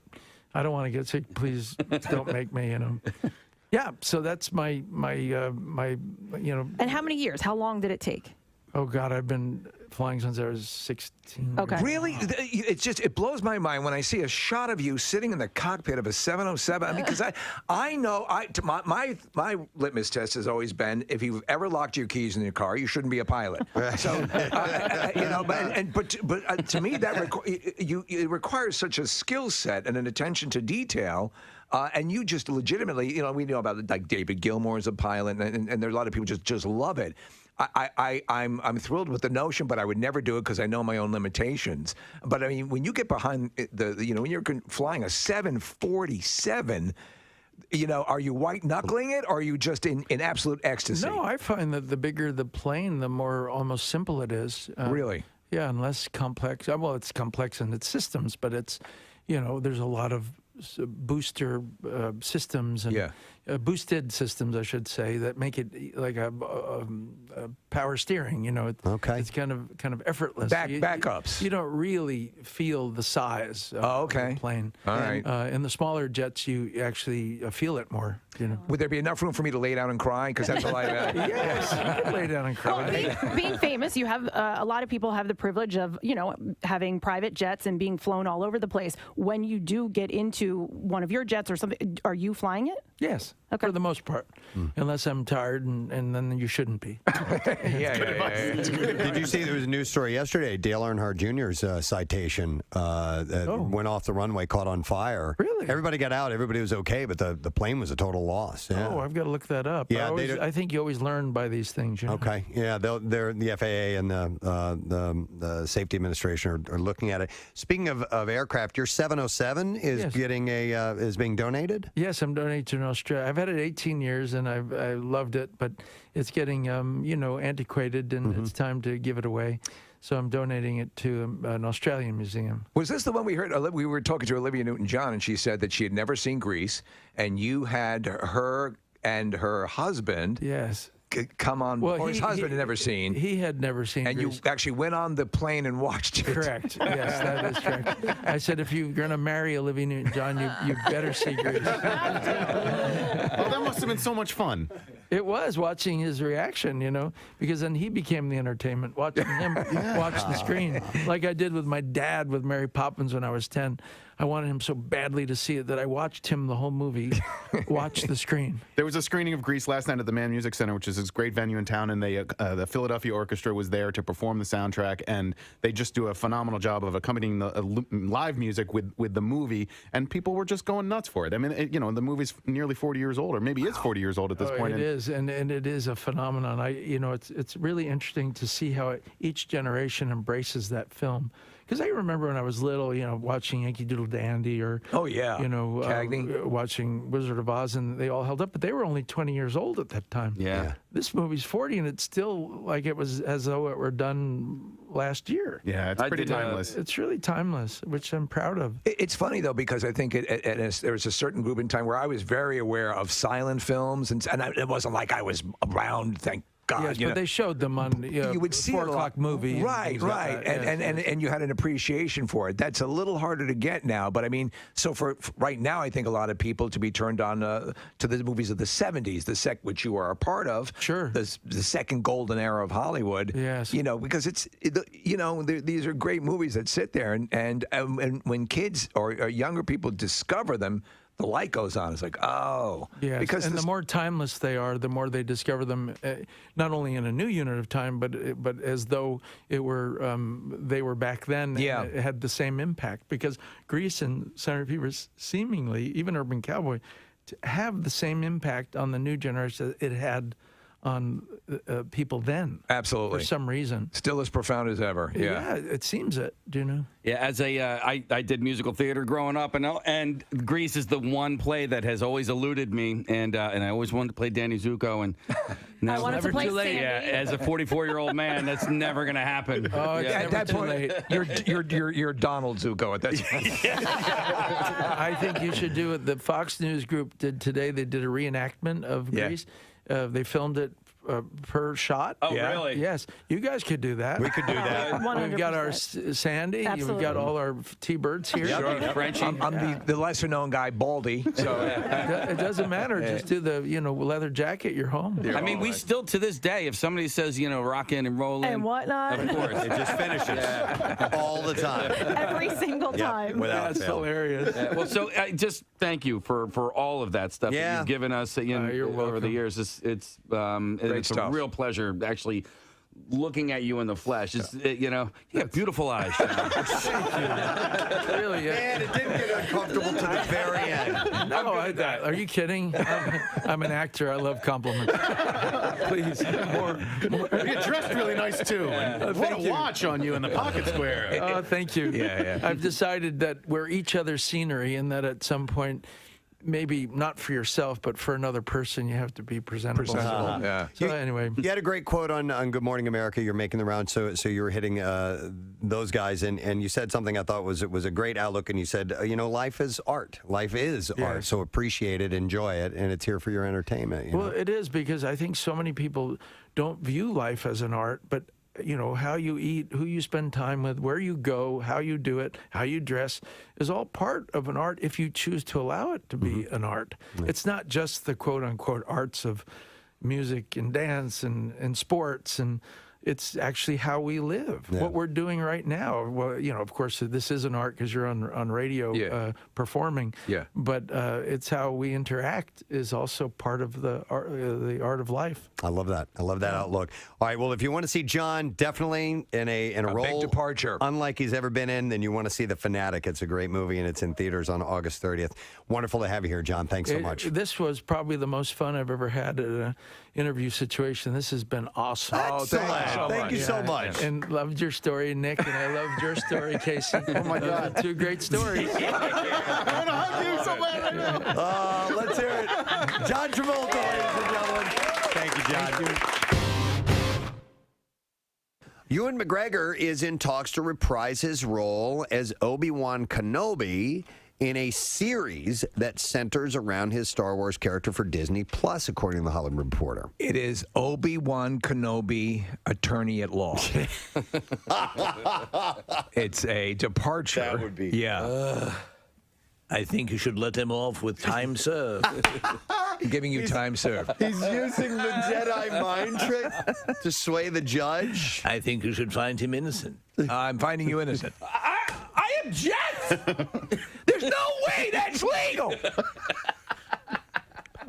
It's totally legal. Oh, my God. I think you need to go to sleep. I got to go to sleep now. Oh, my. 93.3 WMMR with Preston and Steve's Hollywood Trash. All right, brought to you by Liberty Safes of New Jersey and Mount Laurel and Bordentown. They carry the largest selection of home, office, and gun safes in the tri-state area. Shop online at libertysafesnj.com. What's going on, Steve? Well, a pair of Michael Jordan's worn boxer shorts fetched almost $3,000 at an auction on Saturday night. The anonymous winning bidder reportedly has plans to use DNA from the shorts to create Jordansic World. Oh, my God. Dog the Bounty Hunter has offered his services to find Gabby Petito's fiancé, Brian Laundrie, who appears to be on the run from the law. Dog attributes his success with being able to blend into a crowd, but only if it is a crowd of flamboyant leather bears. Oh, my God. And finally, Abraham Lincoln's 1865 death certificate is going up for auction and is expected to fetch close to $2 million. As autopsy science was still in its infancy at the time, the death certificate simply reads, "Yep, he's dead." And that's your Hollywood Trash. All right, we'll see if you know the answer to this question, and I need to know what band is inspired by the singer Meatloaf. 215-263 WMMR. It's Tom who gets to take a shot at it. Yo, Tom, good morning. Gadzooks. Gadzooks, Tom. All right, so what band is inspired by the singer Meatloaf? It's the one and only Meatloaf, Double Beatloaf. Double Beatloaf. You got it, Tom. Hang on. You just got yourself a pair of tickets to see the one and only Patton Oswalt. He'll be at the Met on Saturday, October 9th. Tickets are on sale now, and you can get those at Ticketmaster.com. Now, Preston and Steve's Music News on 93.3 WMMR. All right, Music News brought to you by Armor, Metals, and Recycling. You can get cash today if you need cash fast. Bring your scrap and e-cycling to Armor Metals and Recycling and walk away with cash today. Located in Pennsauken, New Jersey, or at armormetalsrecycling.com. We're going to start with a concert announcement. Oh! Yeah, we got word earlier this morning that the show is going to be coming to town. It will be a Sunday show, February 20th, this coming February, and it will be at the Big House, man. Wells Fargo Center. Tickets go on sale this Friday. MMR is stoked to announce Tool coming to town. Yeah, how about that? Tool will be here. Their special guest is The Acid Helps. And I love that. Sounds like a Tool opening band.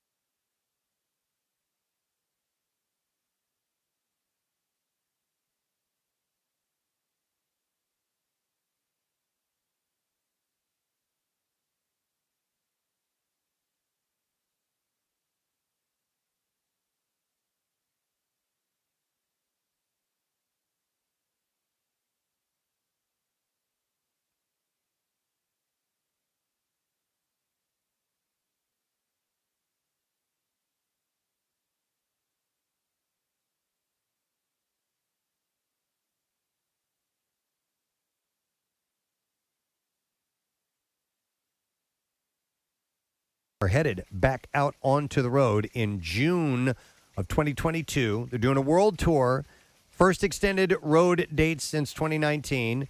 Anthony Kiedis, Flea, John Frusciante, and Chad Smith, all incognito, posted a sketch parroting a 1970s local news broadcast to announce the tour, which still has no cities, countries, dates, nor official moniker for the trek at all yet. But they're all wearing these like Jim Gardner type disguises while they're doing this. It's pretty funny. I've not watched the thing in its entirety, but I've seen little bits of it. Frusciante is the only one playing himself. So really? He's like the representative from the Chili Peppers. Okay. And then he gets to the point in the video where he announces that this tour is going to happen. And the Flea and Anthony Kiedis just start flipping out and running around the entire set. And Chad Smith is just like playing a straight weatherman as well. It's really silly, but it's typical Chili Peppers. I love it, man. So their press release read in full, with guitarist and all-around cosmic musician John Frusciante back in the fold. The boys are firing on all cylinders. Their hearts are full, and they're fixing to unleash an infinite river of creativity and rock your world. They go on to say the band is grateful to be working with event producers Live Nation in this endeavor. All the tour dates, sales information, support acts, and other factoids will be available shortly. John Frusciante recently took time to visit local news station KHOT to speak with legendary newscasters John Hammerswaddle, Todd the Squirrel, and Randy Raindrops, and speak about this upcoming journey. The Red Hot Chili Peppers have been around and have not just fallen off the turnip truck, but to a man, they have never been more thrilled, bursting with commitment and purpose as they are regarding this upcoming tour. They have no interest in resting on past accolades, awards, or commercial success. This is a mission. They intend to channel the most mighty spirits and give everything they've got. So I'm trying to figure out, Kiedis in this skit looks like Geraldo Rivera. Right? He does, doesn't he? Yeah. Yeah, like a younger. And Frusciante, you remember that video of when he was at his lowest low, Preston.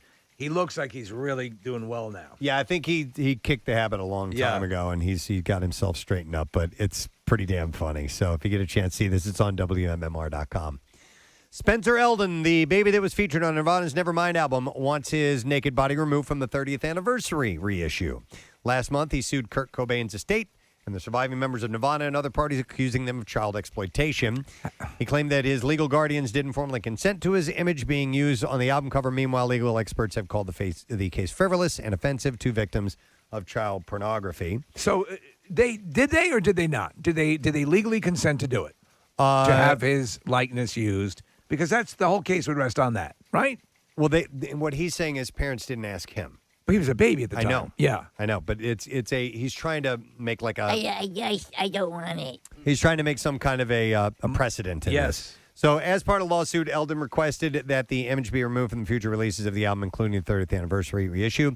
According to TMZ, Elton's lawyer, Maggie Maybe, is demanding that Universal Music redact the image of Elton's penis from the cover of the 30th anniversary issue, asking the label to end this child exploitation in violation of privacy. It's a weird thing going on there. Yep, exactly. And you know what? I'll just do one more thing, and that is to touch on a little bit of the barbecue. And Marissa had let me know of a pretty cool thing that happened. She showed me a video of a guy dancing on stage with Perry Farrell. He pulled him up on stage. Yes. And Marissa, what did you find out about that particular gentleman? So he was, when he came down, I walked over and asked his name. He said his name was Jeff. He looked at me and he's like, I can die happy. That was the coolest thing ever. So, of course, I posted it on my Instagram page. And a few comments down, somebody said that he is the superintendent in Abington. No. He is the school superintendent? Yeah, so it said. Of the district? I have to look at the exact comment now. It said, he was my principal. He's now a superintendent. Oh, my God. So the superintendent of Abington School District is Jeffrey Fetcher. There you go. Oh, my God. That is cool. And he got up on stage with Perry Farrell. And Perry had Yes. reposted this. Yes, perhaps if you didn't follow me on Instagram and see my story, then you may have seen it on Perry Farrell's page because he shared my story. Oh, my God. That is so awesome. And he was having the time of his life. And that's exactly what happened. Perry just noticed him out of the corner of his eye and saw him dancing, and he just pulled him up out of the blue. Now, here's what's interesting. As Perry, so it ended, he helped the guy down, he helped Jeff down, and then as he walked off to the stage, he said into the microphone, like, that's my cousin. And so I kind of was like, wow, is that Perry Farrell's cousin right in front of me? And I think maybe he just kind of said that out of the blue. I don't know what it was. So. Yeah. Like that guy, he's my brother. Yeah. Right. Okay. That, and then we had also our whole section of teachers that was represented that night. Yeah. Marissa ran into a couple of them, I know. I did. I saw Maria was a teacher at Little Flower, and she was one of the winners. And we were getting messages from my teacher face, which I forget which school she is at. She's great. Yeah. But a whole bunch of those guys. They were in section 202. Yeah, that was excellent. We gave him a little shout out from the stage when we brought on the Offspring. So I saw a few of the shirts out there. So that was really awesome. Teachers and superintendents showing up at the barbecue. That's an elected official, right? The school superintendent, Kathy? They're appointed by the board. Okay, They're all right. all appointed by Jane's Addiction. That is awesome. So love that little moments like that. That's great. And you know what? We played some clips earlier this morning of the bands and some on-stage mentions. And what I didn't get a chance to do was play the one featuring the Offspring. And here are a couple of shout-outs from the band. Hey, you know what? In all seriousness, it's been such a great day, such a great lineup.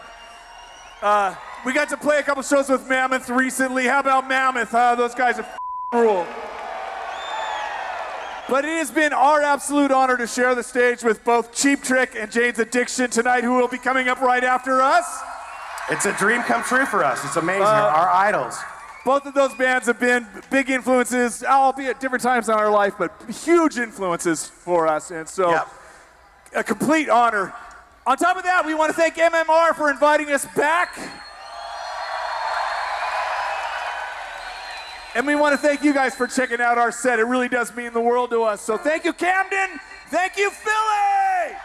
That's awesome. And that was just one of a couple of shout-outs they gave us. I think Noodles at one point said, the barbecue is the barbecuiest barbecue ever, or something like Love that. it. So. It's got to be They were having a great trip. if you're an artist, especially on a show like this, and obviously every one of them brought, their A game, but to be able to go up, do a shorter segment, really throw it all in there, and then kind of relax, and socialize with other bands.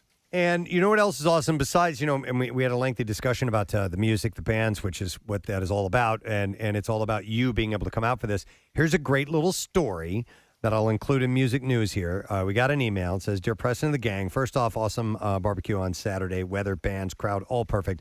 I'm from King of Prussia. But several years ago, I moved to Massachusetts, about 15 minutes off of Cape for work. I stream MMR all day up here, and of course, when I found out that the lineup for the barbecue, I got my tickets for my 13-year-old and I, and we were just about to watch Cheap Trick come on, and something told me to check Facebook to see if anyone I knew from the old days was at the show. Sure enough, within 30 seconds, I see a posting from a very old friend who was the best man in my wedding, but we had lost touch after 10 years. Okay, we haven't been... and he was asking if anybody wanted an extra ticket for the barbecue. So I knew he was out there somewhere. I quickly sent him a message asking where he was sitting. He sent a picture from his lawn chair, and from the artwork on the back of the column, I figured out where he was, and I texted that he has no more than 100. Then I was no more than 100 feet to his left. We both stood up and ran to each other like star-crossed lovers in one of Steve's holiday movies, except our snow-covered street was a lawn full of half-baked co-eds. We shared a huge hug, and then my son and I went over, and we sat with him and his wife and his son for the rest of the show. That's great. 10 years, man. He says 10 years. We even laughed. 10 years, man. 10. We even laughed that if you read the story, we would hear the Jeremy Piven clip, one of our favorite movies, by the way. Thank you all for bringing us back together. And to Mike, still the most awesome guy I have ever known. I won't let weeks go by, let alone years, without staying in touch. I love you and your lovely wife, Jeannie, and seeing you really put some sunshine into my soul, and I needed that. Oh, man. I know you at MMR hear it all the time, but you really do effing rock, and I love all of you as well. Keep doing what you're doing, and we will see you at Camp Out. That is from Kevin in Marion, Massachusetts. Beautiful. How It's about beautiful. that, man? A reunion there? I'll bet stuff like that happens like crazy. I can guarantee it. Can So, guarantee it. It was a great event. It was so much fun. The bands are awesome. If you want to see, we recap the whole story of Jackie Bam Bam and Cheap Trick and myself backstage and hanging out with those guys and him being on stage. That's at WMMR.com. You can see all the pictures. You go to our social media. You can see the videos and things like that. It was a blast. So thank you for being there. So we're celebrating that it went over so well. But I think Stefan is on the line, is celebrating for another reason. Stefan, are you there? I'm here Stefan, why all the celebration today? because I just won $500. Yes, you did! How about that, man? MMR's Money Clips. You did it. Where are you from, Stefan? I'm from Kennett Square. Kennett Square. How many times have you entered, do you think? Every time I can. Every time. All right. 30 by now. Yeah. Nice. It paid Excellent. off. Well, listen, you got an extra $500. Were you at the MMRBQ this weekend? No, unfortunately, I wasn't. That's all right. You can buy tickets for next year when they come up because you got $500 in your pocket, my man. Terrific. Well, listen, dude, enjoy it. We appreciate you listening. That's what it's all about, okay? Thanks. Great. You bet, man. Congratulations. And there you go. Another winner. And we have another chance coming up at next opportunity will be at noon. And Pierre will be in here shortly to get you ready for that.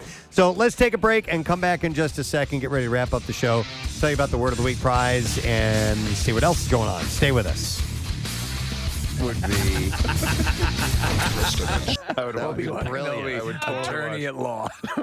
This isn't the evidence you're looking for. Yeah. Even if you're stone cold guilty, give me a call. Yeah, exactly. Those are the commercials. Yeah. Demand Kenobi. Yeah. And he's licensed in Missouri. I am. Yeah. And even if I'm not, I'll convince them I am. Yes, that's right. I'm licensed in Missouri. He's licensed in Missouri. Better call Obi.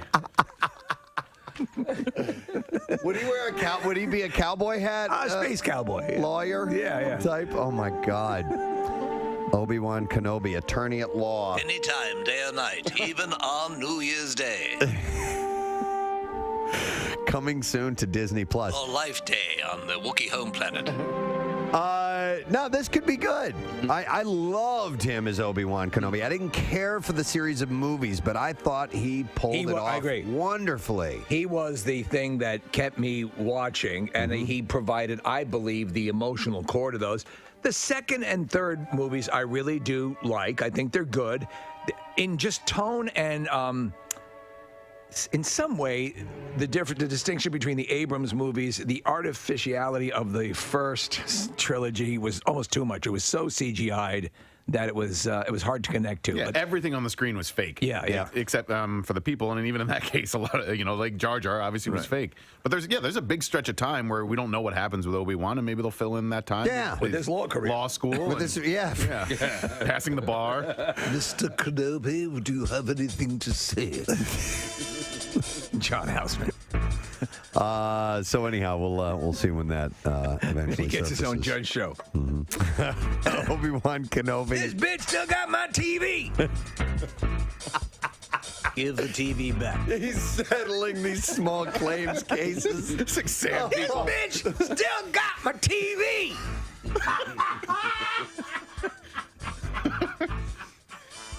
Oh my my God. Oh. I suggest you return the TV. Give me the TV.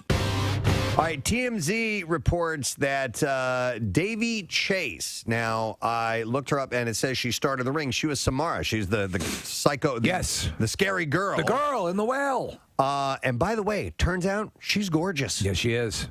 She was arrested, and she was arrested on a drug possession charge and spent some time behind bars. Yeah. But she escaped through the television, didn't she? She did. She managed to get out I of knew it we were through the going that TV. way. But she's had some run-ins. Last year, she was locked up after cops pulled her over for joyriding in an allegedly stolen car. She was locked up for 7 days.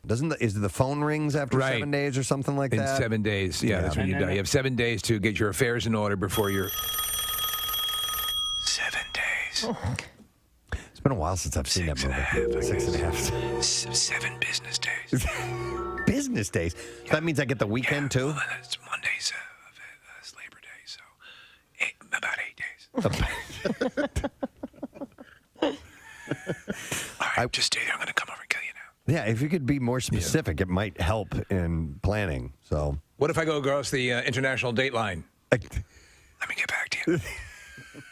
Coming up soon, we'll be addressing Halloween. But Yes. it's a favorite costume for Halloween parties and haunted houses. Which is the one where you go to where they have a girl who really does the full, clicking and the whole body gesticulation. Penhurst? No, it's there's probably one there, but there's one, maybe it's there's one it's the one way out where we always get lost going to. It's in Bucks County. Yeah. I know exactly the one you're talking about. Yeah, but the girl who does... Fear? Nah. Might be. Valley of Fear. It's out kind of in a woodsy area. It's Grotto of Consternation is the name of it. Hang on. Chrissy is on the line to tell us about that haunted attraction. And it is Valley of Fear, isn't it? So it's Valley of Fear? It is Valley of Fear, and the girl who does play the one from The Ring, who was there for a long time, Liz, is just a phenomenal singer, too. I just wanted to let you guys know. Really? Okay. Oh, yeah, she's incredibly talented. And she was good. It says you were moving along, she'd move along, and she never sang really, but she didn't I'm sing. the chick from The Ring, and I'm coming after you. So her name is Liz? Yes, Liz. All right, cool. Thank you, Chrissy. Appreciate it. No problem. Cause in 7 days See ya. you're through. Chop-a-da-ba. All right. It's not that scary. I know, it's not scary when you sing it. Yeah, right? Wouldn't it be a little less if it were a musical? I live in a well and my life's kind of hell and I'm coming after you. My life's kind of hell. I'm the chick in the well and my life's kind of hell, but I'm a coming after you. In 7 days. 7 days. 7 days. 7 days. 7 days. Coming after you in 7 days. Hey. The Ring, the musical. Turn my mic on! You turn his mic off. I didn't turn it off. I think you might have hit the button yourself there, dude. Uh-oh. No, there we go. I just hit that button. All right. Wait a second. What's going on? Wait a What second. just happened here? Your mic will turn off in 7 seconds. Your mic will turn off in 7 seconds. What? I don't have a mic. So, what's going on with Lindsay Lohan and the Crown Prince of Saudi Arabia? I'm sorry, I don't kiss and tell. Mohammed bin Salman is his name. Hey, Sababin bin Dalbin. Rumors are Mohammed bin Salman. Salbin bin Dagbin. I love you. Mohammed bin Salman. What? Rumors are circulating that the Crown Prince of Saudi Arabia, who many critics say is a dictator and the real power behind the throne of his father, King Salman, and the perpetually beleaguered Lilo have formed a special relationship of some sort. Wait, it's a cup of good roast beef? Some believe that he is a dictator and the real power behind the throne of his father, King Salman.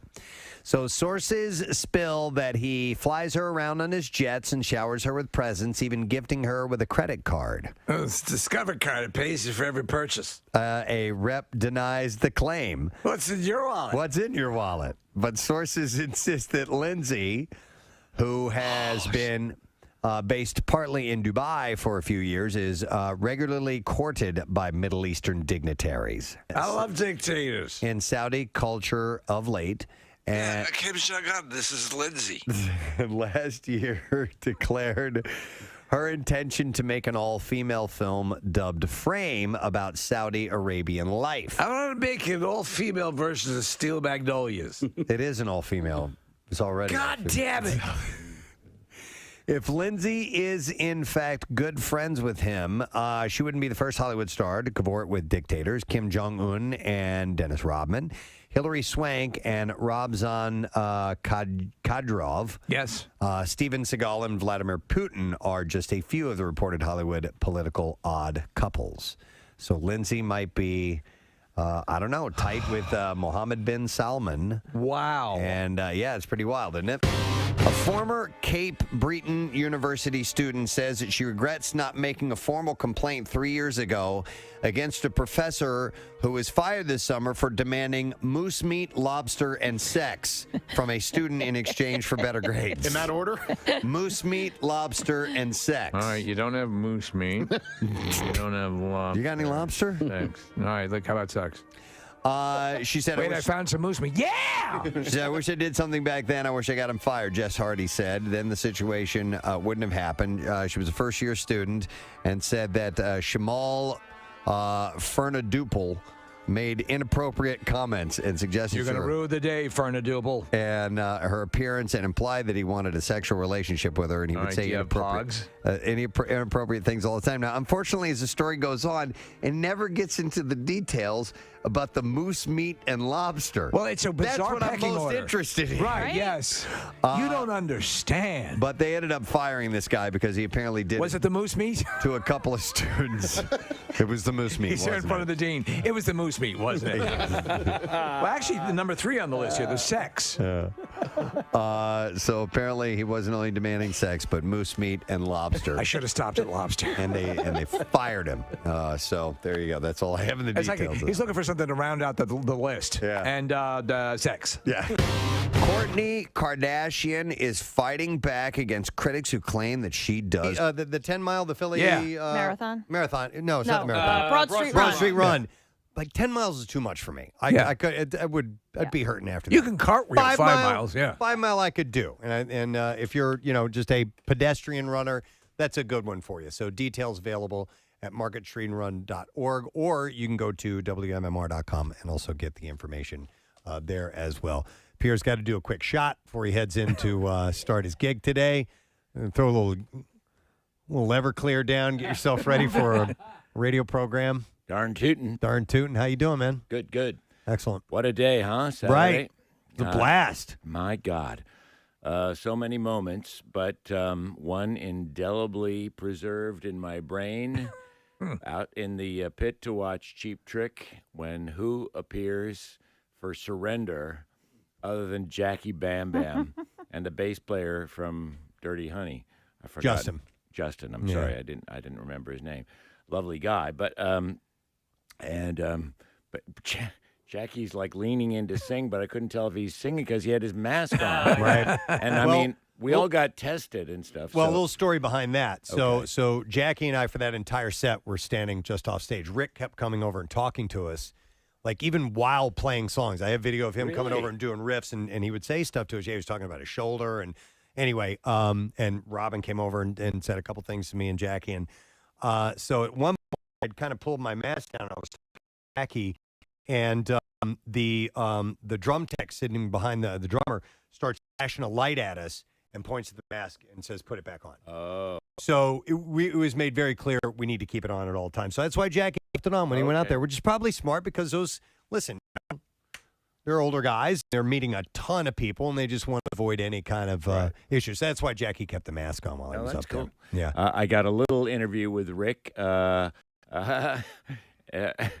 he stepped up to the little table backstage, and he stepped up and did a moment or two with us, which was fun. And during that particular moment, he was wearing an RN95, those super surgical surgical masks. And I said, well, we've all vaccinated, and Steve all tested when we came in this morning, and he goes, "Oh, right, I could take it off." And he took it off for our little interview. Would have been a little hard to hear him. Those He things was- really clamped down. Well, he was I know. such a super nice guy. We had, I was talking to him and Robin in the hallway for like 15, 20 minutes and just talking about this and that and whatever. And it was, we were talking about his shoes and we were talking about, just all kinds of stuff. And they were just really approachable and super nice and excited to be there too. Yeah.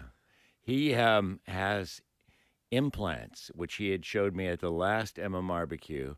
And I said, "Do you still have the Cheap Trick teeth?" And he goes, or false teeth or whatever they are. And he goes, "They're not false. They're my real teeth now." And he pulls his mouth open and shows me 2 or 3, whatever the teeth are towards the back. And they're checkerboard, just like his all style. in Yeah, checkerboard. wow. And I'm going, holy S. That's awesome. That's pretty cool. Yeah, that's awesome. Yeah. So the whole day was a blast, man. Moment after moment, yeah. And as I said at the beginning, someone has flashed a picture of his teeth. One of our he actually has implants that are checkerboard. Implants in general are expensive, but those had to be rather on the pricey side. Yeah. Custom made. I love it though. But as I said when I was on with you guys, I also loved a different thing we did this year. I loved each show having an hour shift. I hope we do was that. Fun. I hope we do that every time. I definitely had a think we should do blast that. getting on the mic and playing radio for a little while in front of that big crowd. It was excellent. Yeah, it was fun.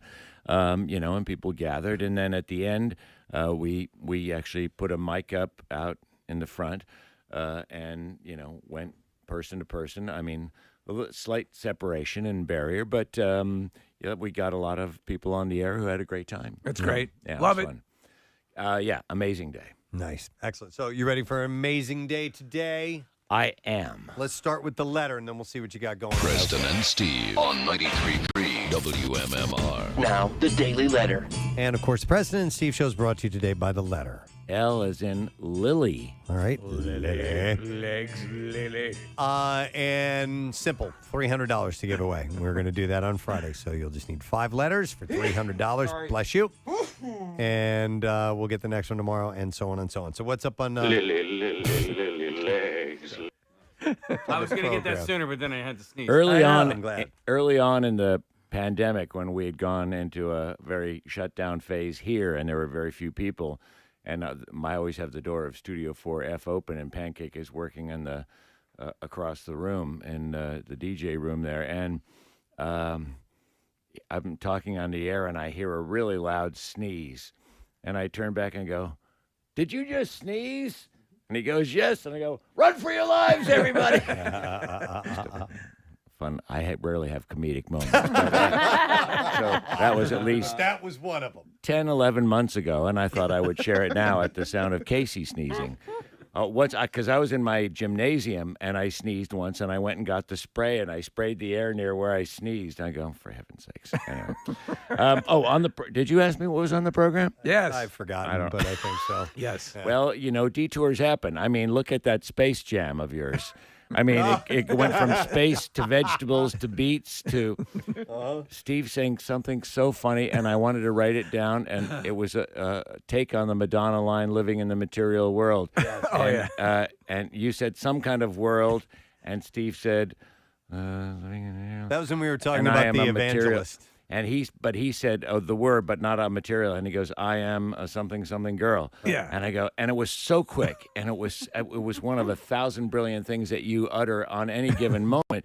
But it was, and I laughed loud at that, and people. I hope other people caught that. I hope so. Yeah. Because it was brilliant. Well, but it thank was you. a slice. It was a sliver. It was a pecan of brilliance. Well, you Water had that- chestnut. You had that sneeze thing 11 months ago. So. Yeah. Yeah. Don't sell yourself short. Yeah. Well, yeah, I got that going for me. Right. I'm ready to take the stage. I know. Helium wants me down there tomorrow. Anyway, on the program today, we'll have flashbacks of the MMRBQ and things that we, and some of the interviews and things that we did. Also, we'll get into workforce blocks of KG Elephant and Muse and Robert Palmer. Yeah. So that'll be cool. Love that. All right, I want to thank the sponsors of the Preston and Steve Show, which include Dunkin' Donuts, the official coffee of the Preston and Steve Show, and Acme Fresh Foods. Local flavors tomorrow. We'll get up early, do it again, and Elvira will be joining us. Yeah. Cassandra Peterson with a new book and some interesting details about her life that we'll dive into. And we'll find some other things to get into, as well as the money clips and more. That's it. We're done. So rage on and have a great day. And we'll see you tomorrow. Bye-bye.